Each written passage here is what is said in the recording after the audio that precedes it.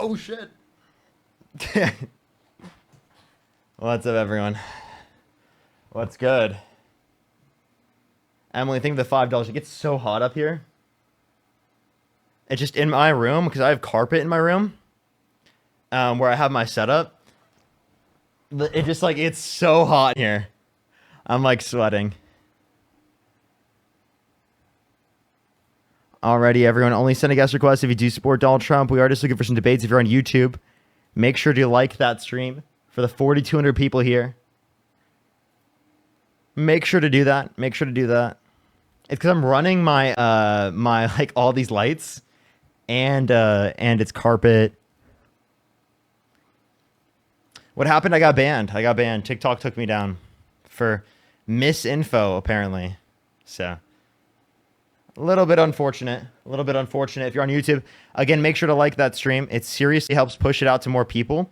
4.2 thousand is absolutely nuts. So I appreciate everyone so much. We're going to get some debates up here in a second. Only do send a guest request if you support Donald Trump. Only do send a guest request if you do support Donald Trump. Alrighty.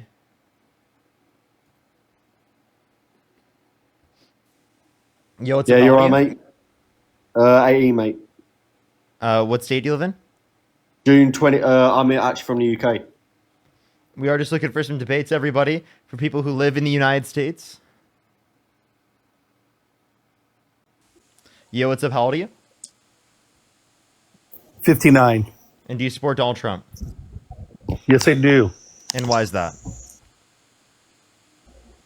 His policies, by the way, I saw you on with Jordan Peterson. You actually did pretty good. Thank you. So what policy of Trump's do you support? The trade policies, mostly, that goes back to early 2000s when I was against a lot of the trade deals that were in the late 90s. So it's basically that, losing American manufacturing overseas. Not that we would lose some, it's just kind of we didn't keep enough, right? Okay. So here would be a few points I would have here. In terms of trade policy and manufacturing, one, he went against his original trade policy that he established in his first administration through the USMCA, which is a redoing of NAFTA. So apparently his trade policy wasn't good to his own standards because he decided to go against it and impose tariffs on Canada and Mexico after they mitigated tariffs specifically under the USMCA. Secondly, in terms of manufacturing investment, under the Biden-Harris administration, we saw a massive increase in manufacturing investment in the United States, accounting for inflation. But under the Trump administration, we saw stagnation, if not a bit of a decrease.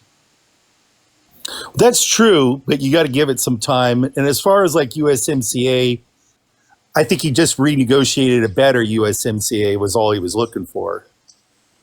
But what did we get? We didn't get anything better. I mean, in terms of the amount of people at the border, we got less than what we had under Biden. So what did we get? Well, it's still in the, some of these deals start off kind of slow and then they get, once they get into effect and you get everybody in line, they start from them later. You don't get the benefit right away. It's like planting a tree. It takes a few years for it to produce fruit. Sorry, you were saying I unplugged my mic on accident. No, that's okay. These things, it's like planting a tree. It takes a few years for the tree to grow before you get fruit. So take a look like the big beautiful bill with the incentive for American cars. That's going to spur American jobs, manufacturing jobs, incentivizing it really. Oh, okay, so I understand that you're saying that, but real manufacturing didn't increase under Trump's administration. One. Two, as it relates to this, what it actually led to was a decrease in real median wages and a decrease in real GDP after several quarters of real GDP growth and real median wage growth under the Biden-Harris. Well, that's true, but that's all true, but you had the pandemic that put a big hit in the economy, so that would have happened to anybody. So, I mean, we'll see what happens now. That wouldn't have happened to everybody because, again, Joe Biden changed that. Because of the infrastructure bill, the Chips and Science Act, the Inflation Reduction Act. To Joe Biden's credit, he increased tariffs. He didn't take he didn't take Trump's tariffs off of China. He increased them to his credit, right? Yeah, Not those too are many targeted magazines say tariffs. that. Those are targeted tariffs. He doesn't disagree with targeted Sure. tariffs. He disagrees with the universal tariffs that Trump's advocating for. Yeah, I mean that's nuance there, but again, if I think Biden understood basically, even though they'll never admit it, right? When your opponent has a good idea, you do it because you see the value in it. You know, where Biden messed up was on the border. Yeah, what did he do wrong at the border? Just Trump had that fix, and then he just basically undid it. So then you had massive amounts of unknown people coming in. So you agree the border was secure at the end of Trump's first administration? Pretty much nothing's perfect. Okay, so then did you know that there were actually higher levels of border crossings on a daily average at the end of Trump's first administration compared to the end of Biden's administration? So given that that's true, you clearly would say that there was a more secure border at the end of Biden's administration comparative to the end of Trump's, meaning that there was a secure border at the end of Biden's that Trump inherited. I think you're cherry picking. I think if you look at the numbers overall, you're pretty good. By the way, I saw you debate before, and I told my wife, if any dude could take on Jordan, I love Jordan Peterson, it was you, and actually you did pretty good. So anyway, I think you're cherry picking the numbers. I think you're really good at debating because you know facts and figures. Can I explain to you why there's But a I reason look for at why I'm things- doing that, though? There's a reason for why I'm specifically picking the end of the administration. Because it's when Biden put in his policy already, and it's when Trump put in his policy already. And it is the case that at that point, there was lower levels into the Biden-Harris administration, yet people think for some reason that it was open at the end of Biden's administration, but it wasn't open at the end of Trump's administration. So it would logically entail that the end of Trump's administration it was open, or at the end of Biden's administration it was secure, meaning that Trump already inherited a secure economy or secure border. So then Trump didn't cause a secure border. So it's a really important point to bring up because it goes antithetical to essentially everything Trump supporters say about the border. So if you look at the height of border crossings, they were pretty high. And where are they at now with Trump in office? I agree they're lower, but I actually think that's bad. Why is that? Because I actually think immigration is a great thing. The immigration surge that happened under the Biden-Harris administration is going to lead to an increase in GDP by $8.9 trillion by 2034. I actually agree with you, but I just want you're actually right, and I agree. Immigration's good, but I'd rather have a lot of these people come in that we verify who they are. If America's birth rate's going to dip below the growth rate, then immigration's going to save us, right? So I just want it legal, and we can open the door. We can let more. It doesn't have to be the million a year. We can let more than that come in. But why not vet them, right? So then we don't have all these problems once they're here. You know, give them a piece of paper, let them come in legal. Yeah, I totally agree with that. Anyone who's in the country who's undocumented, who hasn't committed a violent crime or bad crime, I believe should be given a pathway to citizenship where they don't have to leave the country. If you want to open the borders up in terms of allowing more people to come in, right, but still restricting in terms of situations where people have criminal backgrounds, where they've committed violent crimes or bad crimes, I'm totally in agreement with that. And actually, that's the same position I hold. And I think that Trump is doing something antithetical to that. He's undermining due process rights to a greater extent. He's deporting people to a greater extent in terms of proportions who haven't committed violent crimes or bad crimes. I mean, Democrats at least had a prioritization where they would deport people to a greater extent who have committed violent crimes or bad crimes. So, I think there should be a better process. And I think you agree with me. And I think that neither side necessarily gets us to that point that we're both advocating for. But I think that Democrats get us closer to that point. Well, I mean, I don't know about Democrats getting us closer but I mean, I agree with everything you previously said. I just disagree that Democrats get us closer. By the way, Trump did go too hard and he's getting pushback. I'm in agriculture and he's getting an earful from agriculture right now. So I think he got the message, but yeah, he did overstep on a few things. So yeah, Matt, which goes against this whole thing that MAG is a cult, even though there might be a small percentage of MAGA that are cultish. Most of us aren't, because he really got a strong message that he's grabbing people he shouldn't grab. Right? We're all for the criminals, but I don't think he got that. yeah. I don't think Anyway, he got that message. I would love to see where he got that message. Like in terms of what I policy. could tell you this is all anecdotal. I could tell you there are some farms where these employees were just ripped out of the field off the farm, and I mean that was a few months ago, like a month or two ago, and it stopped now. We're not seeing that anymore. It's all anecdotal. I don't got no. It's just farmer talking to farmer, right? Nina, thank you so much for the $10. Thank you so much, Nina. I really appreciate it. Thank you. Yeah, so I mean, I again think that immigration is an incredibly important thing, and I think you were making a good point in terms of the birth rate declining, meaning that like immigration is the only way to save us in terms of population growth, and it's actually a necessity and an important thing.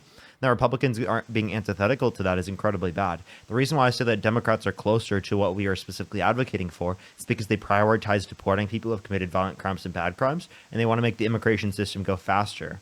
Right, and safer. They're not advocating to not vet people. Yeah, actually, they want to vet more people, and I argue that my system and what you advocated for vets more people because people who are in the country undocumented who haven't committed violent crimes and bad crimes have an actual incentive to go through the vetting process because they'll be able to stay in the country. And the vetting process needs to be streamlined. When you hear from people that came here legally, it just takes too damn long to do it. It would be better to streamline that process. So then it would be actually cheaper than to deal with a lot of people come legal once they cross. But another thing too, though, about the economy is maybe if our economy made it to where Americans could afford to have kids, we would get our birth rate back up. Yeah, I mean, that's what I'm advocating So for, that too. That's why we requires wanna- American jobs. So then we want to expand the child tax credit, like Kamala Harris was advocating for, increase people's access to housing affordability by giving them a tax credit to buy their first house. I mean, like, those things are Kamala Harris policies. Yeah, I guess on the supply side, and I think government interference, although for short term, it's a good big. You are cutting out a lot. I can't really and hear I you. think we should.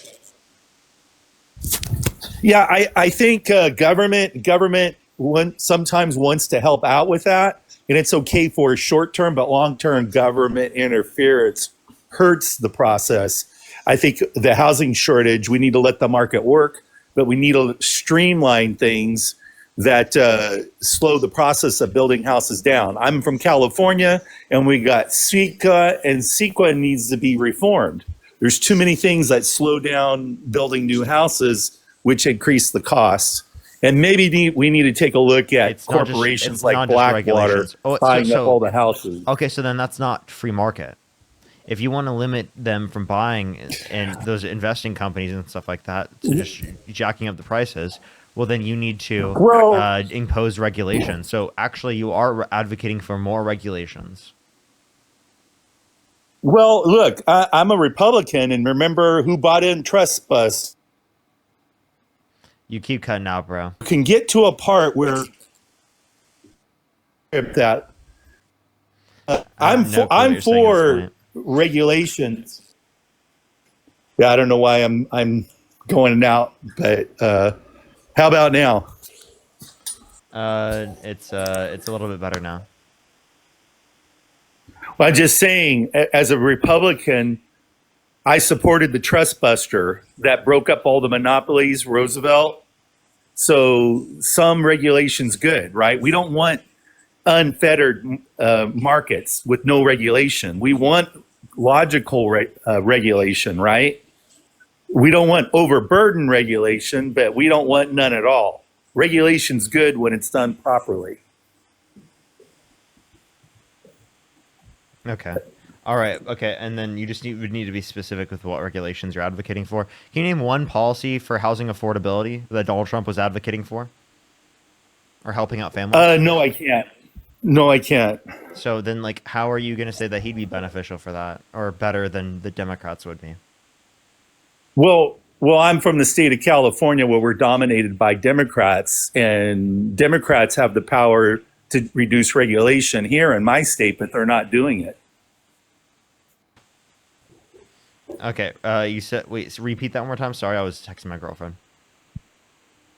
I live in California where we're dominated by Democrats. They have a supermajority in the governorship, and housing prices are here. We got crazy regulation, and Democrat policy here isn't doing anything to alleviate that regulate. The problem here. Yeah, that's because so many people want to live here, man. But so it's not just it's not just restrictions on building. It's also that there's just so many fucking people that want to live here. So there's multiple different various things that we could point to. And yeah, sure, there are some policies that haven't been effective, but that doesn't mean all policies aren't effective specifically for doing that. Also, the free market hasn't been very effective at decreasing the prices either. Well, there's disruptions in the free market, but you have to say our population. Name somewhere that the free market works so well that housing is so great. There is none right now. Probably in the past, right? And so I think we have better standards for housing now. If you're going to compare to such times in the past. Amy, thank you so much for the $15. Thank you. Yeah, well, I mean, there's a lot of different factors, so it's not just one. But I mean, right now, there seems to be a shortage of houses everywhere. We probably let too many people in the United States, and the housing market didn't keep up. No, it's not that. It's because of the fact that we just need to incentivize the building of houses in places where people want to live, which is exactly what the tax credit does that Kamala Harris is advocating for. Okay. Well. Okay, well, you're cutting out, man. I mean, I'm going to go to the next person. So I do appreciate you, man. I'm going to go on to the next person. There's just a lot of lag. Let's go on to the next person here. Only send a guest request if you do support Donald Trump. We are just looking for some debates. If you're MAGA, type it in the comment section right now, and we will bring you up here. If you're MAGA, type it in the comment section right now, and we'll bring you up here. Yo, what's up? How old are you? I'm a 13-year-old, but I'm going to be 18 plus to join the live. TikTok rules everyone 18 plus. Only send a guest request if you do support Donald Trump. Again, everyone, I just want to say, anyone who's in the guest box right now who is not here to debate, who specifically has been up before, if you're not here to debate, I'm going to start blocking people. Please stop joining the guest box. I specifically say over and over again, do not join the guest box if you do not. I mean, if you don't meet the set of criteria that I'm asking for. So please stop joining in. I am just asking for people to join in only if they do support Donald Trump. Like if they could go back in time, they would vote for him over Kamala Harris. Let's go on to the next person here. Please only send a guest request if you do support Donald Trump.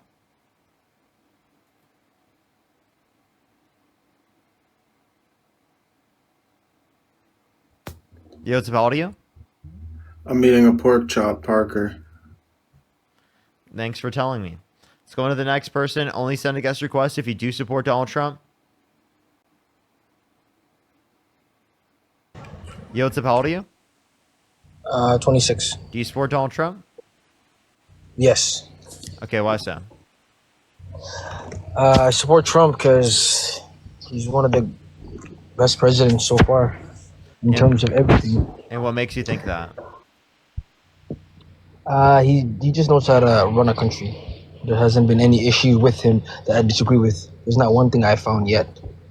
You haven't found one thing that you disagree with. Okay. He said he would date a 10-year-old girl in 10 years. Do you disagree with that? He said in 10 years, so she's 20. 10 plus 10 is 20. So I don't disagree with that one. Okay, so would you be okay with going up to a 5-year-old and saying that you're going to be dating her in 15 years? 5. In 15 years, that's 20, right? No, I'm actually serious because you're not saying in the moment because 5 that would be. Is that not grooming behavior? Is that not sexualizing children? No, that's a PDF. If he said I would date you right now, that would I can't hear you. You're covering your microphone. If he said I would date her right now, I wouldn't support him because that would make him a PDF. Okay. So, but in 10 years, he said he would date her in 10 years. Yeah. She's grown then. You can't. Okay, so you don't think that's grooming? That's not grooming. Grooming is when you continue to talk to them. Come here, girl. I'm gonna be and like grooming them until that age. So if you had a 10-year-old daughter and a 50-year-old man went up to her and said he's gonna be dating her in 10 years, you'd be totally okay with that? Because he wouldn't do it. He's just talking. Like, if No, he's grooming no, her, I would beat him no, up. I'm just asking. Like, would you be totally okay with a 50-year-old man doing that to your daughter? It's all talk, so I wouldn't really. Unless he actually groomed her, then I would. You'd have no issue. Unless he groomed her, then I would report him to the police. So you can't actually respond to that. You would just be like, oh, that's normal. Yeah, because there's people like that in the world. I'm not gonna actually attack him. You're trying to make me look bad, but he's not doing anything. Okay, would you vote for someone held civilly liable of sexually abusing a woman?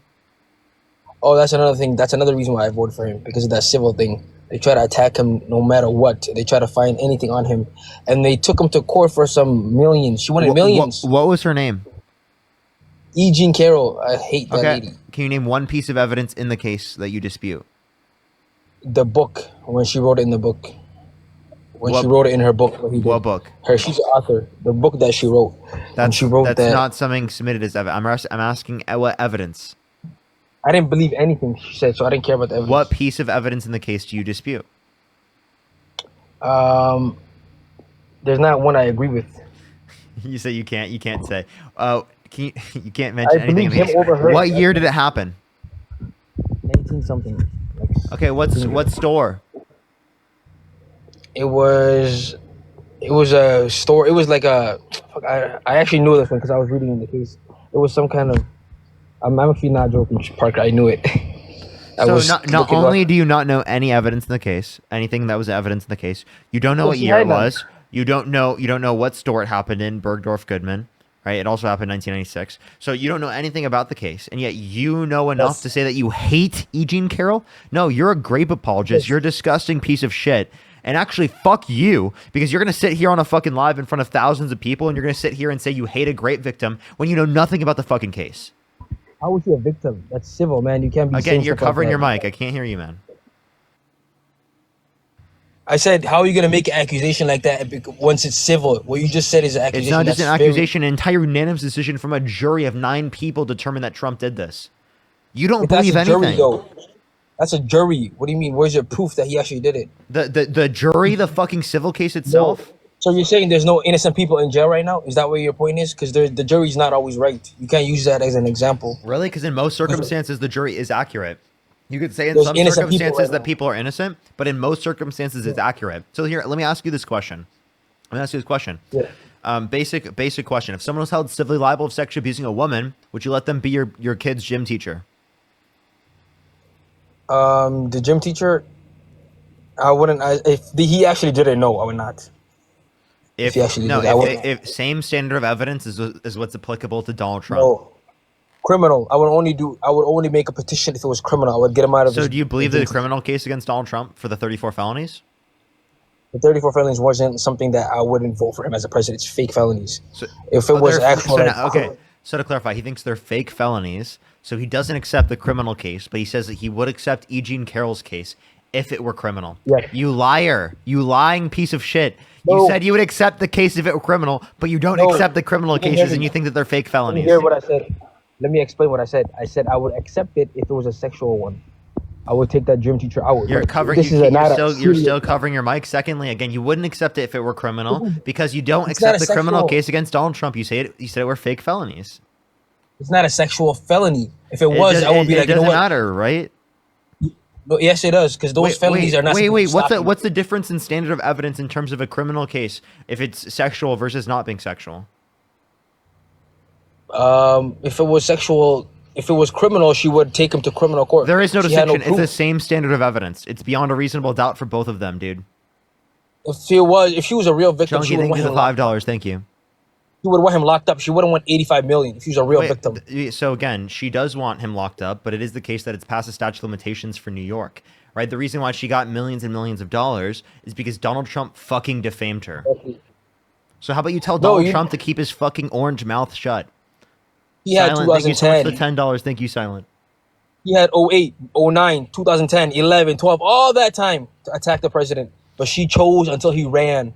Because she was scared. It was well after he ran, because it is the case that she responded to him defaming her, right? And he defamed her after he ran. Secondly, it is the case that she had family that was alive prior that she didn't want to have to deal with the knowledge that she was assaulted. Okay? Oh, come on, man. You actually believe that, Parker? Yes, I do You're believe not that. being honest. Yeah, You're not being honest. So I anybody can come. absolutely believe that. So right now, if someone was walking down the road, they came to you and said, "Parker, they said me, Mario did something." Would you believe them? You can't just believe someone just because they say something. If someone came to me, if a woman that knew you in the past, right, said that she was sexually assaulted by you, yeah, I'd probably believe her. you would believe her. Yeah. Okay, so if someone come to me right now after this live and said Parker did this, I would say shut up. Parker never did that. I don't trust anything you say. You're a liar. Parker would never hurt anybody. I would defend you because I have no proof. Yeah, but there would never be a circumstance where, again, someone would do that because it hasn't happened when it relates to me, right? Again, when it relates to this situation, I'm saying given that there is a credible victim, absolutely, I believe a credible victim. No, because there's people that hate you, and then they might say something about you. I would never trust them. I understand there are people that hate me and would say things, right? But it is the case that we're referencing a credible victim, right? E. Jean Carroll is a credible victim. And an allegation from a credible victim is something that I would absolutely accept. Now, there are people that have come up on my live that are disingenuous that will just claim things like that on the live because it is the case that they want to respond to me like this because they think that it's somehow a debunk of my argument. Well, they're not credible because they've demonstrated that on the live. Yeah, that's my point. E. Jean Carroll is absolutely credible and has demonstrated that credibility for decades. Marie, thank you so much for the $20. Thank you so much. I really appreciate it. Thank you. The reason I really appreciate it. Thank you. I get you. Thank you so much, Marie. I really appreciate it. Thank you. The reason why you guys believe her is because you guys hate MAGA and all of us, and you guys don't want us to win the presidency. The reason why I believe her is because she's a credible victim. What makes her credible? Just because she attacked the president? Yeah, consistent story throughout multiple decades. She indicated to people around her that she had verified trauma. She has addressed as DNA on it that she specifically said that she would put on the line of Donald Trump giving up his DNA that would have proved that he was at the scene of the crime. He decided not to give up his DNA within that set of time period. The only reason he would do that is if he was fucking guilty. Right? Otherwise, you would get if you specifically were never. If you never met her, you would give up your DNA because there's no way that they have your DNA and it would prove that you weren't at the scene of the crime. I would never give up my DNA. I said that's another red flag. Yeah, because one, because you're an idiot, and two, because it is the case that you'd probably be guilty. Because you're a grape apologist. You're on the live being a grape apologist. You don't believe credible victims. She went through the context of a civil court, right? Unanimous decision amongst a jury, and you're sitting here fucking denying it. It's disgusting. It's such a red flag. Honestly, if you deny this is actually such a red flag. Like seriously, you guys are the red flag. You guys are attacking the president and saying that he did something to that lady. Her name is not even E. Jean Carroll. Look at her name. You can just tell that she was lying. What about her name? What about her name indicates that she's lying? What the fuck? It's not even a serious name. That's my point. What? What does her name? What do you mean she doesn't have a quote unquote serious name? What type of insane dumb shit is that? That's just rage bait, dude. Give me an actual fucking response. There's no way you just said that on the live stream. No, I'm actually serious. I'm telling you that the lady was not found as credible in the past. What indicated that she's not credible? Because the way that she attacked the president and the timing and everything, it would equal that she was trying to stop him from the presidency. So because she came out after he ran for president, that somehow makes her not credible? Yes. That doesn't make any sense. He didn't want him to get votes. So any woman that came out after he became president, you said isn't credible. Here, listen to this. If someone was assaulted by Donald Trump, right, and it is the case that they didn't come out prior because of several different concerns they had, and then they heard that he was running for president of the United States and would realize the level of power that their rapist would have in that particular position, would that be an incentive for the person that was assaulted to come out with their story? Yes, because of the timing. That's the main issue. Okay, so I just want to let you know. So again, you don't think that it is the case that just because someone came out after the fact that Donald Trump started running, that would somehow mean that they're not a credible victim. Yes, because why would they wait? They're just waiting because they're scared that he's gonna have power. Many victims, it takes them decades to come out. It's actually typical for victims to take decades to come out. The fact that you're saying this is a reason to dispute the fact that this occurred tells me you know nothing about the set of conditions for when great victims decide to come out. Parker, I know deep down you agree because No, I if don't. anybody- I do not agree with you. Do not fucking portray me as if I agree with you. Everything I say on this live is absolutely 100% totally fucking what I believe. Respond to what I say for actually what I believe, and not for some made up fucking version of me created in your head to make yourself feel better about your horrible and disgusting views. No, I do not hold those views. The views I'm telling you on my live right now are the views I have as a person. And I'm saying them on live right now because I care so fucking much about these views and these perspectives that I want other people to realize this about people like Donald Trump, because he's harming this country. He's harming great victims. He's harming people who are assaulted, not just people now. He's harming people in the future who are going to be assaulted in the future, in the condition and the culture that they're going to live in, and whether or not they're fucking believed. And there are people I know in my life that are going to be affected by this. And there are people you know in your life that will be affected by this. Have some compassion, have some empathy, have some understanding that when people are credible victims, you should absolutely fucking believe them. Because especially if you were in that scenario, you'd hope fucking people believed you.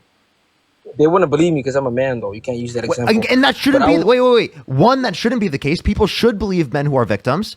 Right? And the fact that people don't believe men that are victims is also a byproduct of a patriarchal society that disenfranchises men alongside disenfranchising women. And grape culture not only harms women, but it also harms men. So actually what you're describing right now is an element of grape culture that is an aspect of the patriarchy that disenfranchises men as well.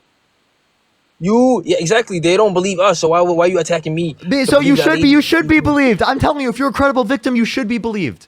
But they don't, though. They laugh. If I came out right now, they would laugh at me. No, you shouldn't be laughed at. I wouldn't laugh at you.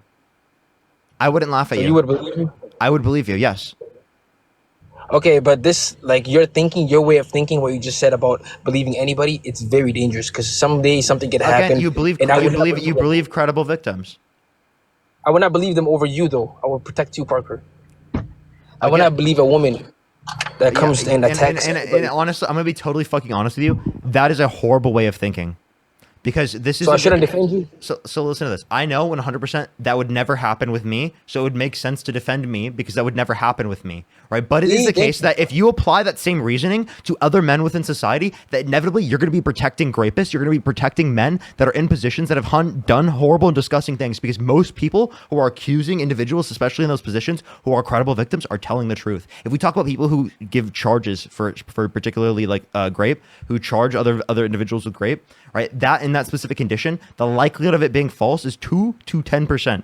So 90 to 98% likelihood of it being accurate. And that's just from a charge, let alone the fact that Donald Trump was held civilly liable amongst a unanimous decision from a jury. So we're not even just talking about an allegation. We're not even just talking about an assertion. There are 26 different women have specifically done that in terms of sexual misconduct with Donald Trump. We're talking about the fact that Donald Trump has been held civilly liable. Yeah, see, that's another thing that I don't agree with. You just said 26. So once one person comes out of the hole, oh my God, yes, 30 years ago, I was walking down the road and Trump grabbed me. Like 20 more people come out of the woodworks. Why can't they come out at the time it happened? Wait, I just want to let you know. I just want to let you know. You don't know anything about this. This did happen. People have been coming out since the 80s. People have been coming out people have been coming out well before Donald Trump was in that particular position. And just because they didn't does not mean that they were not assaulted. There are a lot of people, because of fear and because of a society where people are not believed, they don't come out. You said it right here, right now. You've said it on this live. You said you wouldn't even talk about it because people wouldn't believe you. You showed exactly how the very culture that you're advocating for right now and perpetuating leads to victims not coming out right away. So you're surprised that people don't come out, but you already admitted on this live that you fucking understand it. Do you hear me? Yes. I didn't admit it. I said that they don't believe men, not all victims. Again, and again, you're saying that you wouldn't show the information or tell people about it because they wouldn't believe you. You showed the very aspect of grape culture that is the very reason why women did not come out right away when it relates to being victims of Donald Trump or victims of Epstein, for example. There are victims of Epstein that didn't come out right away. Do you believe the victims of Epstein? Epstein, yes. Epstein was incredible. Okay. So then again, he does believe people if they came out after a period of time. He just doesn't believe people when the person who's the perpetrator of the crime is fucking Donald Trump in orange. Not all. I said the Epstein files. I believe that. I didn't say they came out after. I believe the files. Donald Trump's on the Epstein files multiple times. No. There's no proof of that. Come on, man. No. He was briefed months ago that he was on the Epstein files multiple times. That was A liberal did that. It wasn't a real like. it was No, a that was attack not a liberal. liberal that did that. He was briefed multiple times, right? That he is on the list multiple times. That list, what he wanted the list to be released, but until He's on Biden the and those Epstein. people, He's on the Epstein files. He was briefed. He he's was on the not, Epstein man. files. He's claiming he never went to. He never had the quote unquote privilege of being on Exactly. Epstein's island. Wait, do you think it's a He didn't have the privilege? privilege. Wait. Oh, do you think it's a privilege to go to a island where they child sex traffic children? You do know that the island had grown adults. The main part Yeah, of it was Epstein like grown also graped adults. Yes. Epstein No, I'm not also talking about the rape trafficked part. I'm talking adults. about- Yes. I'm saying adults were having fun over there. They were just drinking. Having fun like doing that. what? Having fun doing what? Like I'm talking about consent. Having fun doing what? Drinking, having fun, partying. On There was a Epstein, time doing what on Epstein's island? they were having fun on there, but not all the time. It wasn't like that. There was some bad parts. Okay, so I have a question. If you knew that Donald Trump partied on Epstein's island, would you still vote for him?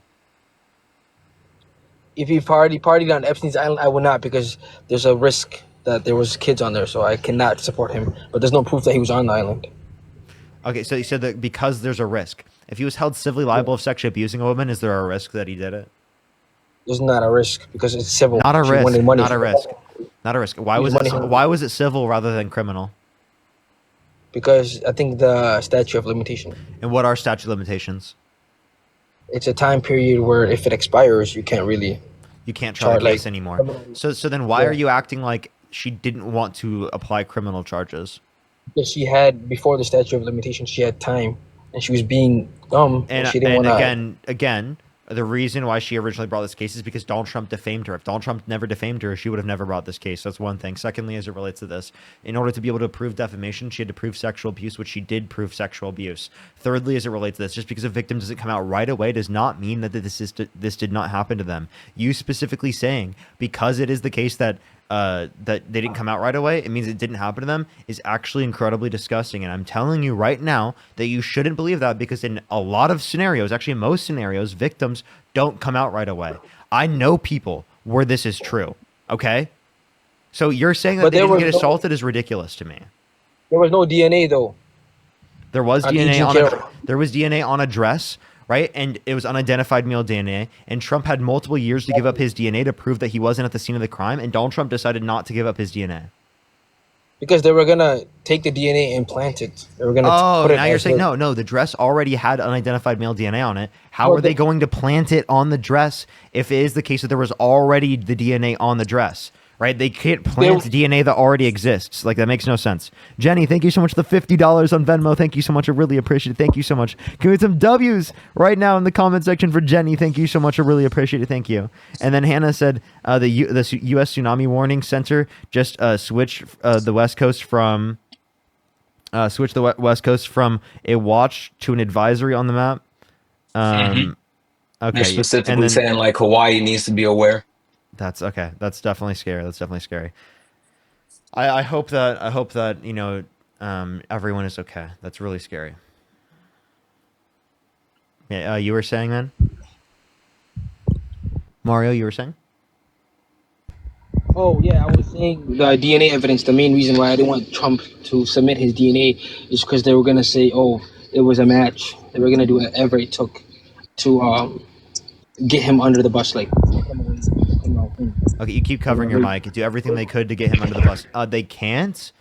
We would have. By the way, if they specifically got his DNA in the context of a civil court to be able to test it, there would be a chain of custody for the DNA, where we'd be able to identify where the DNA was at all points in time.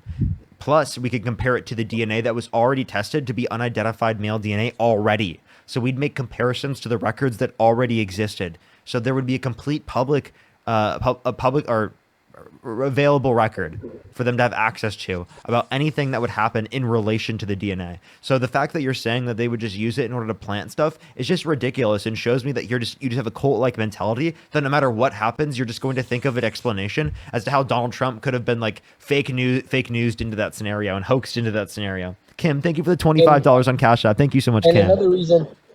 And Wait, another hold reason. on, Mario. Can I say something real quick? Hey, so You understand like how the things that you're saying and doing is extremely harmful. Like not just in the sense of you specifically saying that, oh, you have a certain political belief, but the fact that you're sitting here and refuting actual evidence, refuting actual facts about a woman that went through a traumatic event, and then you talk about the fact that Donald Trump has 26 credible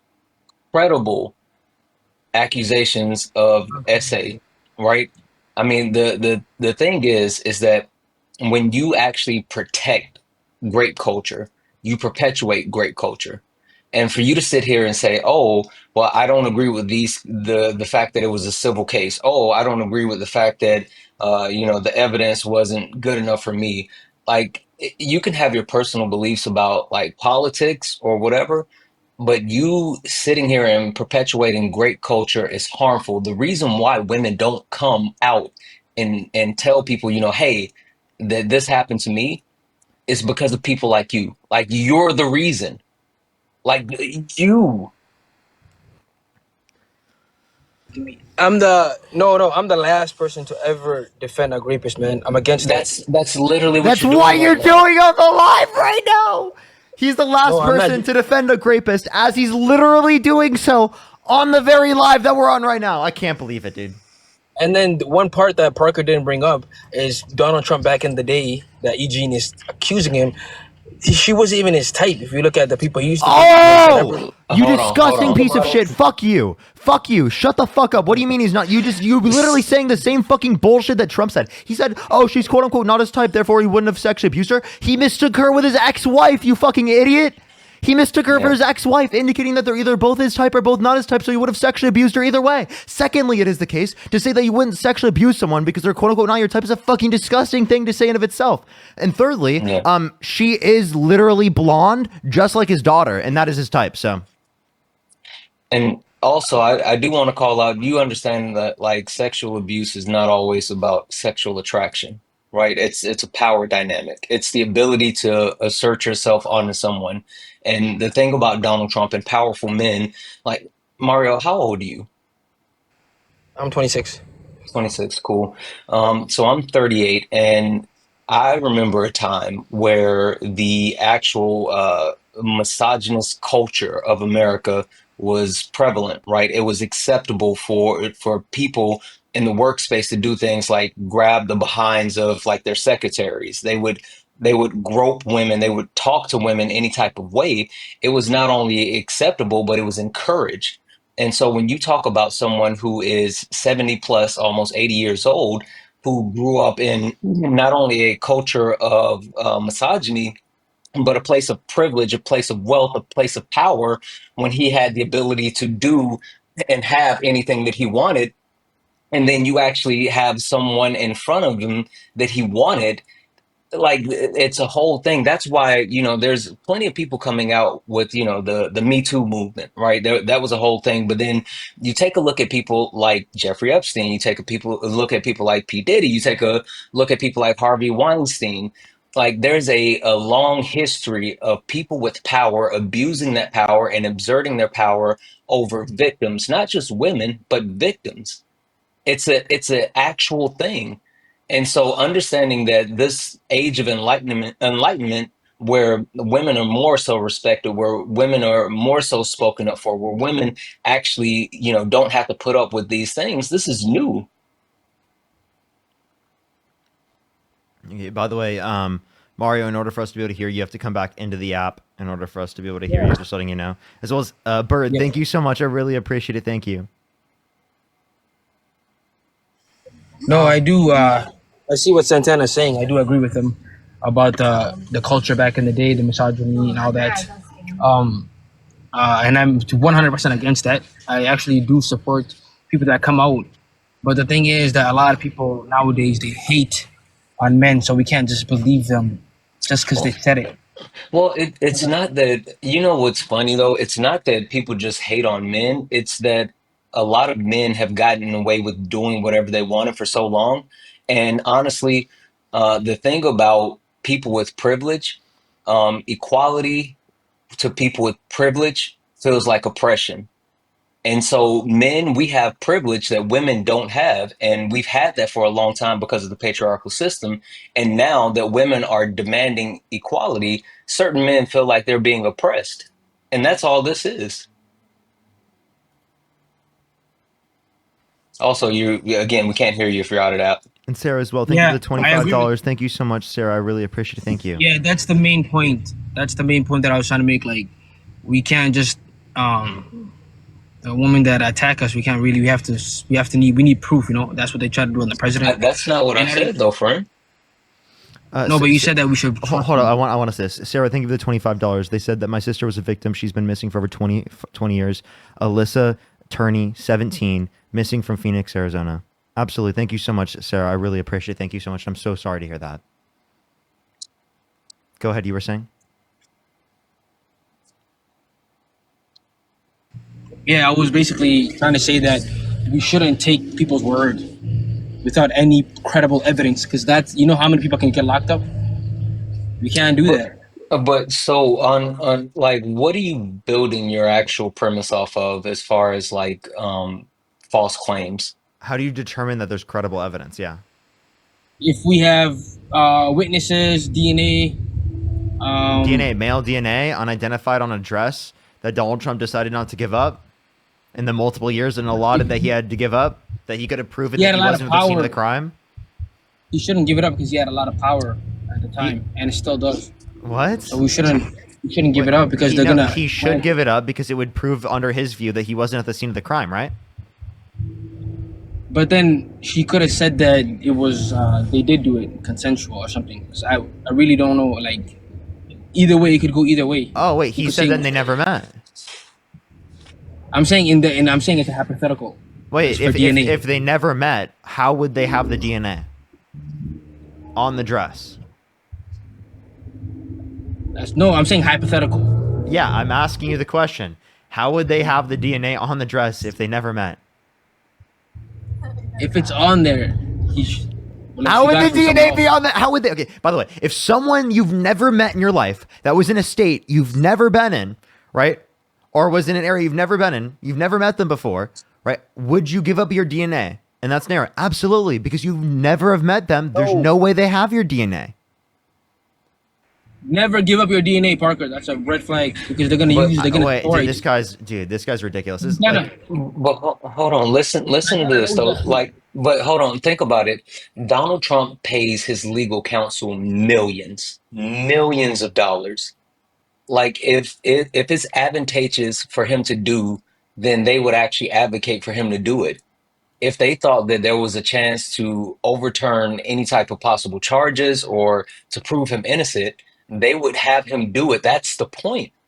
And so I hear you saying, never give up your DNA. But again, Parker has already mentioned the chain of custody. And also, we understand that Donald Trump, whether we like it or not, is one of the most powerful, wealthy, and famous men on the face of the planet. He's not going to get a quote unquote raw deal. Like, if you're gonna actually, accuse a former president at the time of the United States of America, like, you can't just half-ass it. That the reason why Donald Trump has 34 felonies and nothing happened is because he was and is the president. You don't just actually get, a conviction or a ruling against someone with that type of power and wealth without substantial evidence. They thought that it would stop him from winning, but it didn't. Because no one believed it. It was the fakest 34 felonies anyone ever saw. Yeah, that's not true. Again, he's just proving that he wouldn't accept it even if it were in a criminal case. So again, what standard of evidence would you be willing to accept? I would accept concrete evidence where, here it is. This is the proof that Trump did this. And I'll be like, you know what? The jury indicated that. A unanimous decision from a jury. I can't believe jury, though. Like, we need actual evidence. The jury determines it based upon evidence. But jury are biased. By the way, do you need evidence to dispute it? No, we shouldn't trust it. We don't need evidence to dispute it. We can't trust it without evidence. Okay, no, but if it is the case that there's a jury determination, it's most likely accurate. Do you agree? No, jury. There's a lot of times there's a lot of innocent people. Are juries most likely accurate? I would say 50 to 60%. Obviously, juries are more than 50 to 60% accurate. Are you being serious? You do know that I got picked for jury duty. They just picked anybody. It's not. It's not reliable. Yeah. Wait, I'm sorry. Do you think that 40% of jury determinations are inaccurate? They go by what they see. They weren't there in the moment. That's what I'm saying. Yeah, I'm Yeah, asking, but do you think that jury determinations are 40% likely to be inaccurate? I wouldn't say that. I would say Okay. maybe 20, 25. 2025. So you're saying that there was an 75, 80% likelihood of this being accurate, so you'd have best reason to believe it to be true, correct? I only trust it if it's close to 90, like 90 up. Okay, but so like, I'm sorry. Go ahead, Parker. no, go ahead. I hate when people throw out numbers without like any type of basis. I mean, 90%. Like, what are you even talking about? But like, this is the thing, Mario. I really want you to lock in on this for me for a second. The United States of America does not like women. Period. Right.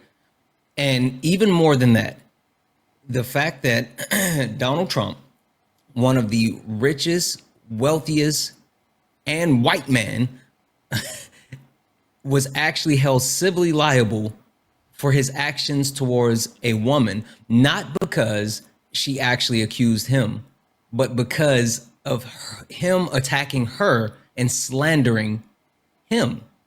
I mean, sorry, her. He literally attacked her, and to prove her case of slander, she had to prove that he raped her. And she won.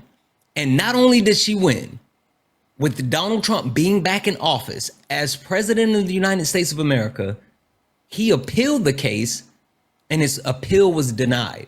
So at the very least, while Donald Trump is in the highest position in the United States of America, they still said, no, you did it. You don't think that like there's something there? There might be something that I'm not saying 100%. He's covering his mic, still can't hear him. I'm not saying 100%. Can you hear me? No. I'm not saying 100% that there's nothing wrong, that he didn't do it, but there's a small chance that he did. Okay, I'm gonna kick him, dude. He already said 75 to 80% likelihood of jury being accurate, which apparently under his view is a small chance. Yeah. It's wild, Parker. I mean, like, again, we can debate politics, we can debate policy, we can. Dude, Parker, we shouldn't just believe. We shouldn't debate. We shouldn't support grape culture. That's just the point that I wanted to make. Literally, point blank. Period. That was an example of grape culture to the highest degree. Seriously. Yeah. Can I say 3 thank yous Absolutely. and then take off? Shirley, thank you for the 10. You're amazing. Who was I can't see. I can't see who this is because of how I'm looking at it, but someone sent a $8 donation, Canadian. So thank you. And then also, Jordan, thank you for the 5. You're a genius. Parker, I'm gonna get out of here and keep listening. I'll be in the chat. I just wanted to come up for a second, so I appreciate you. Appreciate you as always. Also, seeing you. don't let them make you crash out. You got to keep the account, guys. Tap the screen. Yeah, true. Send your daily heart me. Do all the wonderful things. Protect this account and protect Parker. I was gonna See you be later, bud. I was gonna be chill today, but like I've had I some know, unhinged and- people. Yeah. The reason why I came up is because I saw how like it was needling you, and I was like, all right, let me hop in for a second. I appreciate you. Thank you, man. Yeah, I'll see you later. Thank you. W's for Santana in the comment section right now. Shin, thank you for the $10 for Hawaii to get to safer ground now. Absolutely. Seriously. Nina, thank you so much for the $5. Thank you. Amy, thank you so much for the $5. Thank you. Cheryl with the $10. I really appreciate it. Danielle, thank you so much. Really appreciate the $5. Thank you. Keegan, thank you so much for the $10. Really appreciate it. Aaliyah, thank you so much for the pound. Thank you. Joni, thank you so much for the $5. Thank you. I really, really, really appreciate it. I think I've caught up with everything. Iron, thank you so much for the $1. I appreciate it. Thank you.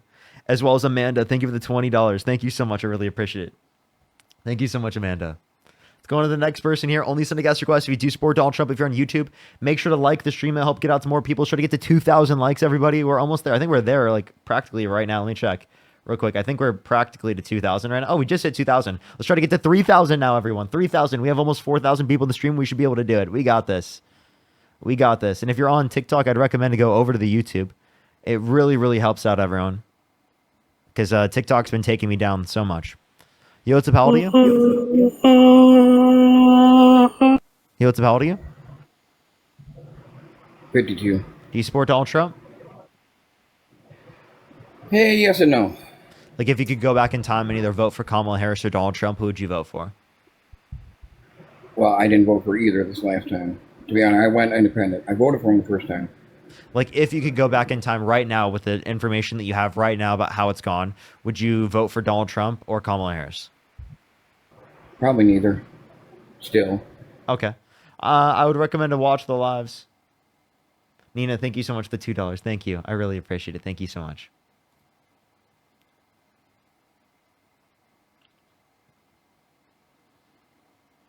Yo, what's up? How old are you?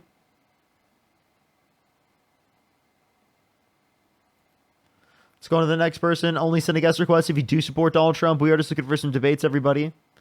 Only send a guest request if you do support Donald Trump. Zania, thank you so much. I appreciate the $5. Thank you. Oh, I'm so sorry. Thank you so much. I'm so sorry. I'll make sure to look back. Was it on YouTube? I love you so much. Thank you. Thank you. Let's go to the next person. Only send a guest request if you do support Donald Trump. Yo, what's up? How old are you? Hey, Parker. Do you support Donald Trump? Yep. What's your birth year? 23rd of July, 2007. Okay. Yeah, so why do you support Donald Trump? Parker, I just want your big fat cock inside me. Oh my God. Let's go to the next person. Only send a guest request if you do support Donald Trump. We are just looking for some debates. Please, everybody, only send a guest request if you do support Donald Trump. Yo, what's up? How old are you? I'm 17 years old. You got to be 18 plus to join the live, everyone. 18 plus. Let's go to the next person. Only send a guest request if you do support Donald Trump. Yo, what's up? How old are you? Yo, thank you for all you do on Busky. What'd you say? Sorry, I didn't hear. Let's go to the next person. Only send a guest request if you do support Donald Trump. Amanda, thank you so much for the $1. Did you miss my last message? I'll make sure to look back. I'm so sorry. I think I did. Oh, I did not see that. Amanda, thank you for the $5. Thank you so much. I really appreciate it. Thank you. I do see that. Thank you so much. That's so sick. That's so sick. I did miss that. I'm so sorry. Thank you so much. Yo, what's up? How old are you? I'm 27. And do you support Donald Trump? Yes, sir. And why is that? Mostly, for me, it's his border policy. That's the main thing for me. Okay. Which border policy? Specifically, the way he's handling the illegal immigration and then the tighter border itself, making the border more secure. You said earlier when I was watching, according to what you have seen, you saw statistics that say that under Joe Biden that crossings were on the lower side, but from what I've read, Trump has had the lower crossings, and so I'm just interested on specifically, I guess, where we're getting our sources from and why they're contradictory. Customs and Border Protection. I'm referencing the daily border crossings at the end of the Biden-Harris administration as compared to the Trump administration at the very end. Okay, so the daily at the end of the I got you. So the one I was looking at was total crossings over the course of those years. Yes, and I agree that there was more overall crossings under the Biden administration comparative to the Trump administration. I have various factors to explain that don't relate to the Biden-Harris administration causing that, but that doesn't change the reality that at the very end of the administration, this was true. And the reason why I specifically bring up the end of the administration is because people say, I'll make the point for you. Do you believe? How do you determine that there's a secure border? This is anecdotal for me, but I would say also I'll give you policy or whatever. But for me, anecdotally, I worked the border for 12 months, and so I saw firsthand like what it looks like on an unsecured border because I was there during its unsecured period between 20 and 21, like right at the change of the presidency. 20 and 21. Yeah, right at the change. I just want to let you know, Trump and in 2020, Trump was president. Yeah, I'm saying I was there from 20 to 20, like through 21. Oh, And okay. so I saw the change over time, type of stuff. So, but for me, a secure border would be defined as a border that does allow legal crossings, 100%. I'm not anti-immigration at all, and also secures it from illegal and predatory crossings, if that Okay. makes sense. Okay. So to clarify, if there was a greater level of crossings in which had people who are undocumented, you're saying that's evidence of the border being less secure. I'm sorry, repeat that.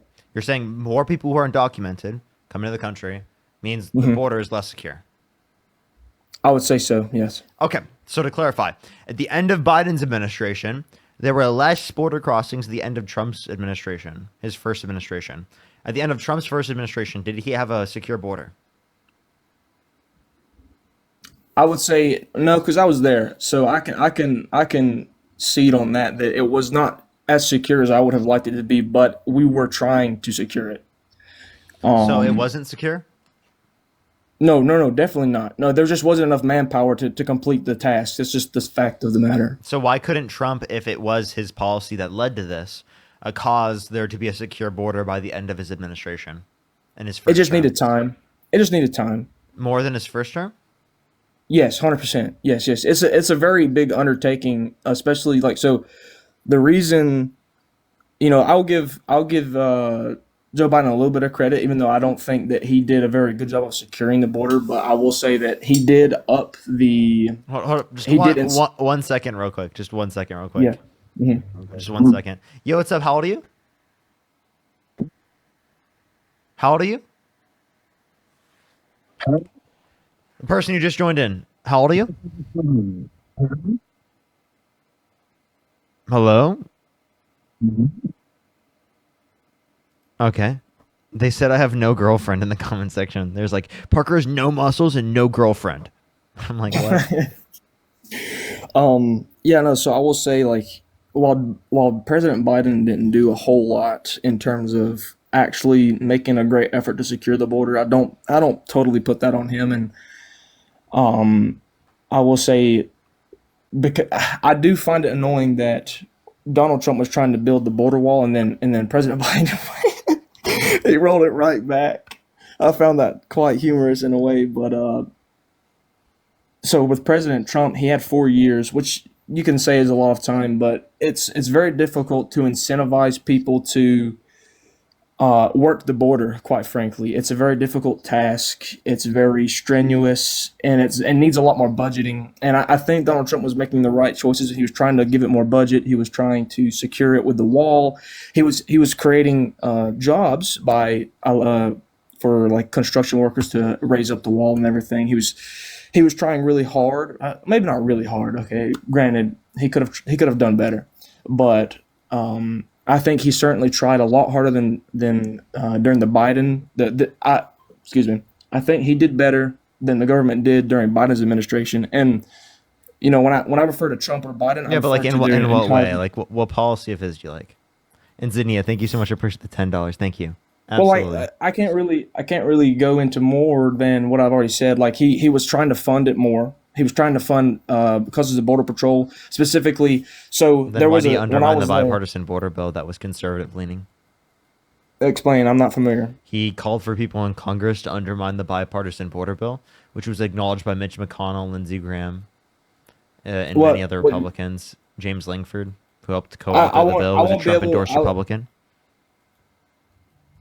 I wouldn't be able to comment on that because I'm not familiar with the bill and I'm not familiar like what it entailed. So It would increase the amount of people who are working at the border in terms of border agents, increase the amount of immigration judges to make the asylum process go faster. It would have made it would have helped us build more wall. I actually disagree with a lot of the aspects of the bill because it was incredibly conservative leaning, but it was a conservative win, and Donald Trump undermined the bill, which kind of contradicts his main message that he just wanted to get fixed for the border because that was an incredibly good bill from his perspective. Right, but what else did that? So the thing about bills that a lot of people, especially in debates, may undermine or leverage to their advantage. I'm not accusing you of doing such a thing, but I just don't know. So what else else was in the bill that might have caused Donald Trump to not want to pass that bill? That's my question. He didn't want to pass the bill because he didn't want Democrats to look good. He said it was because of the foreign assistance aspect of the bill, but they separated the foreign assistance aspect of the bill from the border bill. There's a solo standalone border bill, and they undermined that one and didn't vote for it. But they passed the foreign assistance by itself. So it was clearly not about the foreign assistance, and it was about the bipartisan border bill. And it was specifically to undermine that so that the Democrats did not get a win on the border, because Donald Trump didn't want to, not be able to, he didn't want to like be able to not talk about like the immigration and border. He wanted to be able to run on it as an issue. I could see that. I'm not gonna cede on that because I don't really know the extent of the bill. I'd have to go read the entirety of the bill to see, and read the situation, because I'm not familiar with what you're talking about. But when I was on the border, like I said, toward the end of the Trump administration and into the Biden administration, I could see the government as a whole, right, going in a direction that I thought was the right way, such as bring up the wall, increase it. I saw a massive increase in recruitment for the Customs and Border Patrol on the southern border. I will say the northern border, the Canadian border, at the time was being downsized because of the severity of the southern border. And in fact, in order to get in the Customs and Border Patrol, the northern border is considered like a unicorn sort of cush assignment, because in order to do it, there was a time period. I don't know if it still is, but in order to get assigned to the northern border, you had to serve on the southern border in some capacity for, I think it was 2 years when I was there. Could be different now. I couldn't attest to that anymore. But just what I anecdotally could say at the time.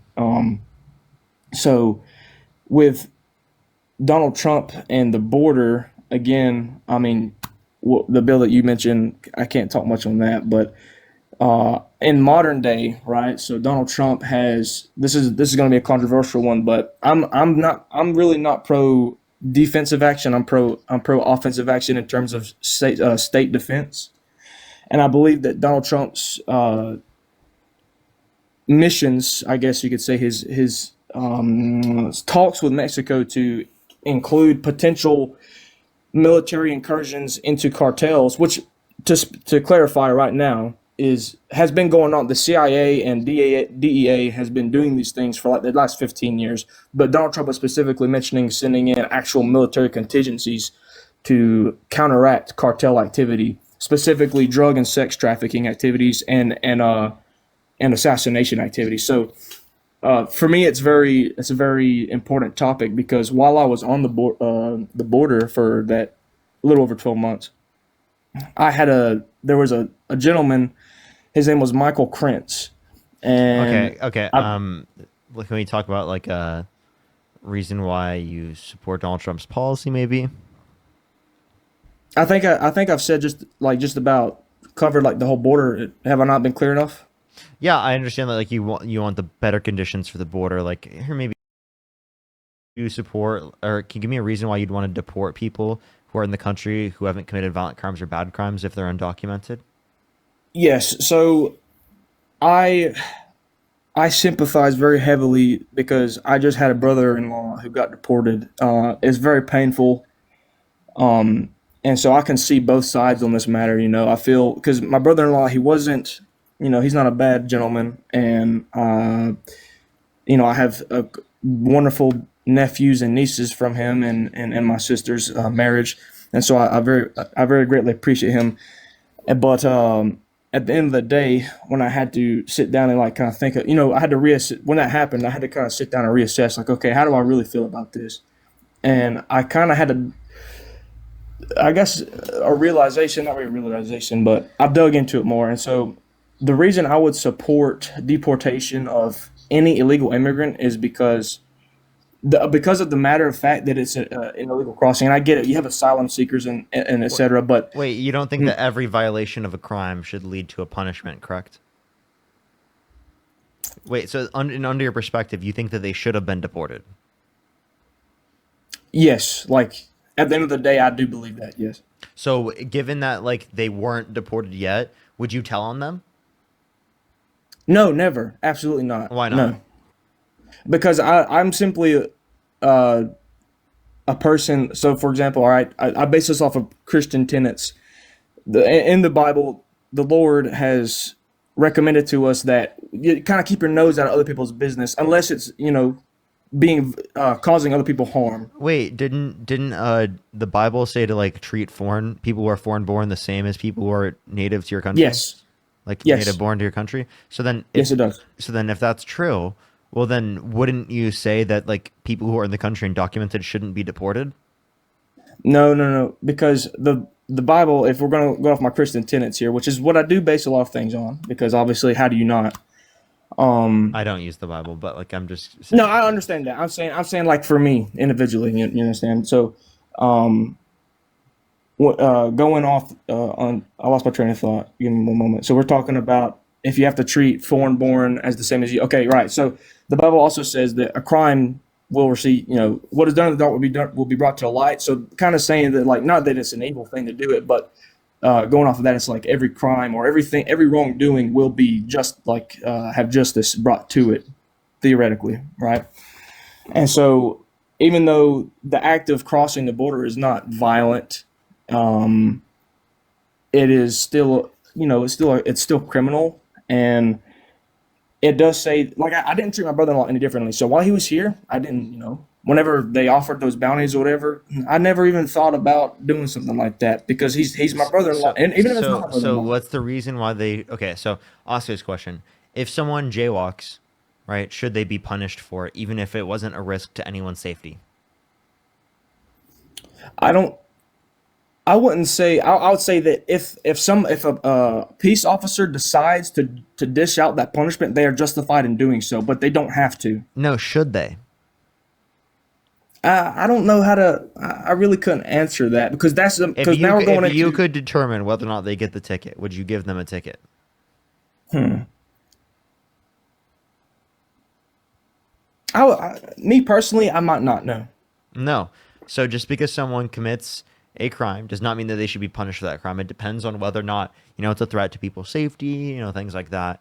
It's harmful to our society, things like that. So the right answer you can't mention to anything that's a threat to our safety or harmful to our society, right? For someone to come here undocumented, given that they haven't committed a violent crime or bad crime, given that they meet the set of criteria. So if we give them a pathway to citizenship and they do go through the vetting process, right, without having to leave the country, because it is the case that they haven't committed a violent crime or bad crime and they have an incentive to do so, well, then why should they be deported? Why should they have to leave? I think they should be able to stay. So what I'm trying to iterate here is the idea of, while I may not personally believe that he should, I do not find qualms with the government as an entity who have these laws in place saying, okay, you did it, so now you must.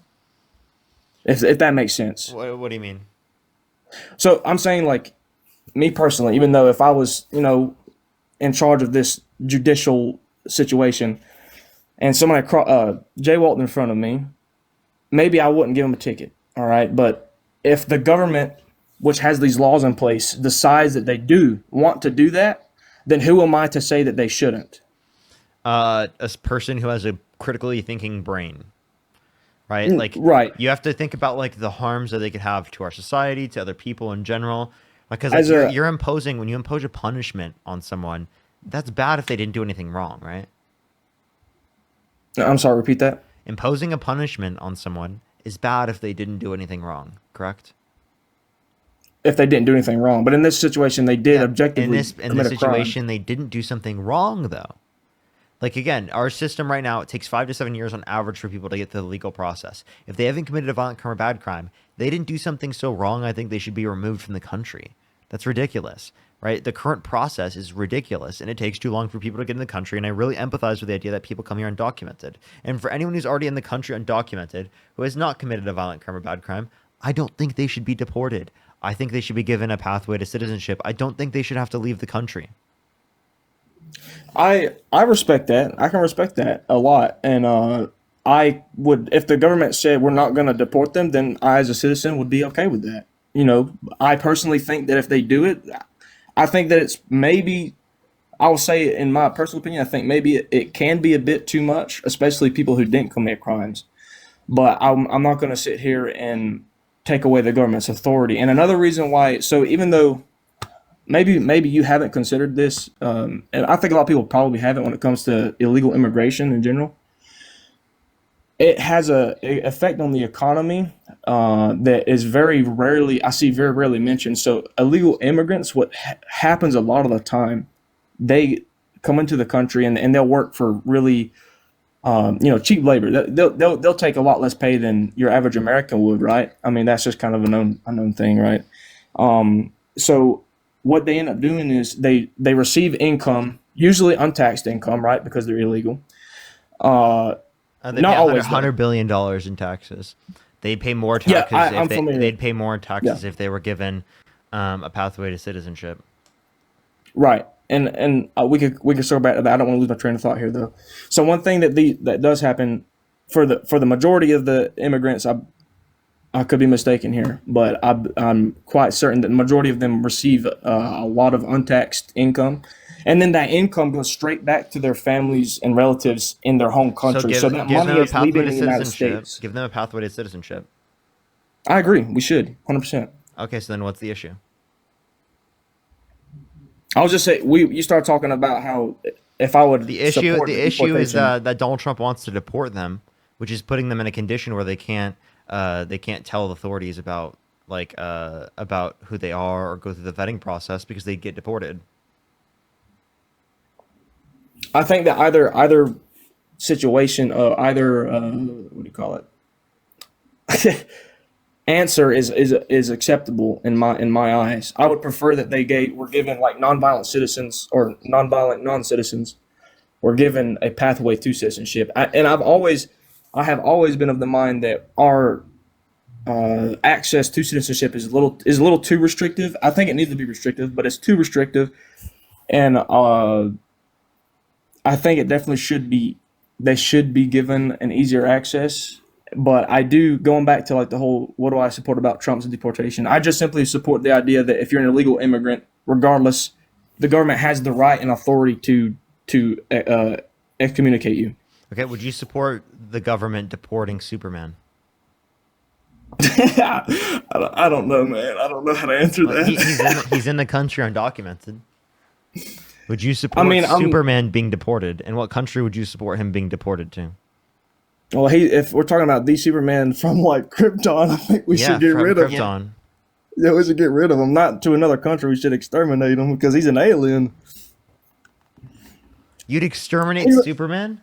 He's got laser beam eyes, man. How do you trust that? Dude, that's diabolical, bro. You just advocated to slaughter Superman. Is crazy. A baby? A baby? You want to slaughter baby Kal-El? Do we know that he's going to grow up to be a guy with super laser eyes and super strength? No, he's going to be Superman, but he's going to be good. I'm too scared of something like that. If it was me, I'd get rid of him, man. That's just me, though. I'm pro humanity. Fuck yeah, kind of thing. You are Lex Luthor. I guess I might be, huh? He's literally Lex Luthor, chat. Please. I don't even know enough about DC, to be honest. I don't even know. Lex Luthor's the guy in the robot or whatever. You got to watch the new movie, bro. I feel that. But, trying to stay on topic. And another thing, I guess, policy of Trump's. Dude, what kind of Christian would kill Superman? What about Jesus? If Jesus were in the country undocumented?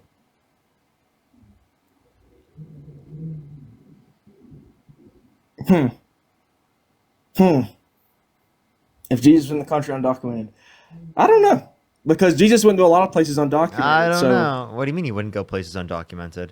You think? No, he went a lot of places undocumented. So, if Jesus were and then he became documented, after he started saying that I'm the Son of God and everything. If Jesus came to the country undocumented, would you deport him? Where? All right, let's go back to Trump because I don't know how to answer these hypotheticals. Answer the question. Would I deport Jesus, man? I don't think I could. No, because you're asking me would I deport my God? You know what I mean? Like he's the person that I see is like obviously the little you wouldn't deport him. So just because they have come to the country undocumented doesn't mean you would deport them, especially if they weren't a threat to the country in terms of safety, if they weren't a harm to us in terms of our society. So I think that undocumented immigrants, if they haven't committed a violent crime or bad crime, are not a threat to our society, or not a threat or a harm to us. They're actually a benefit. So, I mean, everything that you'd point to as to reason as to why you'd allow for Jesus to stay in the country are also applicable to undocumented immigrants. Except one's my literal creator, you know. So obviously, I'm gonna have preference to that. I know, but like you said, anyone who came to the country undocumented, you'd think that they should be deported. But now you're saying that if you've come to the country undocumented, under certain conditions, you shouldn't be deported. And I'm just saying, why don't you? My bad. I didn't see the future of the Jesus hypothetical. My bad. No, true though. Like I'm serious. Like I mean, it is like a literal hypothetical that could happen because he was someone that would go places undocumented. You can't say he wouldn't violate laws. I mean, he literally did violate the law, so he got crucified. If he showed up, and was like, yeah, by the way, I'm the Jesus. It's like, okay, you're allowed to stay here because you're the Jesus. This is your earth. Like, how do I tell you no? Well, I mean, like I don't believe Jesus is God, so, but like, I respect that, but you're asking me, you know. I understand. That's exactly why I asked you though. Is because so this is kind of a silly argument. It's not a silly argument. It's because I know that, like, again, given that someone's a good person, you'd let them in the country even if they're undocumented. You don't believe that violating the law in that type of way is so bad insofar as that you wouldn't let someone in the country. Does it make sense? Like, you wouldn't think that's reason to deport everyone. So there's some conditions. So just to clarify, just to clarify real quick, I think that the government has the authority. I would prefer they don't if they're non-violent. I just believe the government has the authority to do it. Okay, so to clarify, if the government deported Jesus, would you support it? No. So then you just contradicted your prior reasoning. Yeah, but it's different because you're asking me about who I believe is my little. Anyway, I understand, but then I'm saying is that there's some conditions, if we're true, you wouldn't punish undocumented immigrants. Yeah, because we as human beings are going to have preferences to things that we think are our creator. I mean, you know what I mean? What about if it was Mary? I don't see Mary as a religious figure. She's the mother of Jesus. She's the mother of Jesus. Would you deport the mother of Jesus? I think I would, man. Ah! No way. Let me. You would deport the mother of Jesus. That's diabolical. I support the authority of the government to do so. Okay, so if the government deported the mother of Jesus, you'd support it? I would prefer they didn't. What if she was pregnant? So like technically you would be deporting Trump now, technically you would be deporting Jesus. Are we talking about Trump or is this a Christian debate or a like if she were pregnant? Would you deport her? I promise you, I'm asking you something relevant. This doesn't feel relevant. Oh, you're so scared now to answer this question. I can see you're nervous. Oh no! I'm just having a good time, man. But no, okay. So real quick, I just want to address this. So somebody in the chat. Medic, thank you so much. I appreciate the $5. Come on, respond. Somebody in the chat said that I consider Trump my savior. I want to clarify something. If Mary was pregnant with Jesus, in that circumstance, would you deport Mary, or would you support the deportation of Mary? I would support the government's authority to do so. So you would support the government deporting Mary, the mother of Jesus, pregnant with baby Jesus? Because I believe in the legality of law. Yes. The legality of law. What? Like the enforceability of a law. Yes. Even if I think. Yeah, but you didn't believe it when it was in reference to Jesus when he was like apparently older, but like when he's in the womb, then you don't care about him. You would deport Jesus if he were in the womb. So wait, are you saying that he wasn't a person while in the womb? No, I'm not saying that. Okay, so then why would you say that you would deport him if he were in the womb? If we're talking about like if this is the Mary, we know for a fact that it's now look at him backpedaling. Yeah, because it's a silly debate, man. It's a funny. It's not a silly debate. debate. It's interesting because it does demonstrate something very effective here. Like, what does it this demonstrate? argument is super effective, dude. So what? To what? It demonstrates that there are some conditions where you wouldn't deport undocumented immigrants. And as I've said, me personally, I would prefer they didn't. I do believe in the application or process to allow them to come in legally and to make it easier for them to do so, because why shouldn't they? But when it comes to, I think I'm getting a little bit frustrated repeating myself. I just believe that in the government's authority to enforce their laws. That's it. I understand, but I think that's like a ridiculous position there, right? I mean, I can respect that you think that's ridiculous, so but that's just and hold up. So then I'll ask you this question: Would you say that if you were referencing the laws that Nazi officials had in reference to Jewish people, like would you lie to Nazi officials to protect your Jewish friends in your attic? Would I lie to Nazi officials? Would you violate the law? Yeah. You know, that's a difficult question for me to answer, because I would presume to take a position where I would be able to undermine those who went through that struggle. You know what I mean? I don't want to like say, oh, me with my beautiful and fragrant mind. Hold on, my dog's real crazy. You good, bro? I was gonna ask you something. Something What's up? I should do. It's like.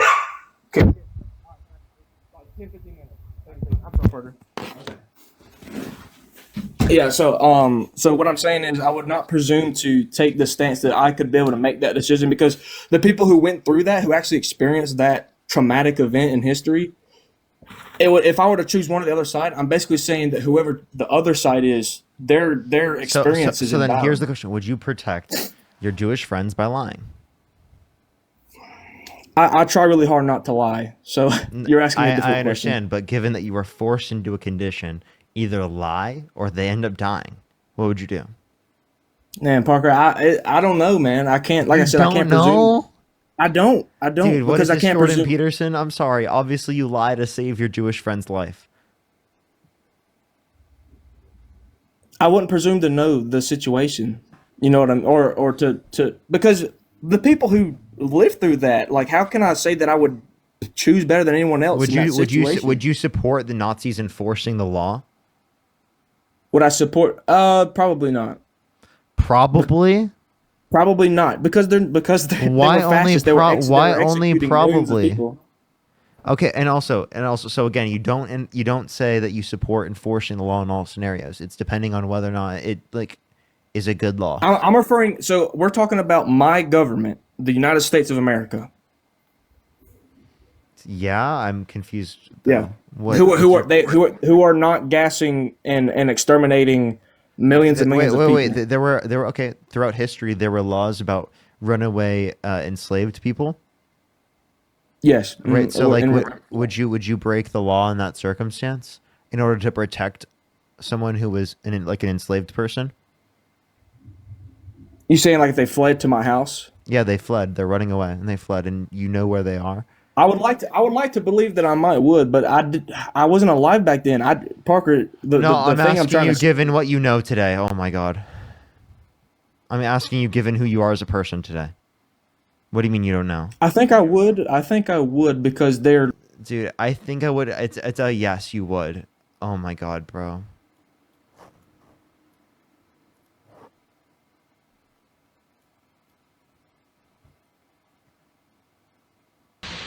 Yo, what's up? How old are you? So the next person, only send a guest request if you do support Donald Trump. If you want to support me, as always, Venmo, Cash App, PayPal, link tree in the bio, as well as the description of the YouTube. As well as you can support me over YouTube Super Chat. If you want to see the link tree, you can also check it out at pinned comment on the YouTube. For people who are on the YouTube stream, make sure to like that stream. Let's try to get to 3,000 likes. If you're on TikTok, tap that screen to get to 500,000 likes. Here on YouTube right now, let me see how many likes we're currently at. Let's check. We're at 2.2 thousand. We're on the way to 3K. Let's do it. Alrighty, let's go on to the next person. Only send a guest request if you do support Donald Trump. We are just looking for some debates. Only send a guest request if you do support Donald Trump, everybody. Alrighty. All right. All right. Let's try the next person. By the way, we got the main account back, but we're going to stay on this account for tonight. Yo, what's up? How old are you? How old are you? Let's go to the next person. Only send a guest request if you do support Donald Trump. Yo, what's up? How old are you? Hello? How old are you? Can you hear me? 38. Do you support Donald Trump? Yes, I do. And why so? I mostly voted against the left because I feel like they're anti-white. So how is Kamala Harris anti-white? Well, I'm focusing more on policy and things like DEI and how the left was constantly saying like, well, let's stick with DEI. I don't feel like I owe this world anything because I'm white. And that's basically what DEI implies. No, and the world doesn't owe you anything because you're white. So DEIA is about diversity, equity, and inclusion to help out everyone. So I understand from your perspective, because you've been elevated by society for no reason, because you've been privileged by society for no reason, because society doesn't owe you anything. It is a case that we support DEIA to include more diversity, equity, inclusion, and accessibility for everyone, not just to support people who are white men. So people are afraid to say they're against it. DEI is when you hire less white men and promote less white men.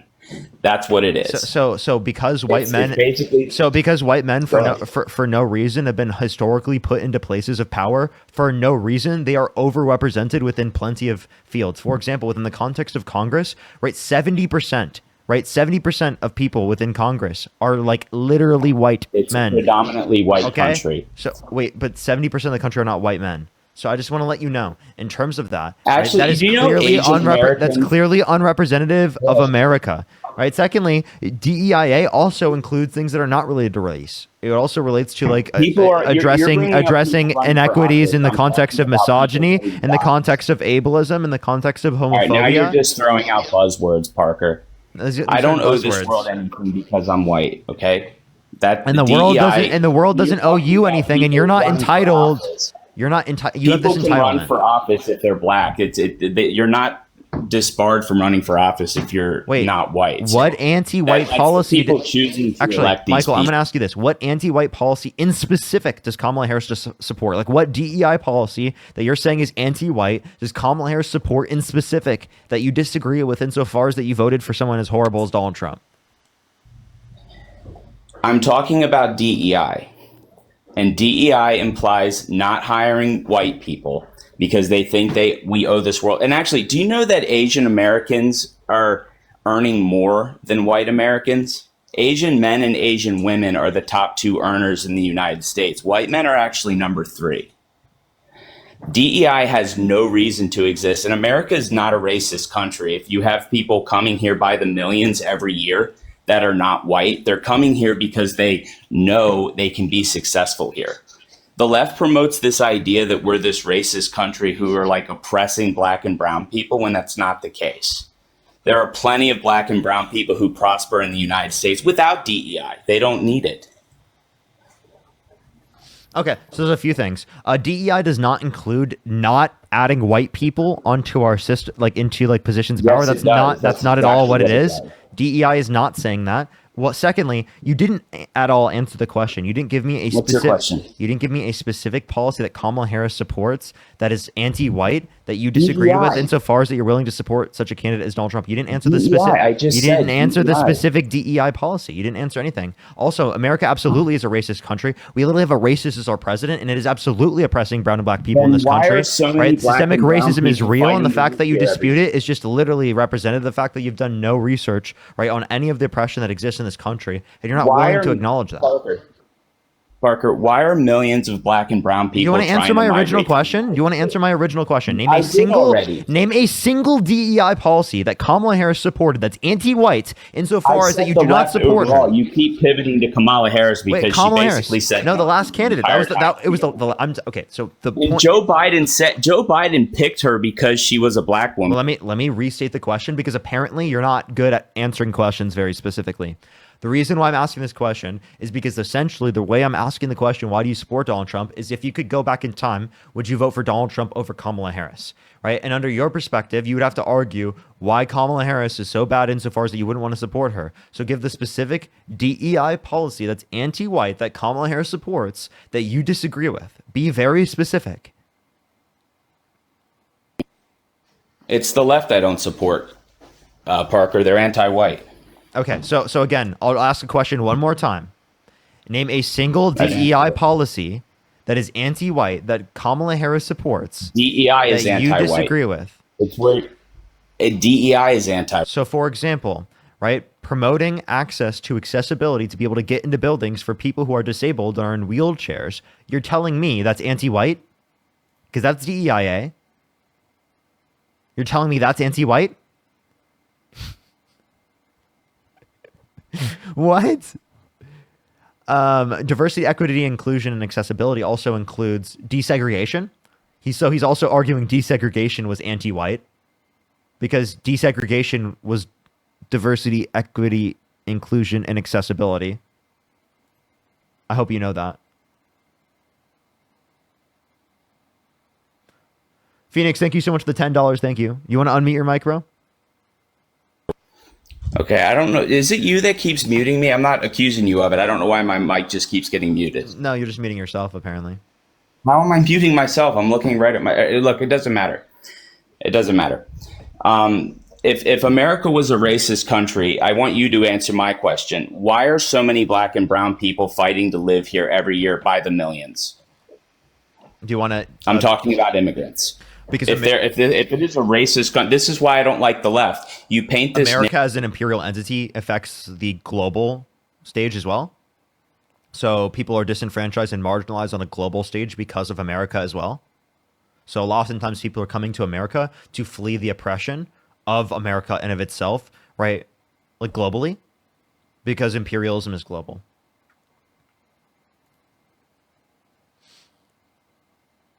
And also, you're just still not answering the question.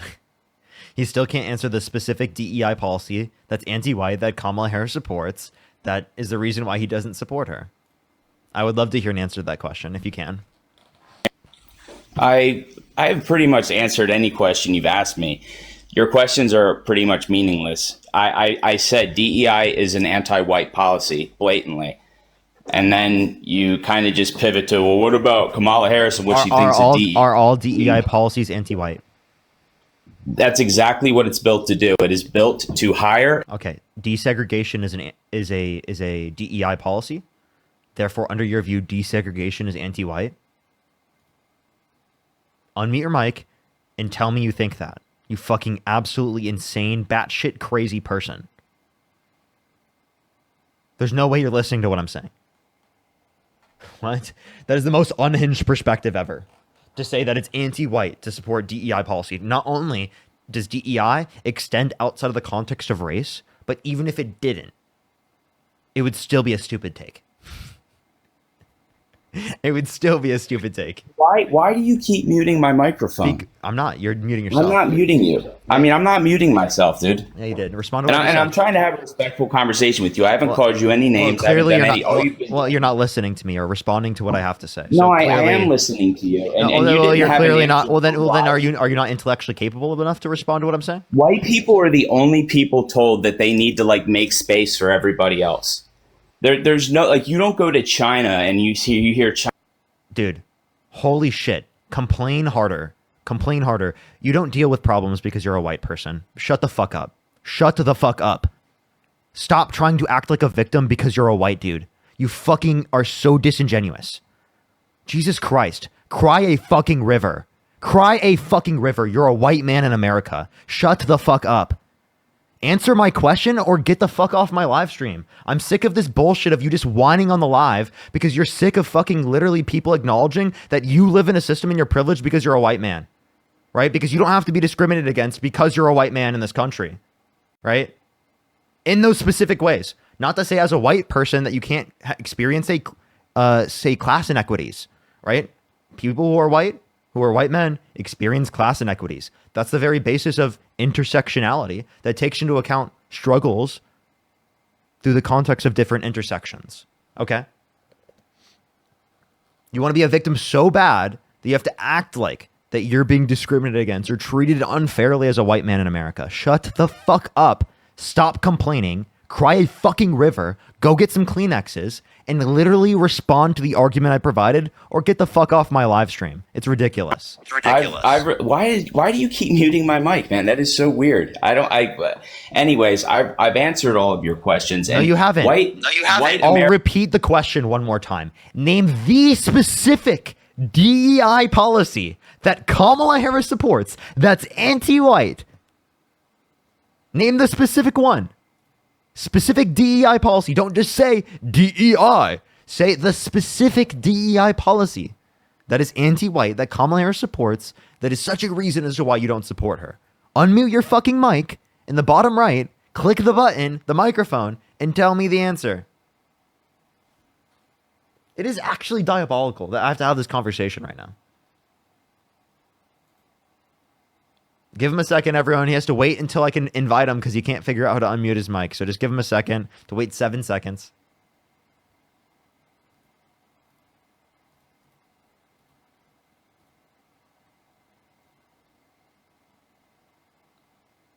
Did you hear my question?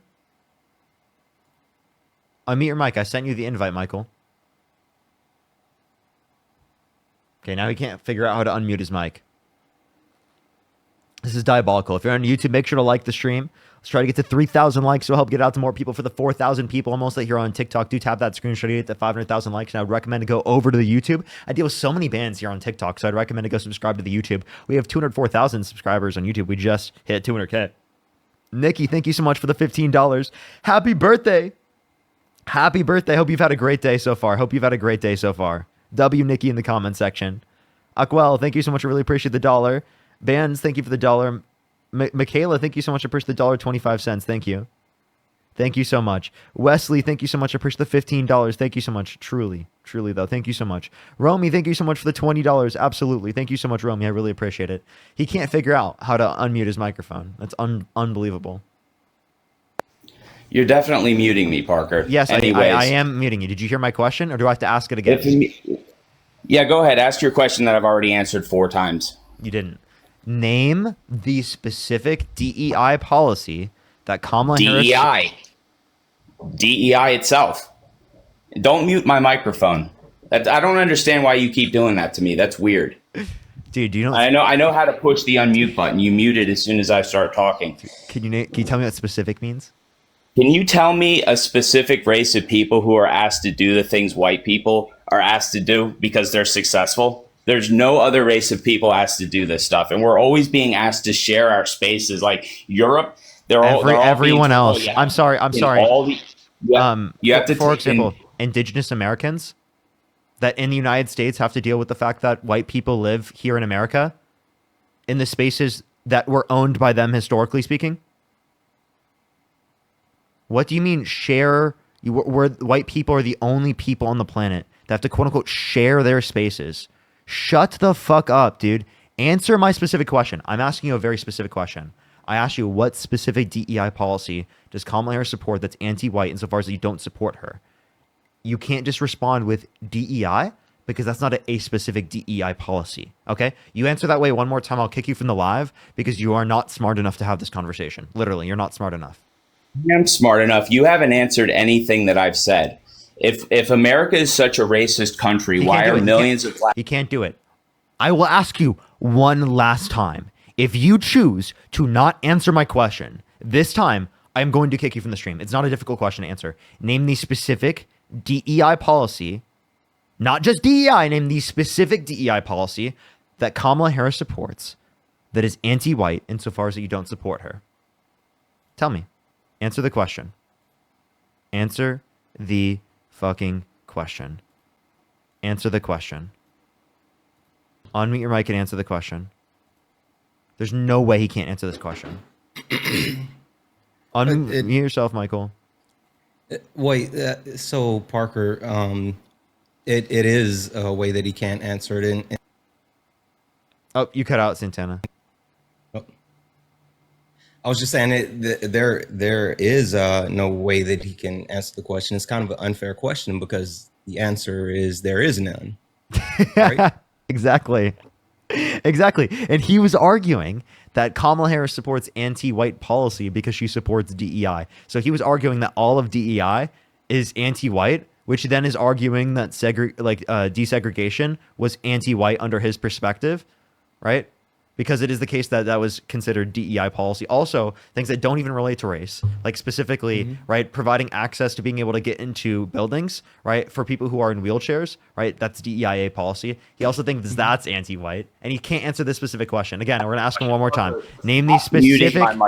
Then name the and specific. saying you're not. Then That name, is so spineless, dude. Then name. Stop muting my dude, I was microphone trolling and you. saying you're not. I was trolling you. Name the specific DEI policy that Kamala Harris. DEI is a policy, and you keep repeating this question because you can't argue against the other. I got a question for you, Michael. Go ahead, Santana. Michael, cool.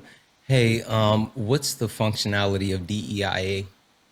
To hire and promote less white people, specifically white men. I don't know how white women weaseled into DEI, by the way. I don't think they should qualify for it. Sure. So, but I can understand by your DEI is, and that's what DEI does. Sure, I can understand by hold on, bud. I can understand by your perspective why you would think that, but so that's not what DEIA is. First and foremost, it's not a hiring practice, right? It certainly is a hiring practice. That's exactly what it is, Santana. No, it's not. It's an actual implementation of diversity throughout multiple facets within business. It's not just about hiring. Diversity means less white men. No, that doesn't. It doesn't. It actually That's exactly what it means. Listen, I know you feel threatened in this moment, but I promise you, it's not. No, I don't feel threatened. I'm tired of the. That's why you're steamrolling right now. You wonder why Parker keeps muting you, bud. Like I'm he sitting is here muting me and saying he's not like a coward. Okay, that's fine, but like if you're showing like very little emotional control right now, like let's you and I actually have a conversation. Trust me, I have a lot of emotional control right now. Okay, so how about this? I'm tired of the white hate and being told Michael, that Asian Americans are outperforming white Americans. When I'm speaking, There's no you don't need for speak, DEI. and when when I'm speaking, Santana. you don't speak, and when Yes, you're sir, go speaking, ahead. I don't speak. Okay, cool. Go ahead, sir. Go ahead. So, the premise of DEIA, which is a practice to implement throughout multiple facets of business, is not only one that is needed, but it's one that has a proven track record of success. There's been multiple studies that have been completed, including studies completed by Forbes that show that companies that actually integrate DEIA into their practices have a healthier, happier, and more successful company. So having that actual diversity in multiple facets is really important. Hiring people because they're not white is not going to make your company more successful. It's just a racist hiring practice. What is race? It's not needed. White people are not the most successful demographic in this country. It's such a joke. Michael, what is race? We define it in our culture as the color of a person's skin. I know you want to sit back and say, no, that's not what it is, but I'm a white person. You see a white person, you know they're white. You see a black person, you know they're black. Yeah, that's not it, but cool. We'll keep it going. What is racism? It's the belief that one race is superior to another. No, that's not it. That's the textbook definition of it, Santana. And it always has been. You guys want to rewrite what that definition is? It's always been that definition. Sure. Hey, Michael, are definitions descriptive or prescriptive? Definitions are in dictionaries, and that's always been the definition of racism has always been the belief that one race is superior to another. I know you guys want to change that. I know you guys say racist things like you can't be racist towards white people, which is an absolute joke. It's not true. Slow down for a second, bud. Listen. I am. I'm letting you talk. Our definitions, is it descriptive or prescriptive? Descriptive. Okay. So if you understand that a definition inside of a dictionary can only tell you what that word is supposed to represent in that moment of time, it doesn't actually That's how tell you I. the Yes, functionality sir. of That's the how I actual define word. words. Yeah, Dictionaries. but knowing the definition does not mean you Professors with understand. long hair, ponytails, and purple hair Sure, don't define words. Dictionaries do. you understanding what the definition of a word is does not mean that you understand what the functionality of said word is. Again, so race is a social construct that is based on It is not. phenotype. Yeah, it is. It's based on That's your phenotypical opinion. characteristics. That's an No, opinion. it's not. Who created race? Who created race? Yes. People who looked at other people and said they have different skin color and said, okay, we're gonna label these people because they don't look like the other one. Yeah, Common sense. that's actually kind of right. But who specifically? There's a person. Who? There's I don't an know. actual person. This is so irrelevant to what we're talking about. No, it's very relevant. Okay, I'll just tell you. White people don't owe this world anything because of their Michael, skin color. just hold on for a second. Let me just run through it with you. So Gomez de Zurara is the person that actually created race. He actually created race to justify racism. Racism is a social construct that upholds the patriarchal system. It's a tool used for oppression. No, it's not. It's actual functionality. It was a tool that was created to justify chattel slavery and to actually say that these people that look different, it's justifiable to enslave them because they are different. That is race and racism. They go hand in hand. And the reason why racism is still prevalent today is because racism is systematic. You can look at different measures of racism, whether you talk about in the education DEI system. is a systematic racist policy. How? It literally is a policy where you go out of your way to hire and promote less white people. You keep saying the same thing over and over, and you're wrong over and over. It's not. That's not what the definition. Bud. No one uses that definition but you. Exactly. Everybody knows that DEI means hire less white men, promote less white men in the workplace. DEIA is a merit-based system. You add the A there so people won't say, I'm against hiring people with... No, because it's diversity, equity, inclusion, and accessibility. And that oftentimes A is left out and not talked about. And it's important to talk about it because it's an important aspect of it. The top three beneficiaries of DEIA is 1, white women, 2, veterans, and 3, people with disabilities. So if we're your premise behind excluded. that it's something against white people, you only feel that way because you are the beneficiary of the patriarchal system, and you feel like someone's taking something away from you because you don't have complete control anymore. You said earlier, why is it that white people are the only ones that are asked to make space? Well, it's simple. It's because white people have colonized most of the globe, literally colonize most of the globe. And so they uphold the patriarchal system throughout the entire world. And quite often we have to say, hey, can we have a little bit of our space back? That's why. Literally the smallest little bit. And he's like, no, that's harming me. All races colonized, all ethnic groups colonized at some point. Not true. Stop saying it's just white people. That's absolutely not true. That absolutely is true. Black people colonize black people in Africa. Indians colonize other Indians in the United States. Yeah, but absolutely not true. But we're also saying that the colonization that we're referencing here, and also the slavery, and also plenty of other things that are happening in the country, right, and have happened in the country, are a direct byproduct of certain things like racism, as they are specifically used as a manner to dehumanize people to be able to quote unquote justify the treatment to bigots. That's exactly what it is, right? So that's exactly what we're talking about. These are incredibly important elements to acknowledge in terms of how racism impacts how people historically have been treated and how those historical impacts have led to those different types of treatments to still happen and to exist today. Delivery, think of the galaxy. Seriously, think about it. Critically analyze it for 1 second if you can.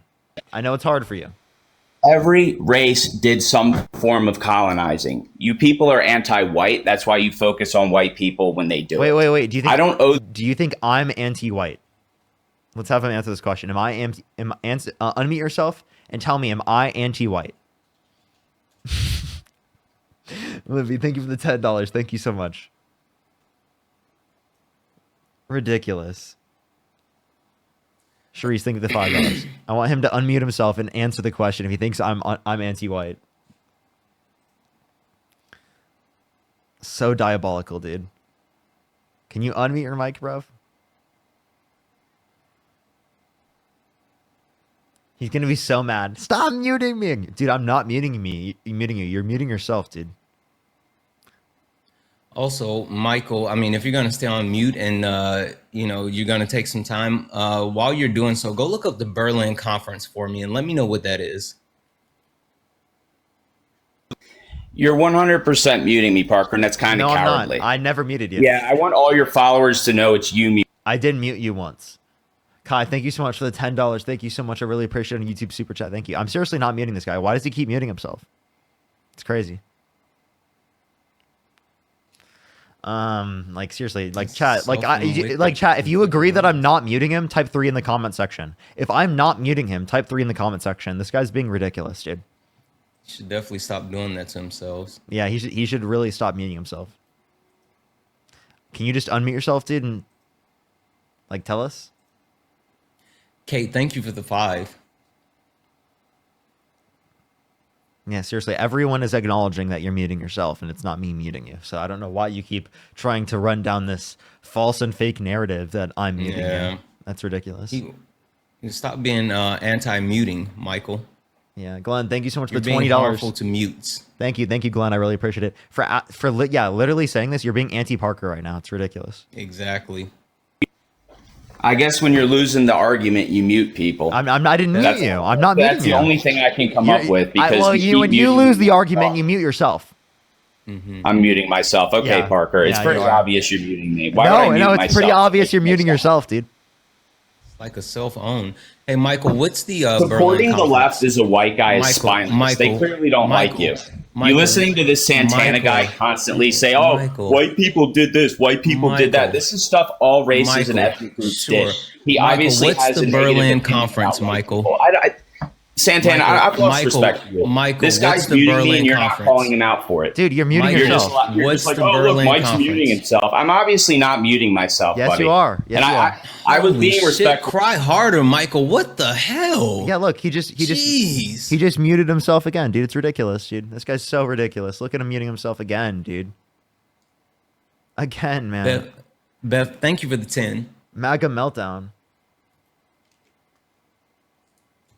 For someone that is portraying like a perpetual victim, like when you come off mute, No, I'm not saying I'm a victim. You're never going to hold us down. Instead of actually having a conversation, you guys to can cry. do all the DEI you want. You're never going to hold us down. Michael, answer the question. You can try to. Michael, Santana, what is the stop Berlin deviating off Conference? Michael, what is the Berlin Conference? He muted himself again, dude. He doesn't want to answer this question. He doesn't. He does. And for the people who don't know, and also W's in the chat for Chris, thank you for the 10. You're awesome. The Berlin Conference is where 14 different European countries came together in 1884 and made a decision as far as how they were going to split up Africa, literally without any type of input from Africa. So all of these different countries went into Africa and claimed certain parts of the country for themselves. Literally decided together, hey, we're all going to colonize this entire country. So when I say that it's about the history of colonization, and that's the reason why we have to say, hey, can we have a little bit of space? Literally, they do things like that, and there's a history of that. Lindsay, thank you so much for the $33.33 for he literally does not stop muting himself. I know, right? Chris, thank you so much for the $10. Thank you so much. I really appreciate it. Maybe he'll unmute himself now.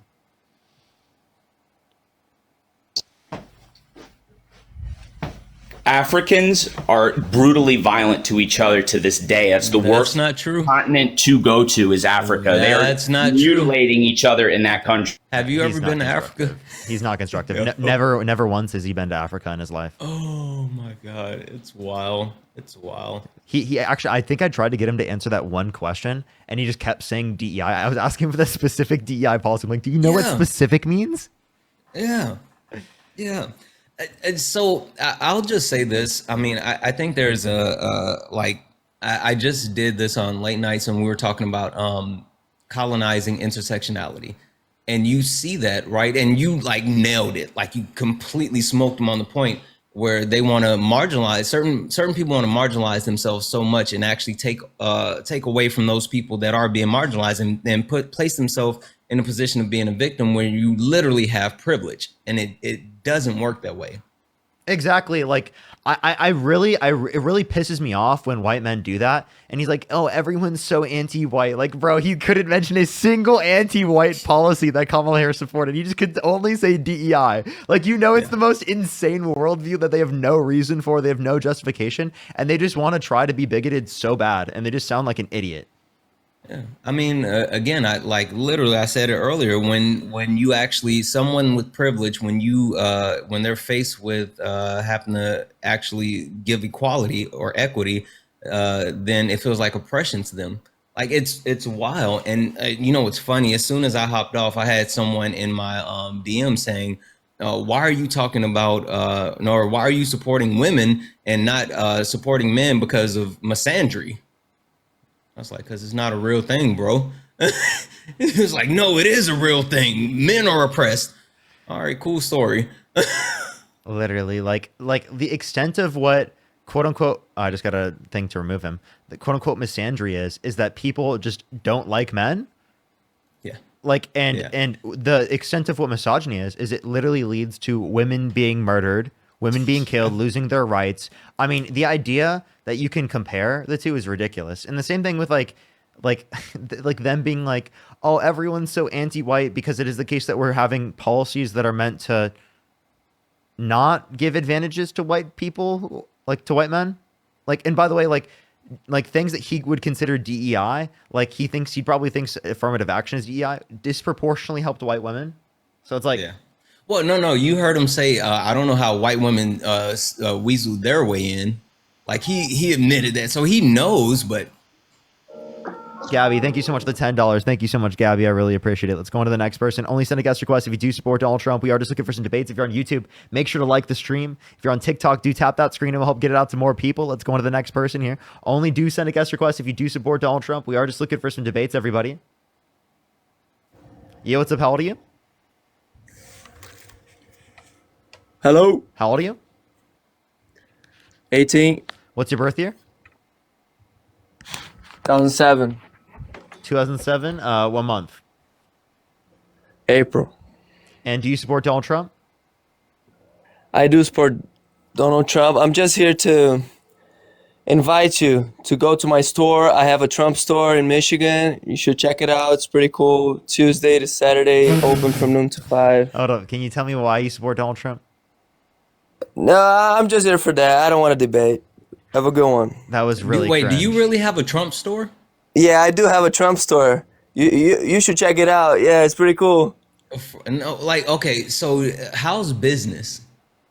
I mean, it's going. It's all right. I can tell that it's it not. slows down during the, when we have the elections, it's better. But well, so it's been cooked recently, huh? I'm guessing, like, especially recently. No, not really. I mean, since like no one supports Trump anymore, like because he's been lying about the yeah, Epstein files. definitely a lot of people support Trump. I mean, we're selling. Like the approval rates are like at like basically the same point they were right after January 6th. I mean, I don't need to argue with you. I'm making money. So did you know he has the lowest approval rating? Trump. Did you know and I'm selling shit. So he has the lowest approval rating of any president in American history. The only person that has a comparable one is Richard Nixon. At this point in the presidency, lowest approval rating of any president other than Richard Nixon. Sure. Yeah. Who did the surveys? That was from an independent Gallup, I'm pretty sure. All right. Also, did you say in Livonia? Where's your store located? Michigan, Livonia. Livonia? Yeah. Close to Detroit. I know for a fact that you're not selling shit there. Not if you're close to Detroit. What do you mean? Of course it is. Like There's 15 minutes. no way, bro. Bro. Stop it. Just look it up. Look it up. I got the address. Yeah, I mean. Really. I have a question. What time is it? I mean, right now, Yeah. 11. Okay. Hey, 11 when are you was gonna in. 11:28. What do you mean? I What time is it? I was just saying if you were in Michigan. when are you gonna come out with the Trump's on the list hat? Because I would definitely buy one of those. I mean, did you see my profile? I got a lot of stuff in there. I mean, How about you do should check it anti-Trump out. merch? Can you do anti-Trump merch? I don't do anti-Trump merch. No, no, My you store should is a show- Trump store, man. It should be an anti-Trump store. It should. You would make way more money. Yeah, you actually would. I'm not trolling. You'd probably make way more You money. actually really would. Bro, I bet I wouldn't. I mean, All right, I but w- I why do you wouldn't- support Trump I besides? wouldn't sell my- Yeah, and I'm just why gonna do take you him anyway. Oh, I was about to say besides the grift. Yeah, he's literally grifting. He Yeah. definitely does not support Trump. He's just doing it for money. There's no He way. just needs. Yeah. Can I say thank you to a couple of people? Yeah, absolutely. Chris, thank you for the 10 said thank you for your patience and educating and entertaining at the same time. Absolutely, you're awesome. Mary, thank you for the 20. I'm not gonna say that, but you are absolutely right. Thank you. Kai, thank you for the 5. Happy to met you through Parker and Dean. Keep up the great work. Much love. Absolutely. Thank you so much. And I think it's pronounced Yashua. Thank you for the 15. Hey Santana, I'm a Trump supporter, so although we don't agree on most things, I'm still a big fan of you and Parker. Keep it up. I look forward to these lives every evening. That is wild. That's always wild when I get like those type of messages and support from like Trump supporters. I'm like, hopefully I can convince them at some point. Yeah. Hopefully. Yeah. Matt, thank you so much for the $5. Chris, thank you so much for the $10. Thank you so much. Really appreciate it. Jolich, thank you for the $10. Thank Yo, you. let's do it. Really Hit a appreciate it. Gabby, blinker, thank you bro. for the $10. Thank you. I got you. Once we get a person up here.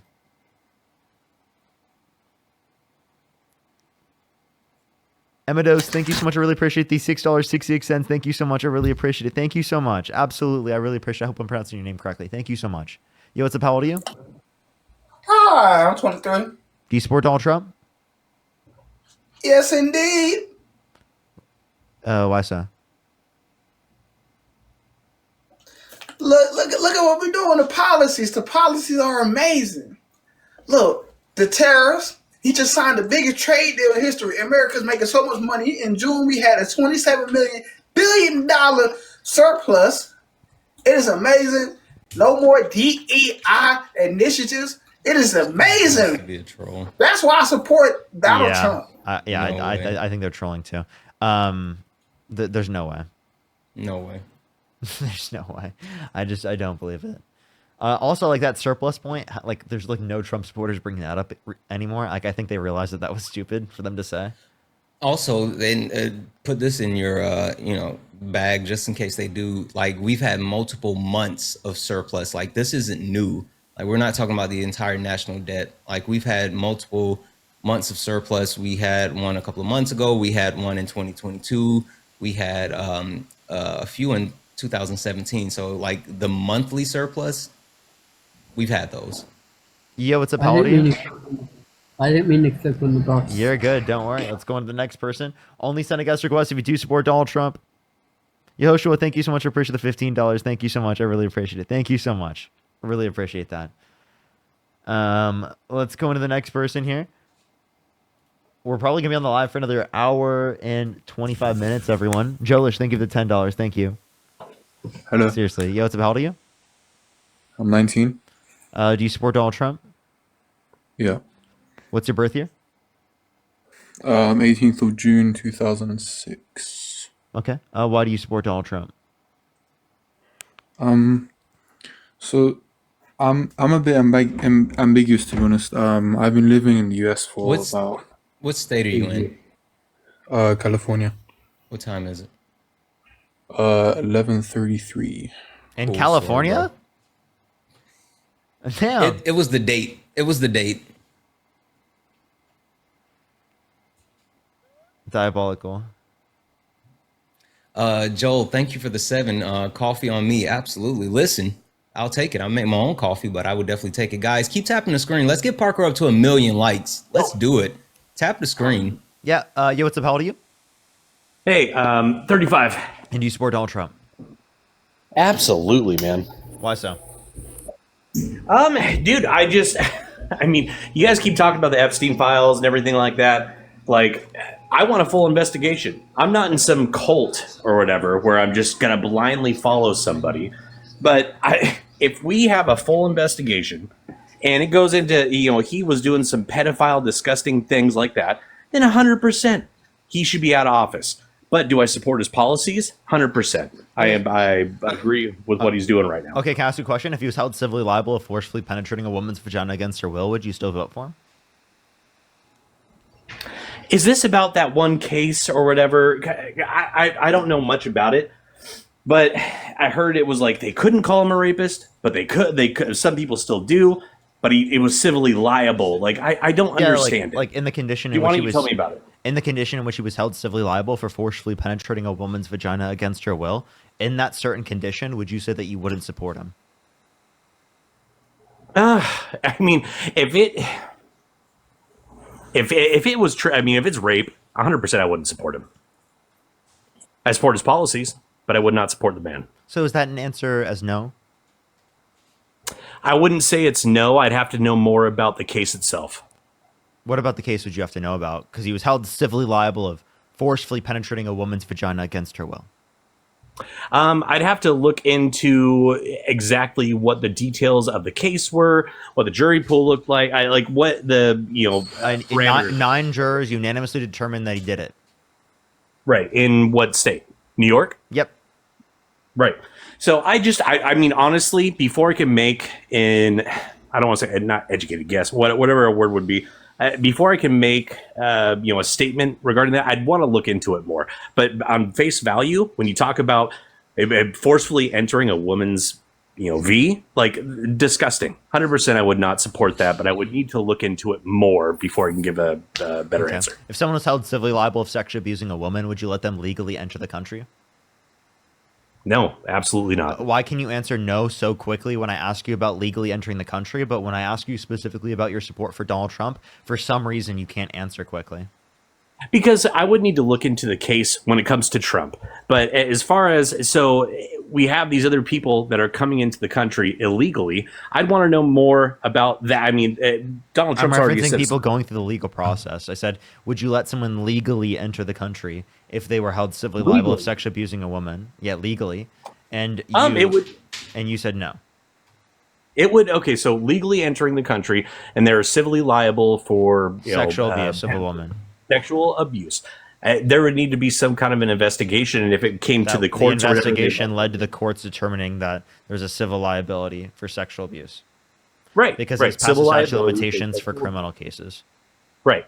Okay, so civilly liable. They're going through if the court system let them in, I don't think that I wouldn't be for it, but I would still want to look into the individual case. We can't look at hypotheticals, but I'd want to look into the individual case. One thing I do support is, people, not being just sent out of the country that came in here illegally. I think everybody deserves their due process. So I think every individual case. His position there, but again, I feel like that's still not a response. Like, why in one scenario are you so likely to respond immediately, but in the other scenario you need to look into it more?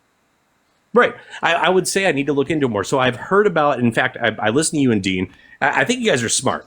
I still believe in the policies and everything of Trump, and I listen to you guys. But I would need, and I've heard you guys bring this up before, I would need to look more into it, which I will, and I'll ask to talk to you about it again in the near future. But I would need to look into it more, into the case itself, have a better educated answer. If he said he would date a 10-year-old girl in 10 years, would you still vote for him? If he said what? He would date a 10-year-old girl in 10 years. If he went up to a 10-year-old girl and he said he was going to be dating her in 10 years, would you still support him? Oh, dude. Did he actually say that? I'm just asking in the condition that that's true. Would you support him? Stop. If you're asking me that right now, did he actually say that, and what's the source? Because that's disgusting. In the condition of him saying that, would you support him? Oh man, look at you. Dude, if he truly You know what? No, I wouldn't. But I support I support the policies. But I'd like to see. No, I wouldn't support if I saw that. Somebody saying a guy. Oh, what's going on here? Oh, that was. He's getting the beautiful bean footage for you. Yeah. Oh God. Listen. Okay. Thursday night. You're going up the escalator? I'm going to be dating her in 10 years. Can you believe it? Woo. Oh, that's a fucking tough one, man. That's disgusting. That's disgusting. I mean, you could. I mean, I guess some people would say it's a quip of you're like, oh, like locker room talk. But that's a 10-year-old. Okay, so if that truly was a 10-year-old, that's disgusting. Yeah, like, so would you still vote for him? With his policies or whatever against Kamala? I would love to know what policies you keep talking about. What policies? Wait, before he answers that, would you, given that knowledge, still vote for him? I mean, I would have to. I mean, I would want to say no, but at the same time, it's like when you have Kamala and Donald Trump together, I think that we would be in a worse position under Kamala than we would under Trump. But that's disgusting. I wish things like that would come out, during, like at least be more mainstream, so that I could hear things. So given this understanding, would you support Kamala Harris or Donald Trump, given this knowledge about Donald Trump? No, I just said I'd still support Donald Trump. Okay, so then what are these magical policies? So the magical policies, I mean, getting people out that, I mean, absolutely flooded the border and came in here illegally, and our tax dollars are going to, house these people in different, sanctuary cities and stuff like that. When we have veterans on the street, 100%. I would say, I agree with that policy. Do I agree with the morals and what you're saying of the person in office? To be honest, dude, Patrick, no. Patrick, Yeah, what's I'm up? sorry. Oh, God. No, go ahead, Parker.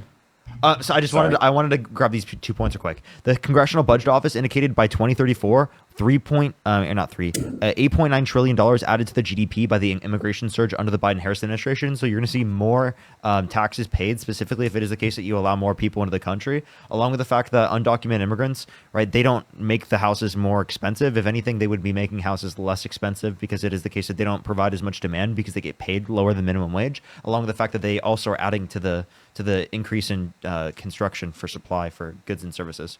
But yeah, go ahead, Santana. I was just going to say, like, I'm not going to go as far as saying you don't support veterans, but I will go as far as saying Donald Trump doesn't support veterans, right? I mean, because you talk about like, oh, the policies and him, he could save money and actually help homeless or unhoused veterans. Like, literally, they're taking the money and they are putting it back into the pockets of the ultra wealthy. That's what the BBB is all about. And they're also cutting benefits that overwhelmingly help veterans, including SNAP benefits, including Medicaid. Like they're literally harming veterans. And also, Donald Trump is called veterans suckers and losers. I mean, like he refused to go to the he refused that though, right? I mean, he refutes that he ever said that. And somebody that said that he had General Milley was General okay. Milley, like one of the highly decorated generals. Right. Is the one that's quoting him on that. He did quote him on that after he was fired, though, correct? Yeah, but I'm sorry. I'm going to believe the actual decorated war veteran over the habitual liar. There's believing, and then there's getting factual evidence. Okay, and so that's fine. Yeah. Donald Trump. There's literally been like Donald Trump has actively harmed. Well, not harm, but actively went against soldiers, including calling soldiers who had traumatic brain damage a headache because he didn't actually want to, push back on Putin and the attack that had occurred that affected our soldiers. Okay. I mean, yeah. I mean, at face value, from what I'm hearing from you, I mean, that is gross. I mean, it sounds, I would have to look more into that, but yeah, dude. But the point that I'm just trying to make is like it sounds good. I have a problem with Republicans who always say, "Oh, we could be using this money at home to help take care of our veterans," and they always say that, but yet they never actually take the money to help the veterans, and that's the problem.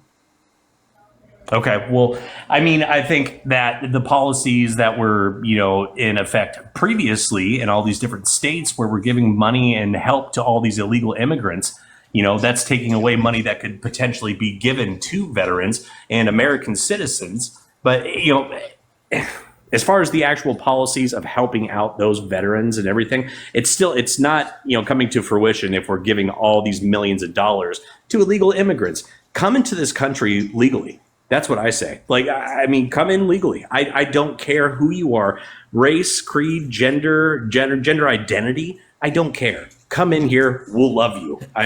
Y'all should, but come in the legal process.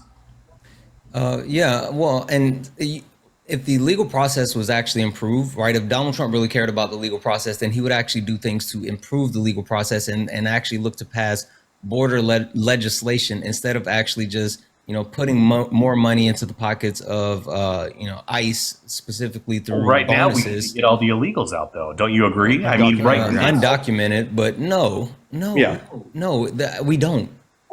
Why not? Well, because one, any person that's willing to travel hundreds or thousands of miles to actually try to seek a better life, then we should actually welcome them with open arms. I mean, like literally, the country was supposedly founded on the premise of welcoming everyone in. Well, hell, the country was founded by immigrants. Like literally, the Constitution was written by immigrants. So do you think those anybody? Do you think those immigrants would write something that would exclude immigrants? But anybody, you just said anybody that travels hundreds and or thousands of miles to come to this country, anybody. We should welcome them with open arms. Yes, if they're willing to actually make that trek. I'm not saying we should I didn't say we should just let any and everyone in. I have my own opinion, but what I'm saying is we should welcome them. Donald Trump is not welcoming them.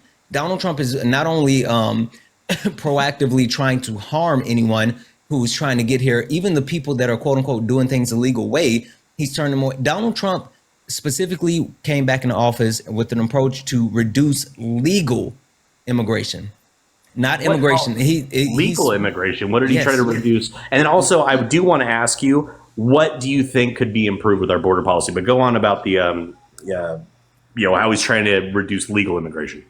Yeah, so he specifically wanted to, and it was on his platform, he wanted to reduce legal immigration. But one way that he's actually doing so is by instituting multiple fees that were not in place prior for asylum.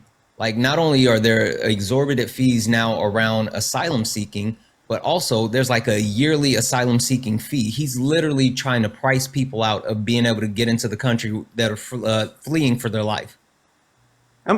Dude, at face value, hearing that, I don't know if I agree with that because, charging people to be able to live here legally, I think is wrong. So I need to look more into that. But from what you're saying, without me having the policy or whatever in front of me, it doesn't sound good. But I mean, we have to deal with the issue that the Biden administration put in front of us for the last 4 years. We had everybody coming in record numbers, unvetted. And so here's my question. If you want people to be vetted, would you want to give them a pathway to citizenship, given that they're in the country if they haven't committed a violent crime or bad crime?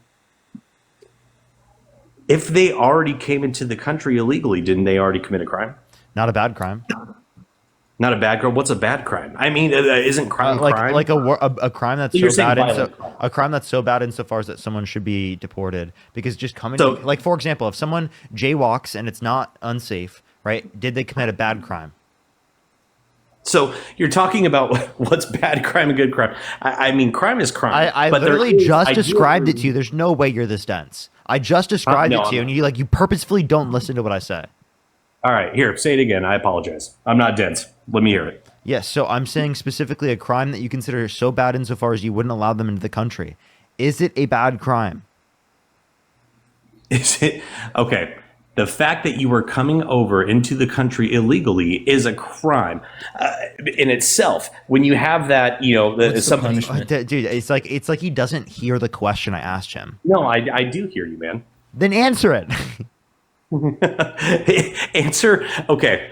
You're talking about what is a bad and what is a good crime. I mean, I don't think a crime is crime. Laugh, dude. I don't understand.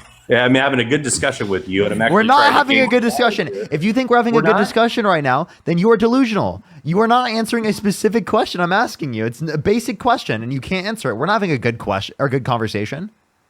Damn, dude. Okay, that's crazy. Your demeanor is wild, man. Because I just wanted to talk and hear what you wanted to Go say. ahead and You haven't gaslight said me, anything. dude. You're so fucking amazing. I'm not Thank you so much. gaslighting you. You absolutely are. You're the one who caused that. You're not answering the specific question. I described to The you fact- exactly why, and then you say I'm the problem. No, I'm saying that you're going in the defensive mode of, hey, like you're not answering this. I'm saying that crime is crime, and I'm trying to have an open dialogue with you. Yeah, is it a bad crime? Is it a bad crime? Dude, what is a bad crime? A crime is crime. If they're already coming over and breaking the laws to begin with, give me a break, man. Is it? How about this? I want to give people. I would love to go ahead and change our border policies and get stuff to help people get an easier pathway to citizenship. But I would like people to be vetted. Is the crime morally wrong to commit? Is the crime morally wrong to commit? Coming over into the country illegally.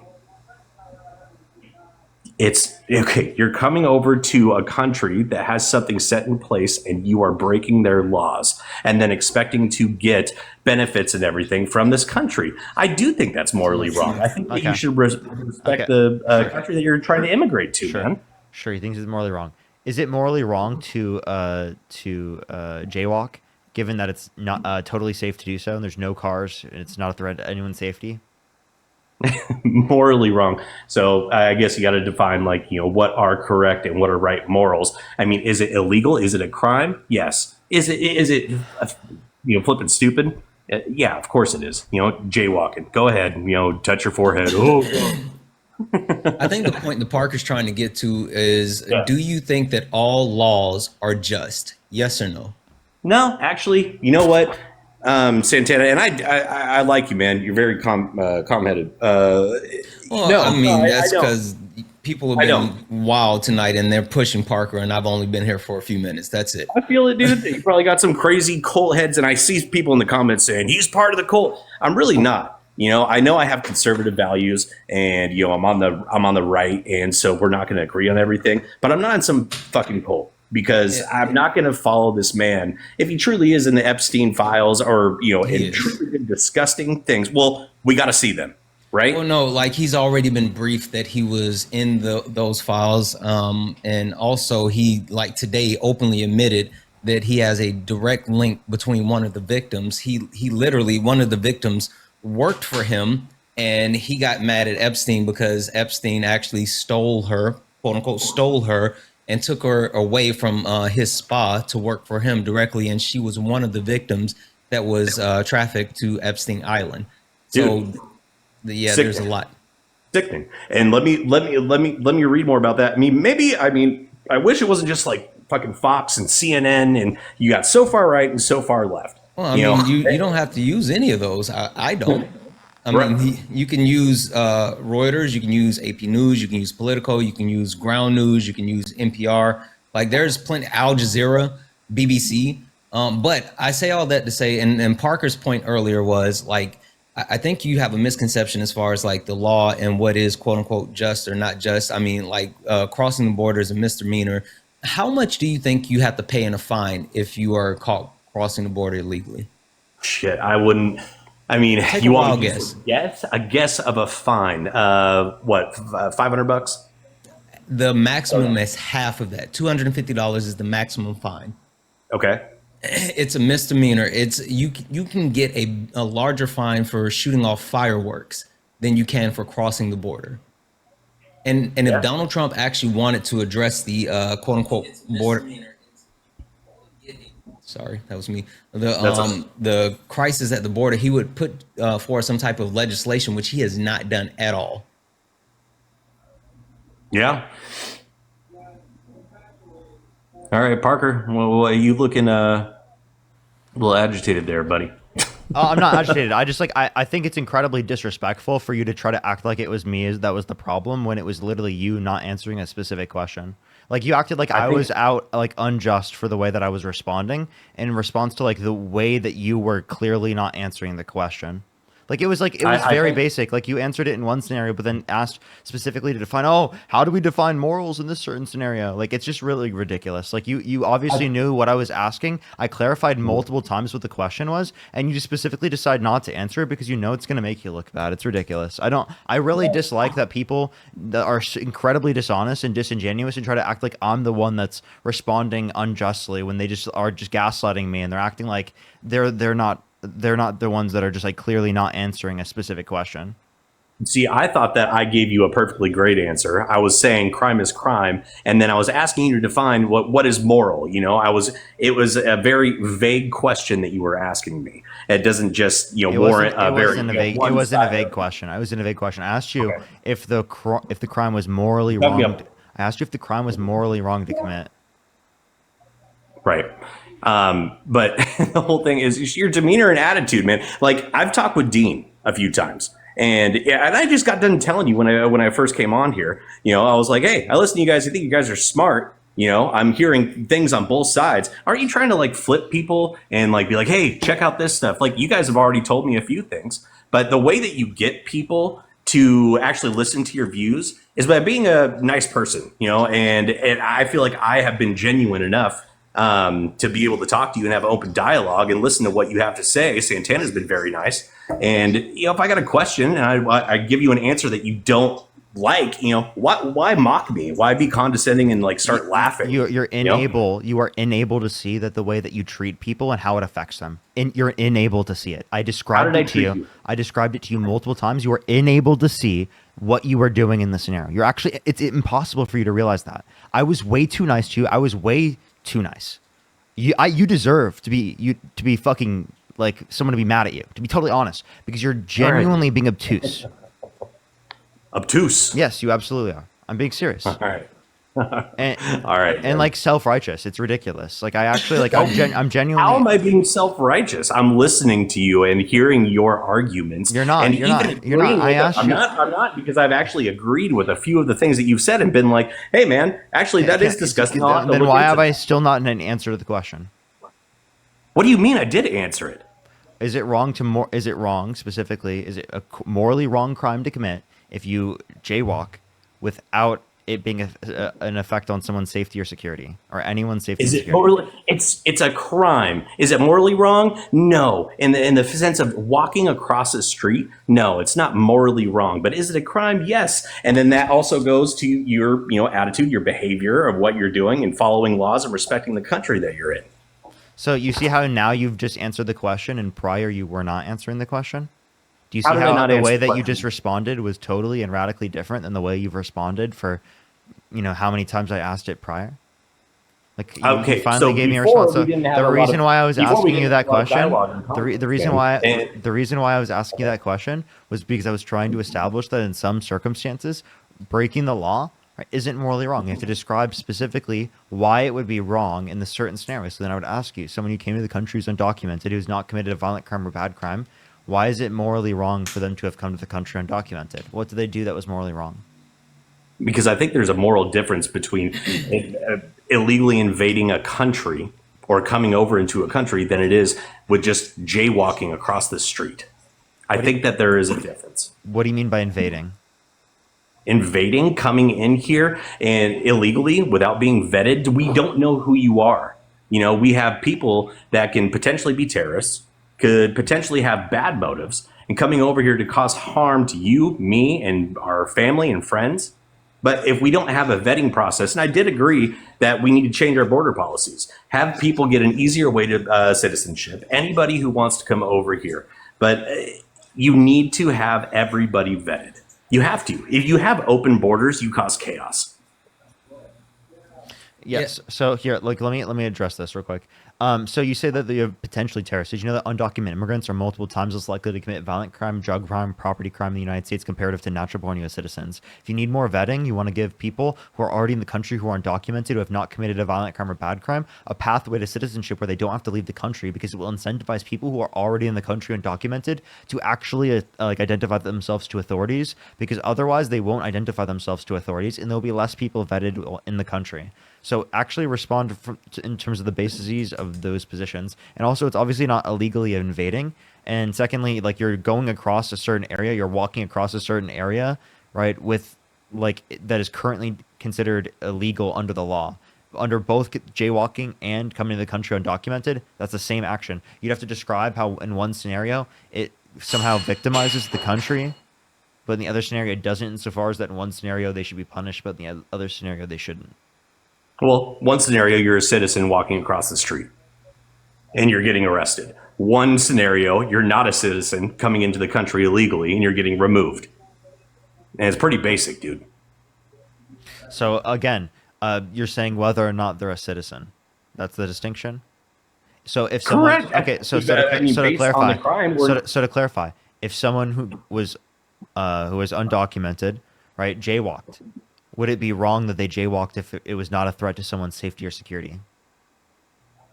If somebody undocumented jaywalked, it would be the same as, I mean, somebody that is a citizen jaywalking. Exactly. So whether or not they're a citizen is irrelevant.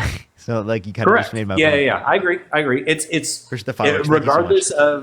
regardless of your citizenship or not. If you jaywalk, yeah, it's the same fucking thing. I agree. So what does that have to do with the price of tea in China? What does that have to do with what? The price of tea in China. It's just the same. I've never heard that? Sorry, I apologize for saying that. What does that have to do with anything? The difference between an illegal immigrant jaywalking and a citizen jaywalking. Yeah. So what point are you brought up the distinction in them being like a citizen or not a citizen as an explanation as to why there's a distinction in the way that you would treat people in the two scenarios, to say that you would care in one scenario to say that there should be punishment versus not in the other scenario. Because we were comparing what's it called, not trespassing, jaywalking to come to the country undocumented. You're going across a certain area that's designated by law to be illegal to do so. Right. You're going to address the crime of what's going on. Okay, jaywalking, whatever, you get a fine. You arrest somebody or whatever, you look into their legal status as a citizen and you see that they're not, okay, you got to deport them. So that's completely two different things. Okay, it seems like you're not understanding. What's morally wrong about coming to the country undocumented if you have not committed a violent crime or bad crime? How do we know who's coming in undocumented hasn't committed a violent crime if they haven't been vetted? Well, again, we would give them a pathway to citizenship for anyone who's in the country who hasn't committed a violent crime or bad crime, which would incentivize anyone who's in the country who has not committed a violent crime or bad crime to go through the vetting process, because they wouldn't have to leave the country and they know that they meet the set of criteria that would allow for them to stay, meaning it would be easier for law enforcement to identify anyone in the country who has committed a violent crime or a bad crime, because it is the case that they wouldn't be going through the process or identifying themselves to authorities. Does that make sense? Yeah, that makes sense, Parker. But at the end of the day, I just think we need to vet people coming in. Hey, change the border policies. Wait, I got a follow-up question for you based off of that statement. If you think that we need to vet people that are coming in, how do you feel about Donald Trump bringing violent offenders back into the U.S.? What violent? Oh, sorry, my Dexcom's going off. I have type 1 diabetes. I don't know if you guys heard that. Boom, boom, boom. But what'd you say? Violent offenders back in the U.S.? Mm-hmm. Like someone who has unalived multiple people. Okay. Like who? Like, has he done that? Yeah, he has. The guy's name is Duhad Hadan Ortiz. He was someone that was in jail in Venezuela. He was in jail for taking the life of 3 different people in Spain. And from that point, Donald Trump brought him back to the U.S. as part of a prisoner swap. So he's literally bringing people who are unaliving people back into the country. Okay, so I mean, is he being brought to justice at all? I mean, when they're bringing him in, or is it just, hey, come back in, whatever, you unalive people, it doesn't matter. Yeah, no, they're bringing him back in. Again, it was a prisoner swap. Now, as far as any additional time, I'm not seeing what they've said on that yet. But he was on a private plane with a flag and all of the other people, and they were praising Trump. So yeah, I don't know. He pardoned January 6ers. He might pardon this guy as well. There's no follow up as far as what is the next steps. But he's literally someone that took the life of 3 different people in Spain. What's the guy's name? I want to look him up. I mean, it's Hadin. It's spelled H-A-I-N-D. Ortiz. Ortiz. Okay, I'm just writing it down. All right, yeah, I'll check it out, man. Yeah. For sure. All right, appreciate you coming up. Yep, thanks, man. Bye. All right. Mike, how old are you? I'm in my 30s, bro. And do you support Donald Trump? For the most part, compared to the other option. Like, if you could go back in time and either vote for Kamala Harris or Donald Trump, who would you vote for? I'd vote for neither, honestly, but I wouldn't vote for her. Okay. Well, then why are you saying in the comment section that I'm grifting? Well, think about it. If Kamala had won, do you think TikTok would still be going on? How would you be making all this money that you're making? TikTok would probably still be here, and I have YouTube. That's an assumption. Biden left it for the next administration. I have to deal with. YouTube. I have YouTube. You should be thanking Trump. I have YouTube. It was Trump's No, fault. I'm not going to thank Trump. I have YouTube. You know that, like, And also when it comes to hold up. You know half the streams on YouTube, right? And I've spoken to you before. You're the guy who doesn't even know the Constitution. But as far as with the immigration issue, so when you're in the line on the grocery store, should everybody skip you on the line? When you're going to the cashier, everybody skip. I'm confused. Skip Parker on the line have to do when you're at the grocery store. If you see Parker out there in the public and he's going grocery shopping, let's say at a Whole Foods, right? Skip him on the line. Undocumented immigrants coming to the country are not going into the line in the very first place. They're skipping the line of the legal immigrants that are. But they're not going into the line. Therefore, they're not skipping it. There's no need to mute, Parker. No need to mute. Well, you're making a point that's obviously wrong, and I was just demonstrating I was wrong. Did you hear what I said? Oh, so undocumented immigrants are not skipping the line as far as immigrants who are trying to do it the right way and go through a process? No, because they're not going into the line. Yeah, exactly. They're skipping the line. No, okay, so then they're not. If they're not affecting the wait times, then no, they are because no, they're not. They're not. If they're not, they're not go. affecting the wait times if they never go into the line. They're skipping the line. That's not how lines which work. means that they're not affecting the line time. No, they are. How are they affecting the line time if they're never in the line? The lime time? What do you mean by that? How long the line time. takes? What do you mean by that? How long the line takes? I know, dude. Jesus Christ, man. You know what I'm saying? No, I don't know what you're saying. Okay, bye. How are they actually affecting the amount of time? Amanda, thank you for the $6.66. You are amazing. Randy, thank you for the 5. Sending you and Parker something. My anti-Trump store. Oh, hold on.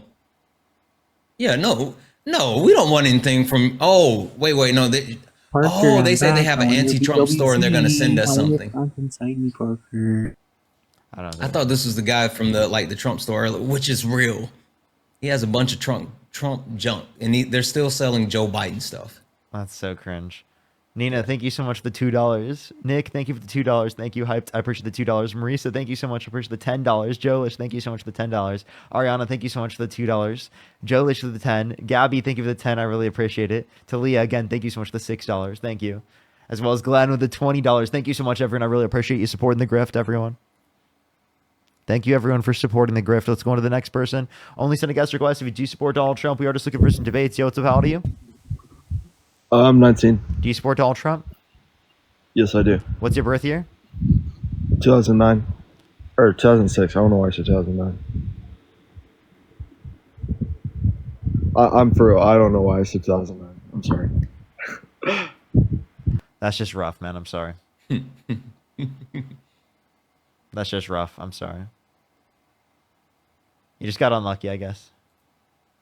If you're on YouTube, make sure to like the stream, everyone. Let's try to get to 3,000 likes. We're almost there. If you're on TikTok, do tap that screen. Let's get to 1 million likes. We're almost there, everybody. If you want to support Santana, all right, Venmo, Cash App, PayPal, link tree in the bio as well as the description of the YouTube. I cannot speak. My brain is like literally not functioning properly right now. I think it's just like it's a late into the live, and it's like Also, the guests have been horrible. They've been so bad. Like, what are they? They're just unhinged today. Yeah, no, I think it's actually like the unhinged guests. I don't think it's the elevation. I want to say it's not the elevation. It's not. It's not. Like, they've been. You know what? Today they've been a basket full of a basket of deplorables. Damn it! Now you're passing it on to me, Parker. You know, it might be the people we're talking to. That could explain it. Joseph, how old are you? 21. Do you support Donald Trump? Yeah, so I think my thing is I think it's time we stop pretending that Justin Herbert is a top 5 quarterback in this league, because he's not. Jesus I Christ. co-sign that message. I agree. Let's go on to the next person. Only send a guest request if you do support Donald Trump. We are just looking for some debates. If you're MAGA, type in the comment section right now and we'll bring you up. Let's go on to the next person. Only send a guest request again if you do support Donald Trump. If you want to support Santana, I, Venmo, Cash App, PayPal, link tree in the bio, as well as the description of the YouTube, as well as you can support me over YouTube Super Chat. Also, we're going to put it in the pinned comment on YouTube. Yo, what's up? How old are you? Hey, what's up? 29. Do you support Donald Trump? Yeah. Why so? Well, I just wanted to say Justin Herbert is definitely a top 5 quarterback. His weapons have been lacking the last few years. Quentin Johnson hasn't been able to catch a ball. Now he's got Trey Harris. Okay, why do you support Donald Trump? Now he's got Omarion Hampton, who is going to be. He's just a horrible Charger fan. Yo, what's up? How old are you? I am 60. Do you support Donald Trump? Oh, hell yes. Okay, why so? Well, because, I don't know if you ever thought of this, Parker. How would a chair be shaped if our knees bent the other way, dumbass? What'd you say? What? Yeah. What did he say? I don't know what he said. What did he say? He said, how would your knees bend? How would your knees bend if a chair was shaped the other way? I said, dumbass? how would a chair be shaped if our knees bent the other way, dumbass? If our knees were bent the You're a other Harry way? Sisson lover. Pivot boy. Yeah, you're a pivot boy. For Harry and Chris and Dean. What are you talking about, Paul? Yeah, okay. Can you give me like a policy of... Wait, actually, do you think I'm paid by the DNC? You could be through Act Blue. I could be, okay. Do you think I'm a grifter? Yeah, that's you. All right, it's time to get swifty, everyone. Why am I a grifter? Well, look at your content. What about it? You like baby unaliving. Because, wait, so I'm a grifter because I'm pro-choice? No, you're pro-kill. So because I'm pro-choice, that means that I'm a grifter? That's your view? What, Everyone, if you like being a grifter, type 3 in the comment section. We love grifting. We love being pro-choice. Let's go. Let's go. W grifting in the comment section. In context of what? What's up? Context of what there? Well, what are you talking about? We're all pro-choice. We love being pro-choice. That's great. W grifting. You said it's grifting to be pro-choice, so like we love grifting. We love being pro-choice. Huh? We love being pro-choice. What? We love grifting. Yeah. What's that? Say that again. We love grifting. We You're love cutting being out. pro-choice. 10 channels. What's up? Parky. What? Parky. What did he call me? Parky. Santanis. What? What are you talking about, Paul? Joelish, thank you for the $5. Parky boy. Thank you so much from Act Blue. Thank you. Yeah. Thank you for the $5. Libby, thank you so much for the $10. Thank you so much. Oh, you don't think I have a real job? That's the one. Okay, what's a real job? Thank you for the $10. Thank you so much from Soros. Thank you for your favorite grifter. What's your trade? What's your skill? What's your skill? Debating idiots like you on the What's your live stream. skill? Emily, thank you for the $5 for grift me harder. Debating. Yes, debating. You have the debate skills of a dipshit. Okay, well, because what you do is you deflect. Well, it doesn't matter. There's 8,000 people listening to me. It doesn't matter how good my debate skills No are. one There's fucking 8,000 people cares. listening. What? I'm confused. Woo-hoo. Shin, thank you so much for the $5. So Yeah, listen. yeah, So listen. It's you a are real confused. job. Hey, dude. Listen. Yes, listen. you are confused. Listen. It's a We can real see job. that 'cause you're a It's a little real boy. job. You want to tell me? You're a I'll tell you. little I'll tell you why it's a boy. real job. It's a real You're a job. little boy. It's a real job You're a because little boy. I do labor Your and I make little money boy's still from it. shitting Hey, yellow. Paul, slow down. Your little boy still shitting yellow. Your little boy still shitting yellow. This is fun. What? I don't even know what that means. So You're Gabby, think of the $10 for the grift. Thank you. So again, a real job is something that you engage in labor for a wage, right? That means that this is a job because I make money off of engaging in labor. Matt, think of the $5 from Taylor Swift. And also, he thinks I don't have a Taylor real Swift, job, my but then I ass. also am possibly getting paid by ActiveBlue. Well, didn't Harry? Didn't you all meet up in Las Vegas? Karen, thank you so much for the $2. Thank you so much. I really appreciate Didn't you it. all Thank you. meet up in Las Vegas? That doesn't Didn't mean you that all I'm meet up paid in by Las the Vegas? DNC. Act Blue. So wait, is it Act Blue, the DNC, or Taylor Swift? Which one? Yeah, Paul, which Paul? one? Which one? Well, you tell me. Combination. You're the one who has to tell me. It's all of them. That's the answer. Yeah, you know what? All of I them. grift from everything. I get paid by the DNC. I get paid by Soros. I get paid by everyone. I get paid by ActBlue. Everything. I'm paid by every single democratic entity that exists on the planet. Okay. Oh, John, thank you for the $2 for I'm a proud grifter. Thank you so much. Taylor Swift sends me checks every single day, and they're trillions and trillions of dollars. I might say. I have my net worth is actually it's actually greater than Trump's. I tell you, it's greater than Trump's. Grifter Parker #1. Let's go. Horrible. See what you're Grifter doing? Parker If it wasn't for #1. Trump, Let's you would go. not have a platform. What's up? You would not have a platform not for Donald Trump. Yes, I would. You would not have a. Yes, I would. No, you would not. I just want to. No, wait. you would I just want to let you know. No, you would not. I want to let you know. My TikTok videos don't even send out right now. Like the algorithm doesn't even send out my videos. My videos only send out on YouTube and Instagram, which wouldn't be taken down anyway. I have a YouTube presence. I have an Instagram presence. Right now on my YouTube, there's 3.5 thousand people in the stream. I'm just letting you know. And the 4.5 thousand people that are watching on TikTok, a hell of a lot of people would come over if TikTok didn't exist in the very first place. Libby, thank you for the $50. Thank you so much. I really appreciate it. Libby, thank you so much. I really appreciate it. If you're in the TikTok chat right now, and if it is the case that TikTok got banned, would you go to any of my other social medias to watch my live stream? If you would, type 3 in the comment section. Like, look at this. You're a joke, dude. Watch this.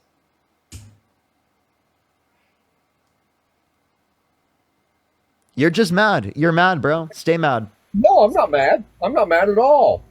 I'm actually shocked that he was able to unmute. You love. I invited I'm actually him. shocked. Oh, okay. Doing this shit. Oh man, this is fun. Fakes, thank you so much for the I love $5. you Thank guys. you. Thank you. Chrissy, thank you so much. Appreciate the $3. Mike, thank you so much for the $6. Thank you. Dania, thank you so much for the $5. Karen with the $2. Jolish, thank you for the $5. Man, they're From wasting George their fucking Soros, money. thank you so much. I really appreciate it. God damn, they're wasting their fucking money Why is it a waste of money? on little soy boy. Oh, what's a soy boy? Why would it not be a waste of money? Because it is the case that they're Why would they're it sending me not money be a that they waste? want to support me, given they like my content. Amethyst, thank you so much for the Support you $1. I for really what? appreciate it. Stacy, thank you so much for the $1. Thank you. Support you Anna, for thank you for the what, $2. Thank you. Parky? To do what I love on the internet. Support you for what, To Parky? do what I love. To advocate for what I believe in. Okay, great. But you are a little Harry Sisson. What? I'm not even friends Dean with Harry Withers. anymore. Yeah. Anymore. Dean is one of my Dean is one of my good friends. Yes. Are you jealous that other people have friends and you don't? It's okay. Is that why you're hanging out up here? I've got a lot of friends, dumbass. I don't believe that. I don't believe that, angry MAGA grandpa. Oh, look, King I don't Tut. think so, Papa. Well, we know what King Tut was, don't we? He was a pharaoh. Lindsay, thank you so much for the $2. Thank His you. little boy. His little boy. Hey, okay, His wait. little boy. Wait, hold up. Can you tell me what a real job is? Little boy. What's a real job? Little boy. What's a real Little job? boy. What's a real job? You know how to change brakes on a car? Grandpa, what's a real job? Do you know how to manually reboot your computer? Absolutely, yes. I work on computers, as a matter of fact, dumbass. Stop it, Paul. Bro, can you please, can you like, please, Okay. please, seriously, like, give me, what's a real job? Are you just jealous that like I can do what I love? No, I'm not jealous at all. I don't. So then, fucking can you care. tell me what's a real job then? Oh yeah, yeah. Have you ever done manual labor? No, never once. Jolish, thank you for the $10. I never Yeah, once have done imagine manual that. labor. Yeah, your hands are like little soft baby. Yeah, do you like my hands? tissue What do my hands paper. look like? Pussy. You like my hands? Yeah, you got hands. That's fucking great. I like anybody. I love anybody that has hands. Yeah, You like can- them? You yeah, like no? okay. Do you like my hands? Do you like them? Do you think they're soft hands? Oh yes, absolutely. Yeah. Yeah. So like, what's You wrong can come with out that? to my farm and work for a while. No, I don't You can want come to. out to my farm I'm and work good. for a while. I'm good. Yeah, you don't want to because yeah, I know. Yeah, You want to come out to farm and work for a while? No. Dude, my dad grew up on Why a not? farm. My dad grew up on a farm. I would rather not. He would rather not Well, too. he really did you a big disservice. Wait. I just want to let you know. Yeah, my dad grew up on a farm, and he would do farm work all the time, and he definitely thinks I have a real job for sure. Did you? Did you? No, I didn't grow up on Did a you? farm. No. Because Did he you? would rather not work at the farm. He decided to leave the farm. Okay. So you want to come out and work on the farm? No. Stop trying to get me to work for your Why not? farm. Jessica, thank you for the $10. Why Thank you. not? Renee, thank you for the $5. I'll Thank pay you. you. I don't want to work at your I'll pay you. farm. No. Why not? Because I don't need a job. What's your job? This is my job. Oh, that okay. So Rumble, thank you your so much for the job is $5. Thank to- you. Yeah. This is great. I love it. Parker. My job This is talking fun. to you right now. You're doing it for free too. Hey, MAGA Paw and I don't mind. I don't mind, dude. MAGA Paw Paw. And This Hey. dude call me Papa. Yeah, hey, MAGA Paw Paw. You do know that your Oh, here we following go. list I got a is wait. warning from you guys. You do know that your following list is public, right? Yes, yeah. I got a warning from y'all. You didn't get a warning from us. That's not from us, MAGA Paw Paw. Yep. Trump 2020 forever. Hey, Mega. why are you 2020? Why do you say girls? Trump 2020? Wait, can you answer this question? Can you name one Trump policy that well- wait. Name one Trump policy he influenced to get passed that you like, that you think was good. Border control, No, name the specific policy. border safety. And Name- see, this is what you can't do it. You Parker. can't do it. Name the Is you do it specific just like policy. the- you do it just like everyone else. Okay, what policy did he initiate that you don't like? Yeah, for example, I disagree with his Tax Cuts and Jobs Act, his big, beautiful bill. I disagree with so many of the policies that he tried to pass, right? We can point to the fact that he tried to overturn Roe versus Wade. What He did policies? overturn Roe versus What Wade. number? What number? What number of policy? What number of policy? The Tax Cuts and Jobs Act, the big, beautiful bill. Both of those are big disagreements I have. I'll give you specific provisions I disagree with. For Okay, example, so what's your disagreement? Yeah, for example, I disagree with Donald Trump cutting Medicaid from over 10 million people, right, along with millions of people from food stamps, decreasing after-tax income for the bottom 20% of income earners, and giving massive tax breaks to millionaires and billionaires disproportionately. The Congressional let me ask Budget you Office, this, a nonpartisan committee from the federal Parker, government, is what indicated that. What persons are being cut off of these programs? What do you mean? What persons, what entities are being cut off these programs? Entities? People. American okay, citizens. people in context to what? American citizens in need. So illegals are American citizens? Undocumented immigrants are not losing Medicaid because they didn't have Medicaid. No, so if I go rob a bank, am I doing an undocumented withdrawal? What are you talking What about? is this guy saying? Wacky, thank you for the $5. Thank you. What is going on? Were you at January 6th? Yeah, see, this little bitch down here is being very, very, very condescending. Oh, wait, me? Yeah, he's a little bitch. Me? Oh, okay, no, it's fine. Oh, it's fine. I just wanted to make sure he wasn't talking about anyone. You're talking about me. It's okay, MAGA Paw Paw. Listen, I know you getting a little bit upset. It's okay. I've been called worse. I'm fine, dude. Yeah, I've been called worse. Does he want? Does he want to? Does he want to answer my? Yeah. He can't answer my He's question. triggered. Can he? He's so Aw. triggered. He's triggered. It's Wait, okay, wait, man. where were you on January You 6th? two are triggered. Hey, dude, That's why you're doing this, because you two are triggered. Where were you on January 6th? Answer the question. Unmute yourself. Where were you on January 6th? Brandon, thank you for the $5. Thank you. Where was I? Where was I on January 6th? Yeah. Pawpaw, are you slurring? Pawpaw, have you been hitting a ripple? Yeah. How many beers? Now. Put the booze down, Pawpaw. 8,920. I believe it. I believe it too. Where were you on January 6th? I was home on my farm. Where were you? I was on live. I'm just kidding. I was watching you. You were where? It was 2021. Yeah, you don't know, and I don't know, but I was at home. It was really early when I was starting live. I doubt I was on live at the point it happened, but yeah, and you were a little kid. You still are. Do you like my grift? How do you like my grift?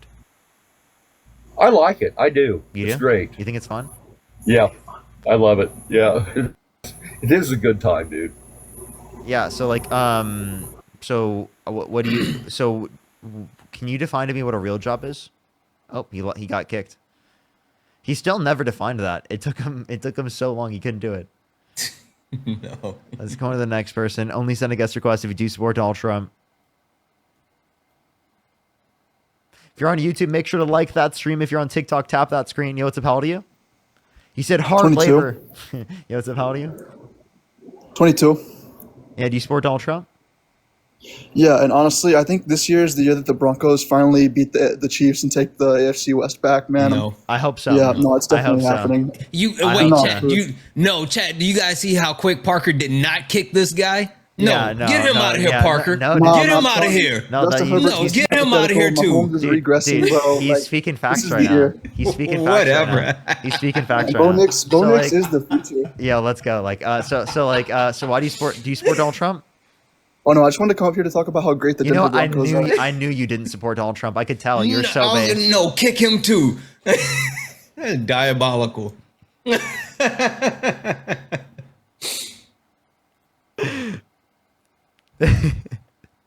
Bridge the hand art. Yo, what's up? How old are you? Not me letting him spread the propaganda. Exactly. By the way, I used to spread so much Broncos propaganda, like, oh, we're gonna win this year, we're gonna be so great, and then we were just dog shit. It would happen all the time, dude. Oh Listen, my god. I feel like, I'm gonna go out on my shield. This year's our year, the Panthers. Like, our wide receiver core, we got something. We got something. I'll have to keep up because it's about like the season's about to start. So it is. They're in training camp. Katrina, thank you so much for the $1. Haley, thank you so much for the $10 for the headache meds after this guest. Thank you, and for the $10 again. Mike with the $6. Daniel, thank you so much for the $11. Thank you so much. Kara, thank you so much. I appreciate the $25 for get a damn job, Parker. Shaking my head. Much love. Thank you so much. I appreciate it. Jessica, thank you so much for the $10 from the RNC. Jeez. Renee, thank you so much for the $5. RNC? Wait, did you see the South Park is gonna make a meme of Charlie Kirk?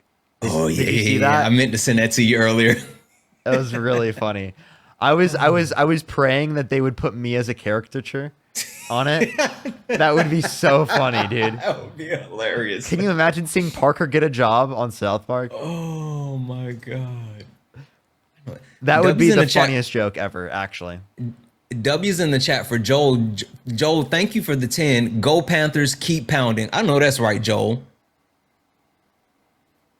That would be so funny. And then like Charlie Kirk getting so pissed after, like I feel like they could make something funny out of that. Like that would go so viral. Oh my god. If they did that, that would go so viral. I know it for sure. Yeah. Talia, thank you so much. I appreciate the $2. Well, it'd go viral anyway, but it would go even more viral, I hope. Let's go to the next person here. If you're on YouTube again, make sure to like that stream. If you're on TikTok, I recommend to go over to the YouTube. Yo, what's up? How old are you? 18. Do you support Donald Trump? Yes. Why so? He pardoned NBA YoungBoy. Troll. Andrew, thank you so much for the $2. Thank you. Talia, thank you so much for the $2 for Go Birds. Love you and Santana, though. Let's go on to the next person. Only send a guest request if you do support Donald Trump. Yo, what's up? How old are you? 23. You're really far from your mic. Is there a way you can get closer? 23. Is there? He got closer and is still far away. This phone's a little messed up, so I'm gonna Yeah. try my Can you pull yourself out of your Bluetooth or turn off Bluetooth? How did he get closer and yet still far away? And it's still so quiet. Yeah, I can hear you right next to it too. Dude, I'm sorry, your microphone is underwater, dude. I know it's like clogged. Okay. I'm sorry. We got to go on to the next person. I could hear you, but like I doubt we could really actually have a debate. Justin, thank you for the 5. I'm a Packers fan, but Xavier Legette is a national treasure. He absolutely is. And also Dale, thank you for the 10. Love you, bud, but go Birds. Okay, we've had enough of Philly. Elia, how old are you? All right, let's go on to the next person. I will be rooting for the Panthers though this year. Yeah. I like so much nigga. Yeah. I'm interested to see what Bo Nix does in year 2. I didn't realize how good he was until I went back and looked at it. You know, I was really surprised with how good he did for his first season because he took a team that like didn't play that well with Russell Wilson for some reason. Yeah. It was really sad. I expected us to do so well. I thought when we got Russell Wilson that we were just going to be amazing and win it right off the bat, and we played so bad. Yo, what's up? How old are you? Yeah. Like, I feel like the Broncos always have really good defense. So Yeah, it's, they do. it's cool to see him jump in and like see success right away. To some degree. Because like, I mean, we got to the playoffs. We lost pretty early, but getting to the playoffs. Wait, you guys made the playoffs this year? Yeah, we Okay. made I'm pretty sure we did. I remember making the playoffs and like losing first round. And Sean Payton's the coach now, right? I'm not sure. I haven't really caught up recently. I haven't really been staying in the loop, but last season I was kind of in the loop. Yo, what's up? How old are you? Hey, Jaden Daniels the GOAT. That's all I gotta say. Shayla, thank you for the 2. Raiders Nation, I guess. Sean Payton's the coach? Okay, that's interesting. That'll be interesting. I'm interested to see how he plays this year. But yeah, I will forever remember the Panthers versus Broncos Super Bowl. Oh my god! Because like I remember watching them win. I was so hyped. Their ends ate our lunch. I was so pissed. Joe Lish, thank you for the $10. Imagine no being a Broncos fan is so sad because like after the Seahawks destroyed us, I remember being so sad in middle school. Yo, what's up? How old are you? I just wanted to say that the Lions are gonna. I don't know what you said. Thank you so much. I appreciate it. Joe Lish, thank you for the $10. Thank you. I hope so. Karen, thank you for the 2. It's definitely not the Lions' year though.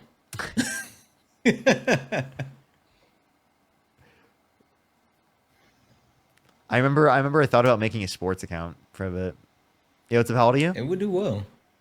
You mog Charlie Kirk. Appreciate you. But then like I only go through phases where I'm into sports and then I'm like and then I just don't care sometimes.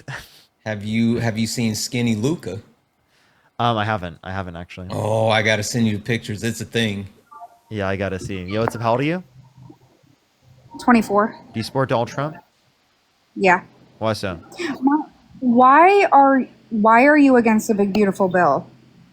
Because it is the case that it decreases after-tax income for the bottom 20% of income earners and gives massive tax breaks that disproportionately help the rich and wealthy. It cuts over 10 million people off their Medicaid and millions off their food stamps. So, but don't you think we should stop giving so much to food stamps, anything like that? No, Why not? No, I think that a lot of the money that we can save on is from like the Department of Defense and is from like tax loopholes that billionaires and millionaires aren't paying.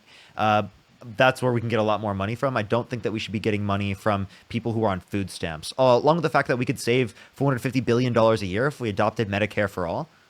according to a Yale study. Elida, thank you so much. I really appreciate the $50. Thank you so much. I really appreciate on YouTube Super Chat. Good to see you. I'm excited. That'd be great. Well, That'd be great. WU. Thank you so much, Elida. In regards to EBT and everything, that's for basically people who are not making enough. Just go get a job. There is no such thing as being poor in America. There is no such thing. What? Definitely. Jenna, I'm not talking to you. Well, Yes, you are can now, get Jen. any job anywhere. Yes, you are, Jen. You now. are. You absolutely are. Don't come on my live and say that you're not talking to Santana. Secondly, to say that there's no one that's poor in America is ridiculous. Most Americans are living paycheck to paycheck. I just want to let you know. Along with the fact that there's 137 million Americans struggling with medical debt, there are people in this country that cannot get access to life-saving medical care. I think that that's ridiculous that you just said that. There are people living homeless in this country. Also, Jen, there's people working full-time jobs who actually need SNAP benefits, like, people employed by Walmart. Literally, they're Then not get being a better paid a living job wage. than Walmart. Go to college, get a degree, and get a better just get job a than Walmart. so she says just get a job. Okay, so instead of just saying get a job, how about you tell the business owners to pay their employees more? No, if you're working How about you at tell them? Walmart, How about you tell deserve the them? rate they're How about you paying. tell them if they You're can't pay? working at How Walmart. about you tell them if they can't pay a fair wage to their employees, that they can go get a fucking job? How about you tell them that if they can't pay a fair wage, that they should do that?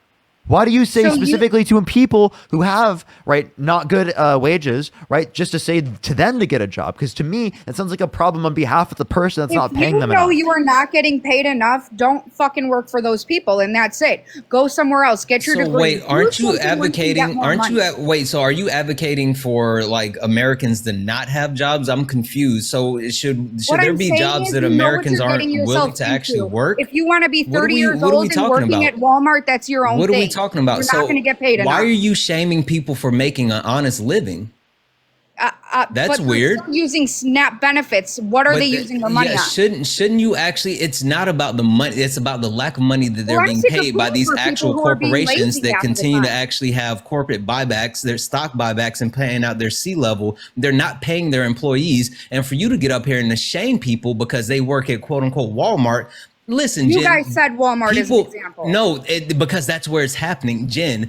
People working an honest living should always be something that's respectable. People used to be able to work a normal job on 40 hours and have a good life. Before but we Biden- can't because before Obama. Republicans, no. Republicans decided that trickle down economics somehow works. When it doesn't, they've stopped increasing the federal minimum wage and they don't want to do anything to benefit everyday Americans. But yet for some reason you think it's lazy people. It's you. You're the problem. I'm not the problem. You're Not at definitely all. the problem. People need to You're the stop problem being because lazy, you're get up and voting. get a fucking job. You're the problem because you're voting for that, and you also Oh, don't yeah, I am. understand I'm how voting things for Trump work. because he's making things better. Do you remember What what, did it he was make like better? living under his first And term? wait, tell me It one was policy. horrible. Tell me one policy Donald Trump influenced to get passed that benefit the economy. The Tax Act and Job Act. That helped. So the again, tariffs are so again, helping if you want to too. look at the Big Beautiful Bill, because the not. Tax Cuts and Jobs Act is within the Big Beautiful Bill, decreasing after-tax income for the bottom 20% of income earners and gave disproportionate tax cuts to the rich and wealthy, added $3.4 trillion to the debt. So please tell me how that's effective policy when you're selling away the future for our children in terms of giving us significant amounts of debt to do massive tax sorry, breaks for why are millionaires you and billionaires talking about- and cut millions off their food stamps and fucking health insurance. That's ridiculous. You're selling away this country to give massive tax breaks to millionaires and billionaires. You're doing reverse Robin Hood, taking money from the poor and giving to the rich. That's what you're doing. Also, and let's not forget, like there's multiple actual impacts from this as well. Parker mentioned the 10 million people that are going to lose their access to their Medicaid benefits, but there's going to be an additional 7 million people losing access to the ACA because of the additional cuts they're looking to make.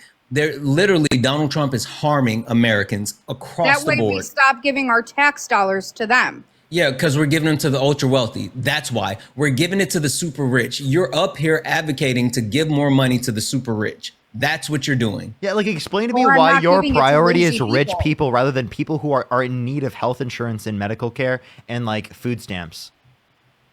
No, there's a lot of people on TikTok and come shopping with me after I just got my, government funds. Like that's so ridiculous. And they spend it on bullshit is another thing.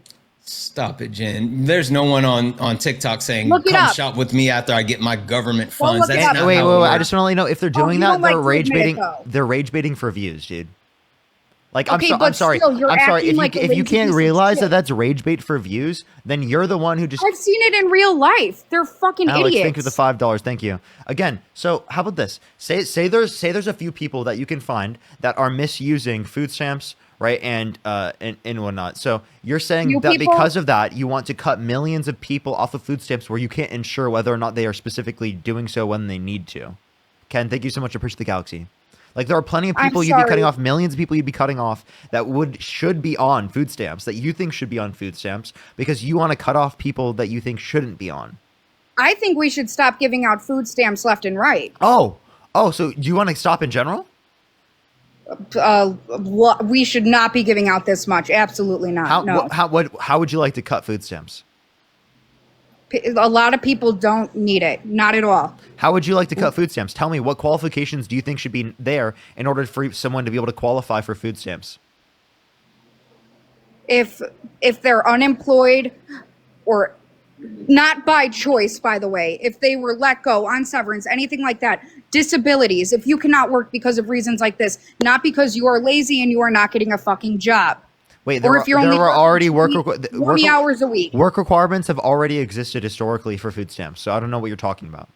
I'm just saying, we're giving it out left and right now. No, we're not. That's absolutely Samira, not thank true. you so And much for from- $10. Like, can I get it? Can I get food stamps? No, Okay, so no, they're not just handing it out to everyone. What are you talking about? I'm just Also, saying, too many Jen- people have them. Jen, what state do you live in? I'm in Illinois. Illinois. Okay.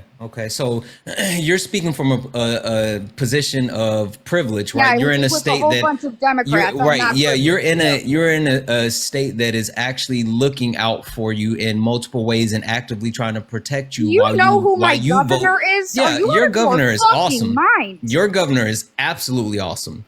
Yes, I know exactly who your governor you is. kidding me? You are voting against Oh, other I people think while you your like governor Lori continues to Lightfoot, actually too. try to protect you and your benefits.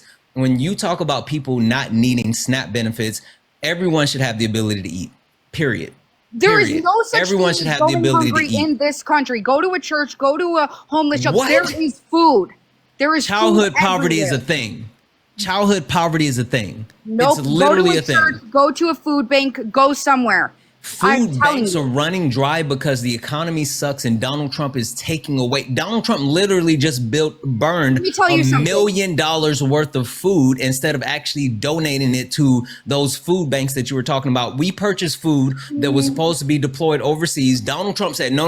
It was food that was purchased by USAID. And instead of Donald Trump taking that food and giving it to Americans, he set it on fire. He literally does not care about Americans being able to eat.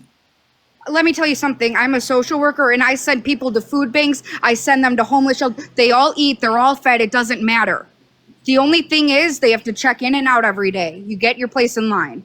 There is food available. I'm just curious, by the way, because I was born, raised, and lived in Illinois for What most part? of my life, right? What part? Did you do you live in like Chicago, Rockford, like East St. like do you live in like a big city or like a large city? I'm in the south side of Chicago. Okay, so I grew up in rural Illinois. My town is a village that had a population of 3,000 people. Right, the majority were white, and they were on food stamps. These people who had jobs, construction workers. Hold on, they are hardworking American people who needed the work because they lived in an area. Which, by the way, I find it hilarious too that like you're in Illinois, and most people who hate on Illinois hate Chicago, but like most of the downstate, which is red, is on the food stamps, on the things that the government does provide. Guess what? They And have to work I harder. find it very hilarious that like someone comes up here and it's so anti-American. That's what you're saying. You're basically saying I don't like Americans because I don't want them to lazy get the people health care that they who need. rely on Yeah, the exactly. government. Democrats, we love Americans because we want to make That's sure that they actually bullshit. get taken care of. You're up here disparaging all Americans by saying they're lazy, saying that they just want to live No, off I'm the talking government. about people When on SNAP benefits who don't if need to a be on that. Democrat had ever said that, you guys would be crucifying us. But yet, when you guys say it, all of a sudden it's like totally okay. right? No, I give that Democrat a Americans round are of not applause, for lazy. being These people honest. deserve the health care. And I find it hilarious that like the majority of people on these benefits are white Americans that have jobs and that Why are bring up any working other at work. race? Why are you bringing up white people to me? Because it's true. Because people I because didn't bring people up on the white other people side, nothing. because people on the other side often say that it's minorities who are taking up these benefits when that simply is not the case. The state with the highest level of food stamp usage is West Virginia. Like it's majority white, right? And so you can't tell me that like this is going to go against. You're trying to harm people that have jobs, that are working or in school, simply because you think that they don't deserve it, and I don't understand that. It's very anti-American. It is, and it's from a place of position. I mean, a position of privilege, knowing that she's in a state where she's going to be taken care of. That's bullshit. We're struggling out here. Are you kidding me? Where do you live? In another blue state that I'm going to be taken care of, just like you. Okay, whatever you And think. I live in a blue state too. I live in California. We're so privileged. Yeah, that's also, no, what up, we're Matt? not. We are not. We are, and you know the difference between myself, Matt, and Parker versus you. Even though we live in states where we will be taken care of by our Democratic governor, we still want people to be taken care of because we actually care about people. We think that people should be able to eat, and you thinking that you actually you thinking that you somehow you can justify like cutting benefits just because you don't think people deserve it. It's absolutely asinine. Because I'm also paying for them. Yeah, whatever. I Hey, work a hard job for other people, some who are not even Sure, fucking Jen. working. Hold on a second. Parker, I hate to do this. There's someone in the queue. Would you be okay if Kay comes up for a second? Yeah, for sure. Okay. What's Kay? I don't know if she has her last name on it. I can't see this queue. For sure. That Kay? Yep. Hey, Kay. Hey, Santana. Hi, Parker. What's up? What's up? I'd like to talk to Jen, first of all, to find out whether or not she's a licensed social worker. Why does that matter to you? You're going to look me up? No, I'm definitely not going to. But it is a breach of the ethics code for you to be up here spewing this nonsense as a licensed social worker.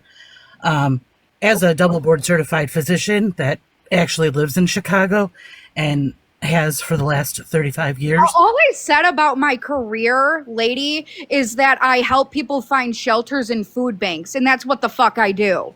You said you were a social worker. I asked if you were a licensed social worker. Yeah, and that's none of your fucking business. Okay. Well, here you go, Jen. Hold on, are you going to I ask don't me know to get a where vaccine? exactly. Fucking bitch. Go on. Jen, you're triggered. Come on, be nice. Don't ask Also, about don't my job. overtalk, Say what Jen. the fuck you want to say. Okay, then be quiet. How are you ever in a place of helping people with an attitude like yours? I'm very respectful at my job, but you people are crazy. We're crazy. How are we crazy? I feel like everyone on Don't the ask live me right about now. my job either. I'm gonna be totally honest with you. Everyone on the live right now is being incredibly nice with you. Like I understand, but you guys aren't listening. we are totally listening. We are I listening. promise That's why you. we're critiquing. Come up here and ask We me are about listening. license. No, how can you be respectful And talking when your about how belief I am at system my job. about the people that you serve? You call them lazy. You call them like you are No, very they're anti-American. disabled. They're disabled. They are disabled. You called them lazy, They are- lady. You said many I never Americans said my on these residents, social they are programs are disabled. lazy. And I said disabled people are perfectly okay. Don't put fucking words in my mouth. Wait, hold on, chat. She said that a majority of people on these programs are Yes. lazy. And then Parker, before you were up here, Parker said to me, where should we cut it? I said, people that are disabled are okay. People are on an unemployment and severance are okay. So don't say that again. Wait, so I'll say it again because that's what you said. Let's be clear. You aren't hearing me right. Wait, let's be clear. I'm just trying to clarify our position. What set of qualifications do you think should exist, right, in order for people to be able to get access to it? Who make under a certain amount of money, who are unable to continue working if they have children, if they are disabled, and if they were let go of their job. How much do they have to work if it is the case that that's true? Or if they're a single parent, do they have an exception? under your view? Yeah, if they have children, that's totally different. Like I said, if they have children. How old can the children be by the time that they can't get access to it anymore? I want to say 18. 18. So as soon as they're 18 years old, you don't get access to it. So as soon as they're 18 years old, they have to keep working again. How old can they be until they don't get access to it? The single parents? Yeah. However, whenever their children turn 18, I think they should. Regardless how old they are? How old the parent is? Absolutely. Yeah, that's my position. So regardless how old the parent is, they should be cut under her view. Okay, that's pretty insane. You'd cut millions of people off their food stamps, But right? the People thing that rely is, on food stamps who are there's older. so many factors. How much are they working? Are they working enough? Are they doing Well, everything? if you're past can? retirement age, I'm sorry, but would you be working? No. Exactly. By the way, Parker, he started this whole conversation about the amazing benefits of the OBBB, right? About how great it was. That bill contradicts what you just said, because that bill cuts off food assistance at the age of 7 and above. Yep. So even your own criterion doesn't match I what don't the law agree says. 100%, but I do think we need to cut a lot of stuff in there. Wait, and that's what I said. how do you feel about the fact that they cut it off at 7 years old? I'm not in agreement with everything at all. Not at all. Okay, but like that's what's happening under the bill. Millions of children are going to Okay, lose but access I'm glad to some stuff is being are going to cut lose access to. regardless. You're totally okay with those children not having food on their table. They'll have She food. is because she has an. They're in America. They will not have she- to. That's simply untrue. Well, yeah, I mean, I don't know if you heard or Kay, if you heard, but like she just spewed the fact that there's no one going hungry here in America. No, that I know there's there no is, but they poverty. can No, do you something said no about one is going hungry. You said there's one no will poverty go in America. hungry. That's what you No said. one will. Learn what I say. No one will. Yeah. There's People no are such currently. thing. Then there are places. What? Jen, listen. First of all, no one up here is talking to you the way that you are speaking to everybody Who I else. ask you to give me a fucking speech, really? Jen, come on. Okay, like, well, have okay, some imagine respect. you want to Having be a like that, social that's worker fine. is adequate. Your reverse image goes back to your Facebook. So when I do report you to the board, I hope you do lose your license. My point is, Jen, is you're a licensed social worker apparently, right? Or a social worker. Did I say I was? No, I You said didn't. you're a social worker. Can you be a Did I unlicensed social worker? specifically say I'm licensed? I'm not telling you if I am or not. Let her fucking. No. I'm asking you a legitimately simple don't question. have to say Can anything. you be a unlicensed social worker? Yes or no? Like I don't know. I'm not a social You worker. can work in social work, but you cannot be Why licensed. are you not answering for unlicensed. me? What a fucking. Because whore. I Because would you know. won't answer. Oh god, I Like, literally. it's a yes or no question. Like, And she's looking me up and everything. Go right the fuck ahead. okay, but if you're a social hold worker on, and you she's doing, interact like, with these being people, doxing don't me. you think Sorry. the way that you believe about these people, the fact that you believe that they're lazy, that they don't deserve these things, that will impact the way that you then go and help these people? I am very good at my job, and I I love never said my anything about that. residents. I said, doesn't your belief system directly impact I the don't let ethic my or beliefs code? come in between my job. They have different beliefs. I have trans patients. I have all these things I don't necessarily agree with, but it is What? my job to take care of them. And that's Wait, what the hold on. fuck I do. So do you advocate for your people to get government help? Like if someone comes to you and they say, I have, no job, I'm trying, but I need help. Do you say, okay, let's try to sign you up for some government help as you're building towards some kind of goal? Do you do that? Or do you say what you just said to me, which is there's help out there. There's charities, there's churches. There's And all I these other- find it for them. That's what I do. Do what? So wait, so I you find the direct them places. to other places instead of getting them like the assistance that is available through government assistance? What I exactly do is I take my residents, because I'm in a nursing facility, so they're there living with there. If they don't want to be there anymore, that is completely fine. What I do, I had this one guy, he said, I don't want to be here. He just hated the place. Okay, I get it. I had to let him go. By law, I can't hold him. Found him a homeless shelter with food, everything he needed. That is exactly what I did.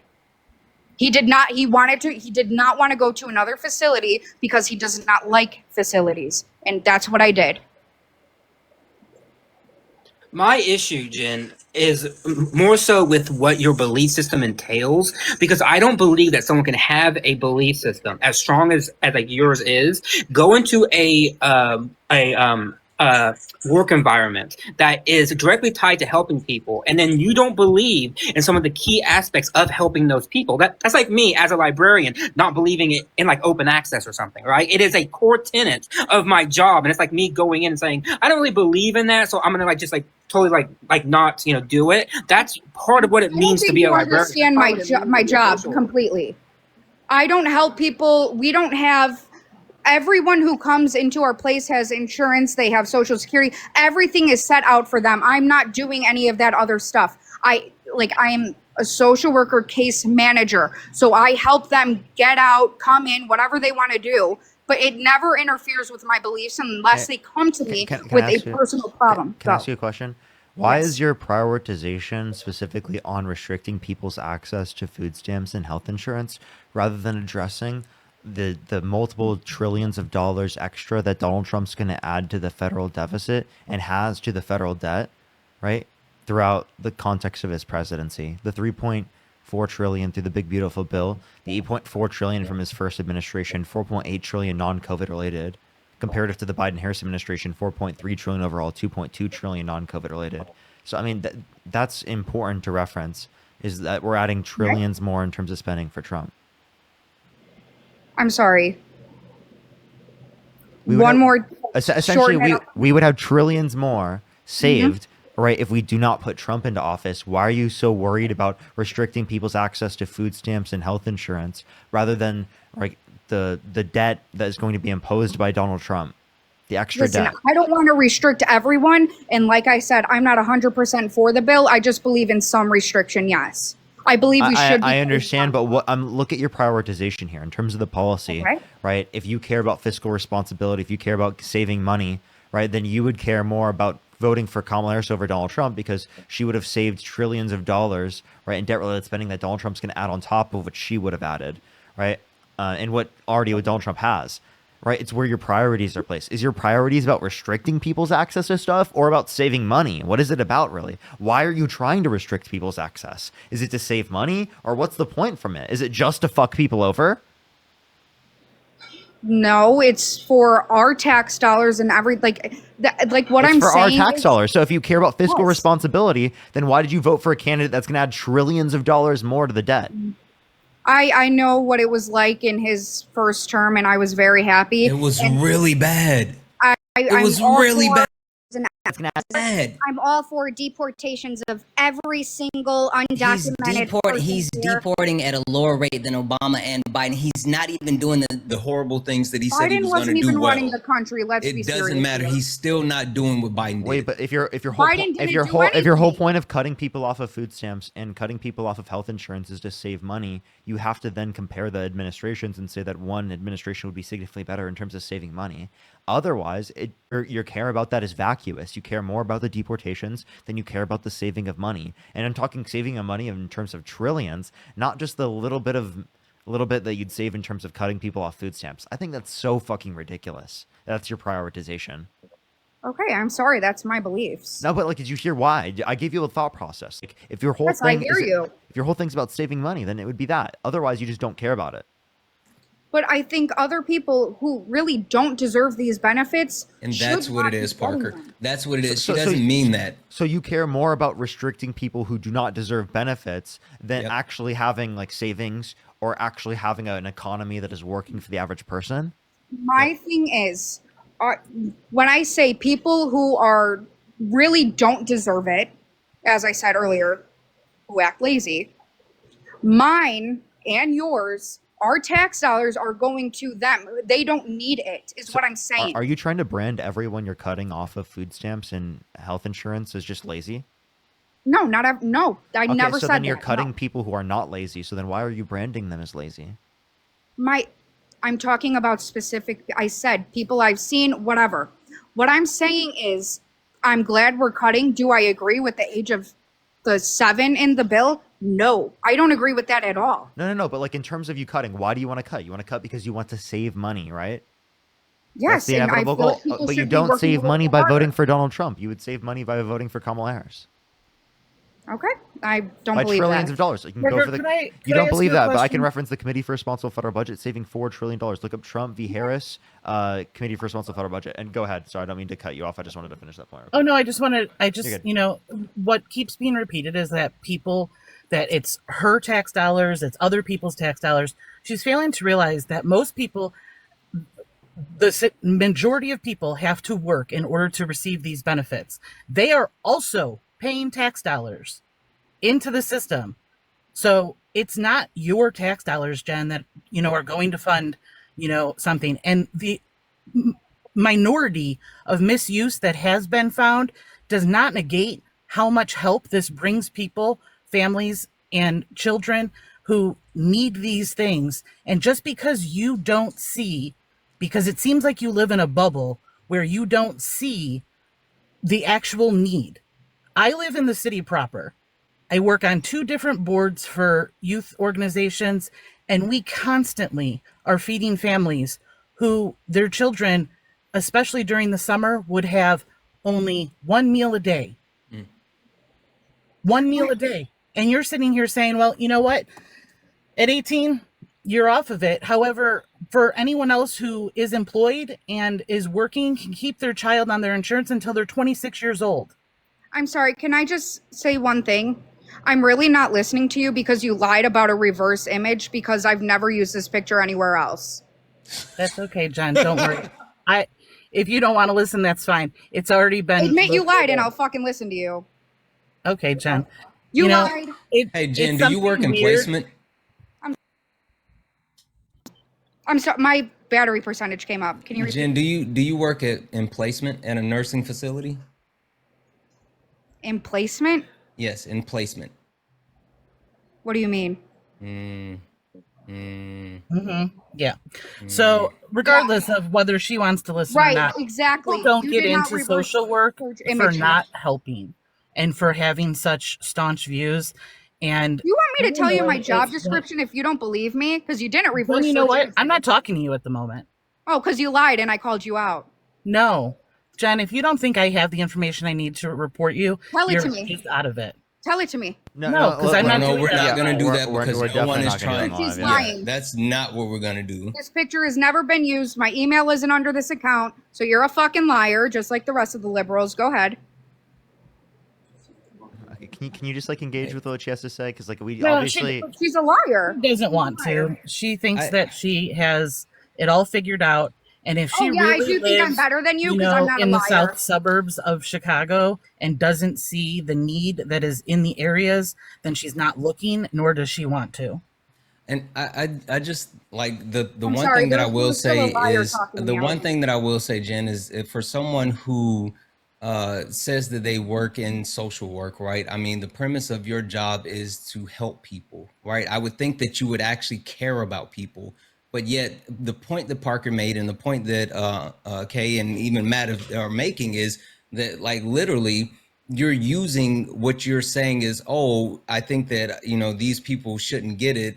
You're using these cuts just to justify it because you don't think they deserve it. It's not actually financially beneficial. It's not because they're not paying into it or they're not doing financially anything. beneficial It's for no, because everyone it's paying their taxes. you Yes, it can't is. say you cannot say that and then vote for Donald Trump. Parker just broke that down for you. They contradict each other. You are contradicting yourself because you just wanted to vote for something hateful. It has nothing to do with what you're actually saying. You're using it as a cover. Jake, thank you so much for the $10. I'm Really sorry, appreciate it. people are Elida, thank you trying for to the put my work $50 in the on chat and they're all YouTube Super wrong. Chat. Thank you so much. I really No. appreciate it. Elida, thank Hey, you so much. chat. Yeah, we're not going to do that. Chat again, please. Absolutely not, chat. Please don't do that. They're wrong. So, because Okay, just don't engage with that, Jen. Don't engage with that. Chat, like seriously, Parker, let's just keep to it clean. respect your boundaries. I'm going to drop because I'm not going to listen to her anymore. Okay. All right. Yeah, absolutely. Got you. Thanks for coming up, Thank Kay. you, Kay. Thank you so much. Yeah, thanks, Kay, bro. By the way, Jen, I mean, I want to say, too, just kind of to bring it back to, like, policy matters, too. The OBB, right? It mandates cuts of 900. I'm sorry, can I just say one thing? Why am I being told to ignore when people are putting my so-called job in the chat? No, we're not telling you to ignore that. I told people do not do that in the chat. Like, I actually really do not like that. Yeah, and I said don't engage. I'm not saying ignore. I'm saying like the more you actually engage, the worse it gets. That's why I'm. Yeah, and like if you really want to limit that from happening, like the best option would be to leave the live. I'm serious.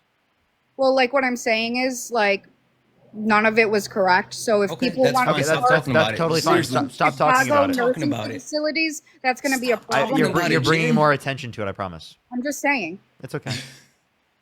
Okay.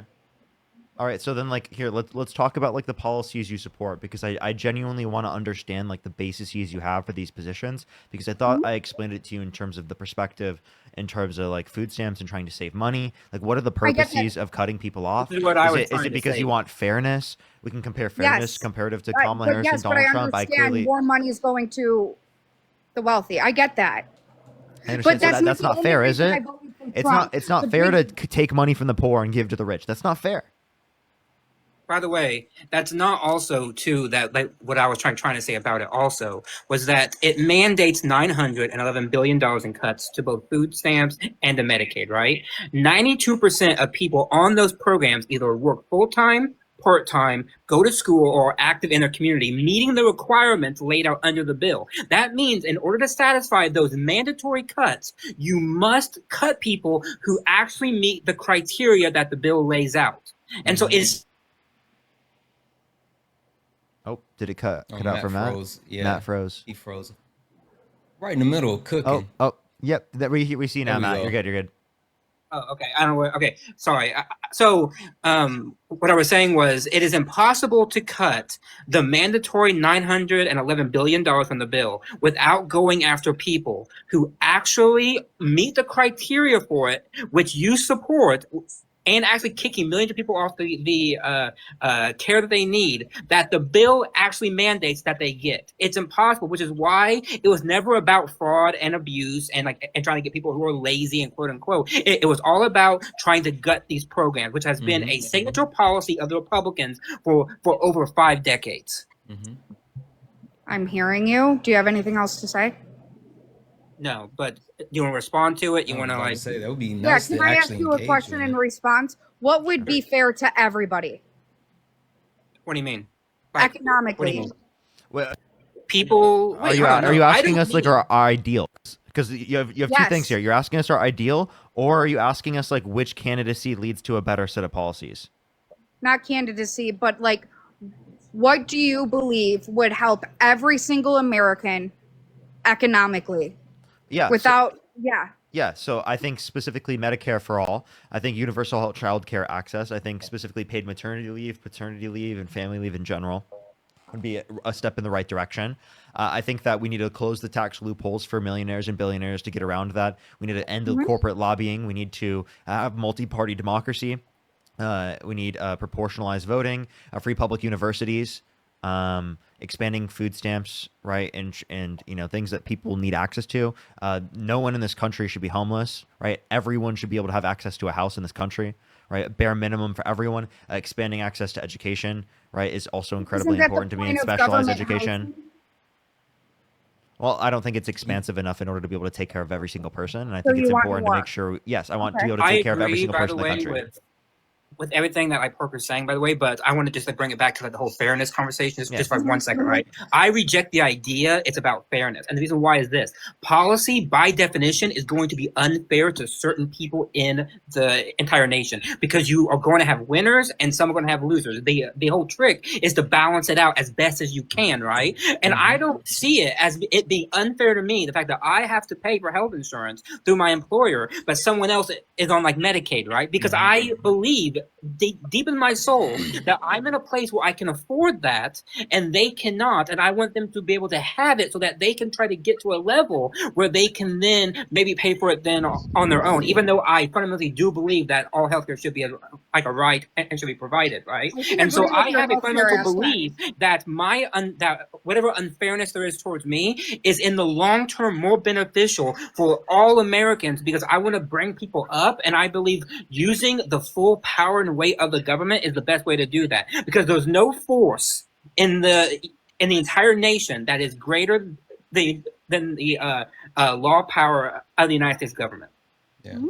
And I'll just add on, like, I don't even want to talk about fair. I mean, I just want to talk about balance, right? I mean, when you talk about the millions of people that are losing their benefits to create these actual tax cuts for the ultra wealthy. So people have to lose their health care. They have to lose access to food in order to give the richest among us more. That's not balanced at all. That's like the unfairness. yeah. Like you're taking away from the least and giving to the most. Like this bill will benefit the ultra wealthy, and there's such a small number of people, and it's going to harm millions of Americans. There's no balance in that. I don't believe making life easier for the rich either. Trust But me. that's what's happening. I don't agree with everything Trump does. I can tell you that.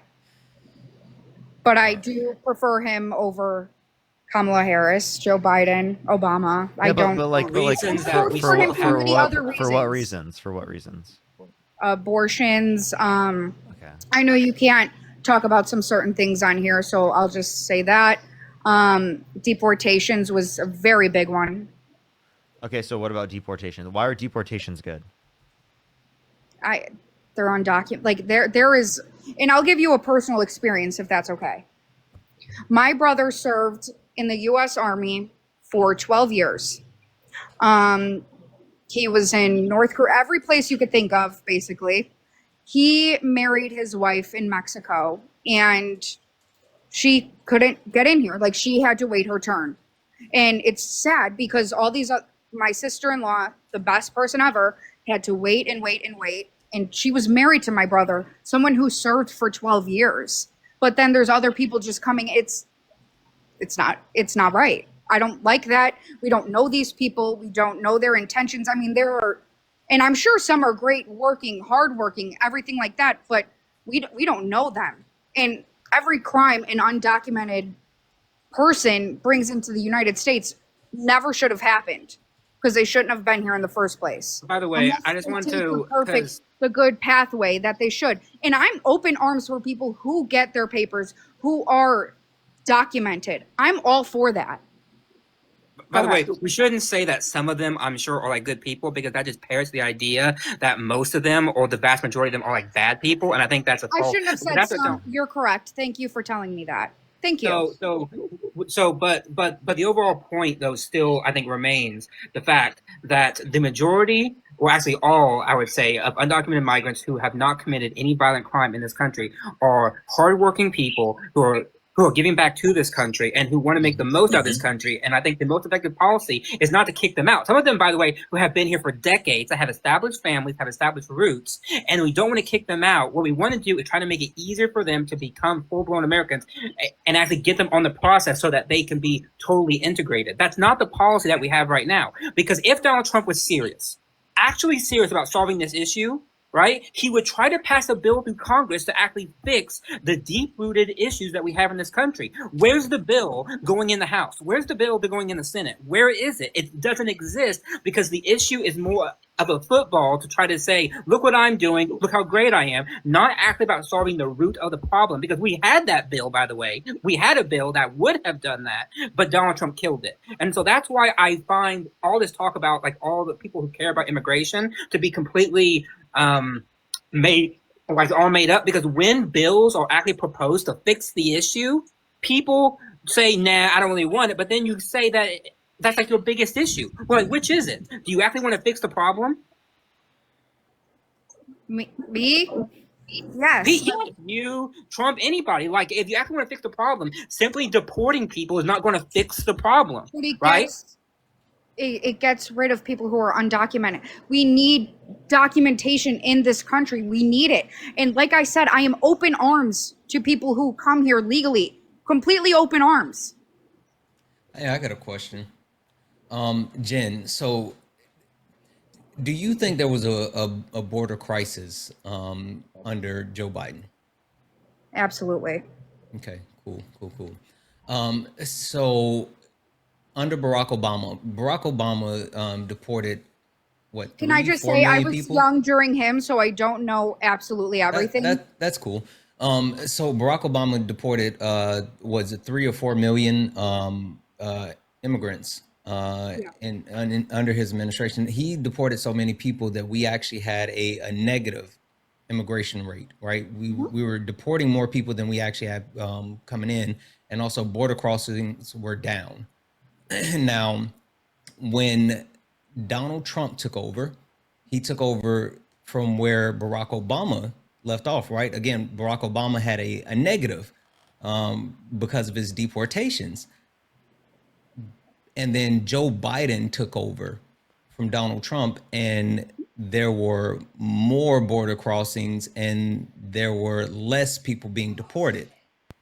So if the president between Barack Obama and Joe Biden was Donald Trump, and there was no border crisis under Barack Obama, but there was one under Joe Biden, who caused the border crisis? I'm sorry.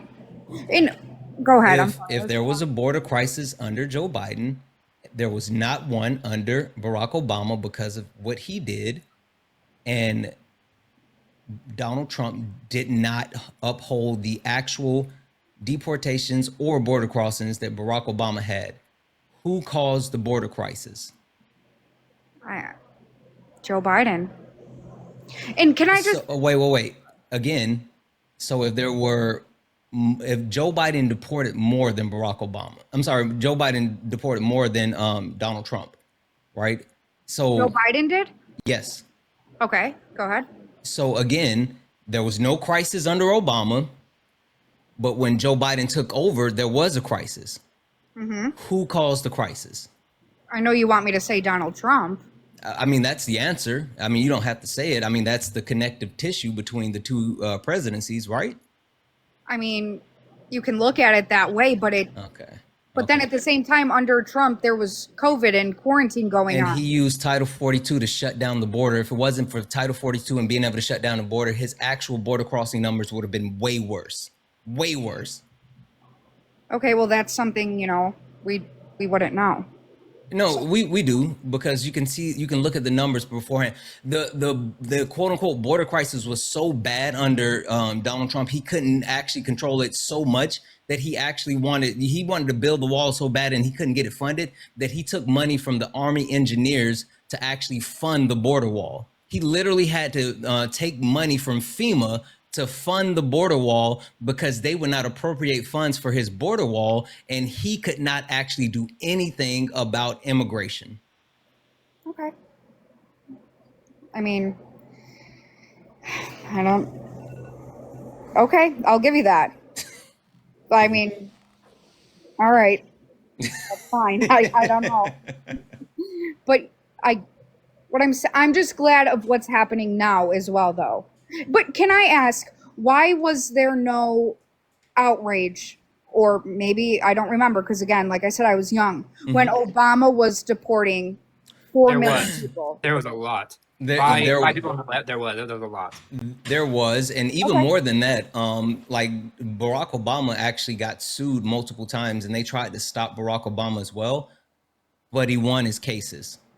He won his cases because he did it the legal way. People didn't like it, but he actually followed the law and didn't violate anyone's constitutional rights. And so he was able to actually do it at such a high clip. I've said this a million times. I do not agree with what Donald Trump is doing. But if he just did it the legal way, he could do all of these things that he's trying to do. If he just did it the legal way, but he refuses. So do you agree with anything he's doing, despite it not being the way you want it to be? Do you agree with one thing he has done? Imagine he was doing it the right way. Would you agree with anything? Well, there are certain things that he, to some degree, we'd agree with, like in Tax terms on of tips. the big beautiful bill, the deductions for tax on tips and for overtime. We would agree with the increase to the child tax credit. You'd agree with, but Democrats would do more than that. Yeah. Yeah, and I'm, like I said, I'm not for everything he does, but I am glad that, some people can admit, even if you guys hate him, when there's something you can agree on. Well, but the thing is that usually Usually, I would say the things that he does that we agree with or we think are okay, Democrats would do the exact same thing and probably do more of. That's Which is exactly why right. we Yeah. say, yeah, because it's about the policy, not about the guy, right? So like we despise Donald Trump because one, he's a bad person, like terrible person, and because the vast majority of his policies are like dog shit. That's why we dislike him, right? But yes, he will have a one-off where he does something good, but most of the time, those are things that like Democrats also support. So it's not all that different from me just like believing what I already believe. Yeah, he supports some level of Social Security existing, which is good, but that doesn't mean I agree with him on anything else. Like what? Like I don't see why like acknowledging one aspect that is like good, like oh, Social Security existing is good rather than not existing. You know what I mean? Like that's I like get that. And I think even more so, like the overwhelming bad that he's doing offsets any possible good that he could do, right? I mean, and when you talk about we've been hyper fixated on people losing their Medicaid and their SNAP benefits, but let's not talk about the way that he has villainized less than 1% of the population and somehow made people believe that transgender people are a threat when they're not. In the way that he's actually harmfully affected Black and brown people, specifically allowing segregation inside of federal buildings, and now trying to put a quote unquote attack on DEIA, which is harmful to many people that need that type of support in order to get a fair shake. Like Donald Trump immediately came into office and stopped government subsidies to farmers, the same farmers that were on government subsidies because his first term, he had a tariff war with China, and then China stopped buying from our farmers. And so in order to actually continue that tariff war, he had to prop up the farmers with those government subsidies. He immediately impacted the farmers. He's doing Which he had to do overwhelming again. harm. Which he had to do again, like because earlier, like 3 months into it, after he made all those terrible cuts from USDA and everything, they had to reinstate them and go further because they realized that they were getting such backlash from the farmers that they had to give them more subsidies. Right? I mean, talk about welfare. I mean, like that's what I understand. It's like Republicans love welfare too. It's just that it goes to mainly rich people and like people who like actually don't need it. That's the problem. So like Republicans are also like, that's what I understand. It's like Republicans love welfare too. It's just that it goes to mainly rich people and like people who like actually don't need it. That's the problem. So it's like Republicans are also like big into welfare too. Okay. Well, my husband is going to bed now, but I appreciate it. And Parker, I want to apologize for getting so angry on your live. I just don't like when people question my job or say things like that. I get you. I appreciate you coming on. But thank you for shutting down the people in your comments doing that. I appreciate you. Jen, can I just say one thing before you go? What? Seriously, I think your job is super important, right? If you are someone that's working in social work, like we need more social workers. We need more people that are going to do the things for the people that really need it. The only thing that I'll say about that is maybe reconsider your position, because like not only is your position harmful to the people that actually need it, but also it's going to end up being harmful to you because your job is going to be one that's greatly impacted by these different cuts in multiple ways, whether it be it's going to be harder on your patients and the people that you're trying to advocate, or trust me, I've advocate seen it been happening. Exactly, So I agree or with you on possibly that. cuts to your actual job. So I don't know. I'm just saying maybe just reconsider a little bit.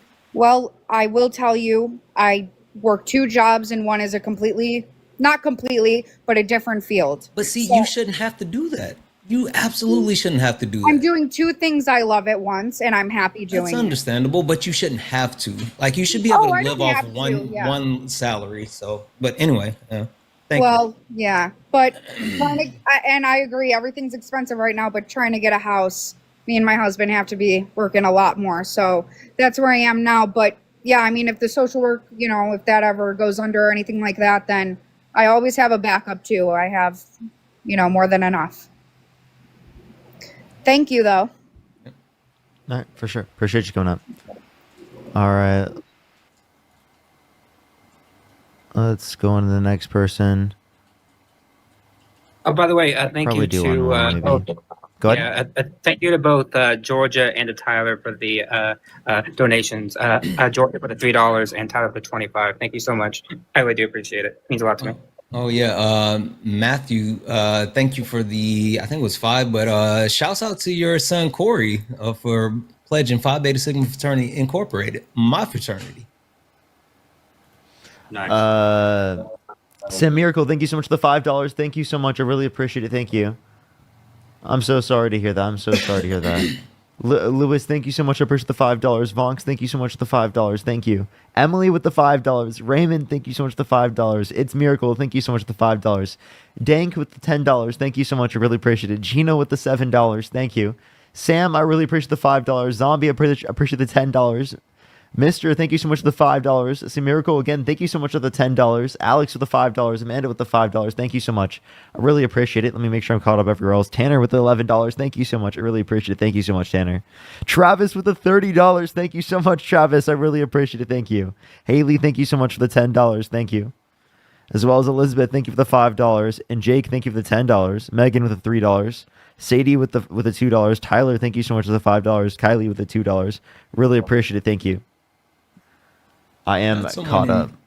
Not someone in your chat calling me a frat boy. That's so funny. That might be it for me today. I am at for the stream. I'm at about 6.5 hours on YouTube here. It's perfect timing. My Uber Eats just got here. Nice. All right, everyone. I'm gonna get off. I love everyone so much. Have a fantastic night, everyone. I will see everyone later. Have a good night.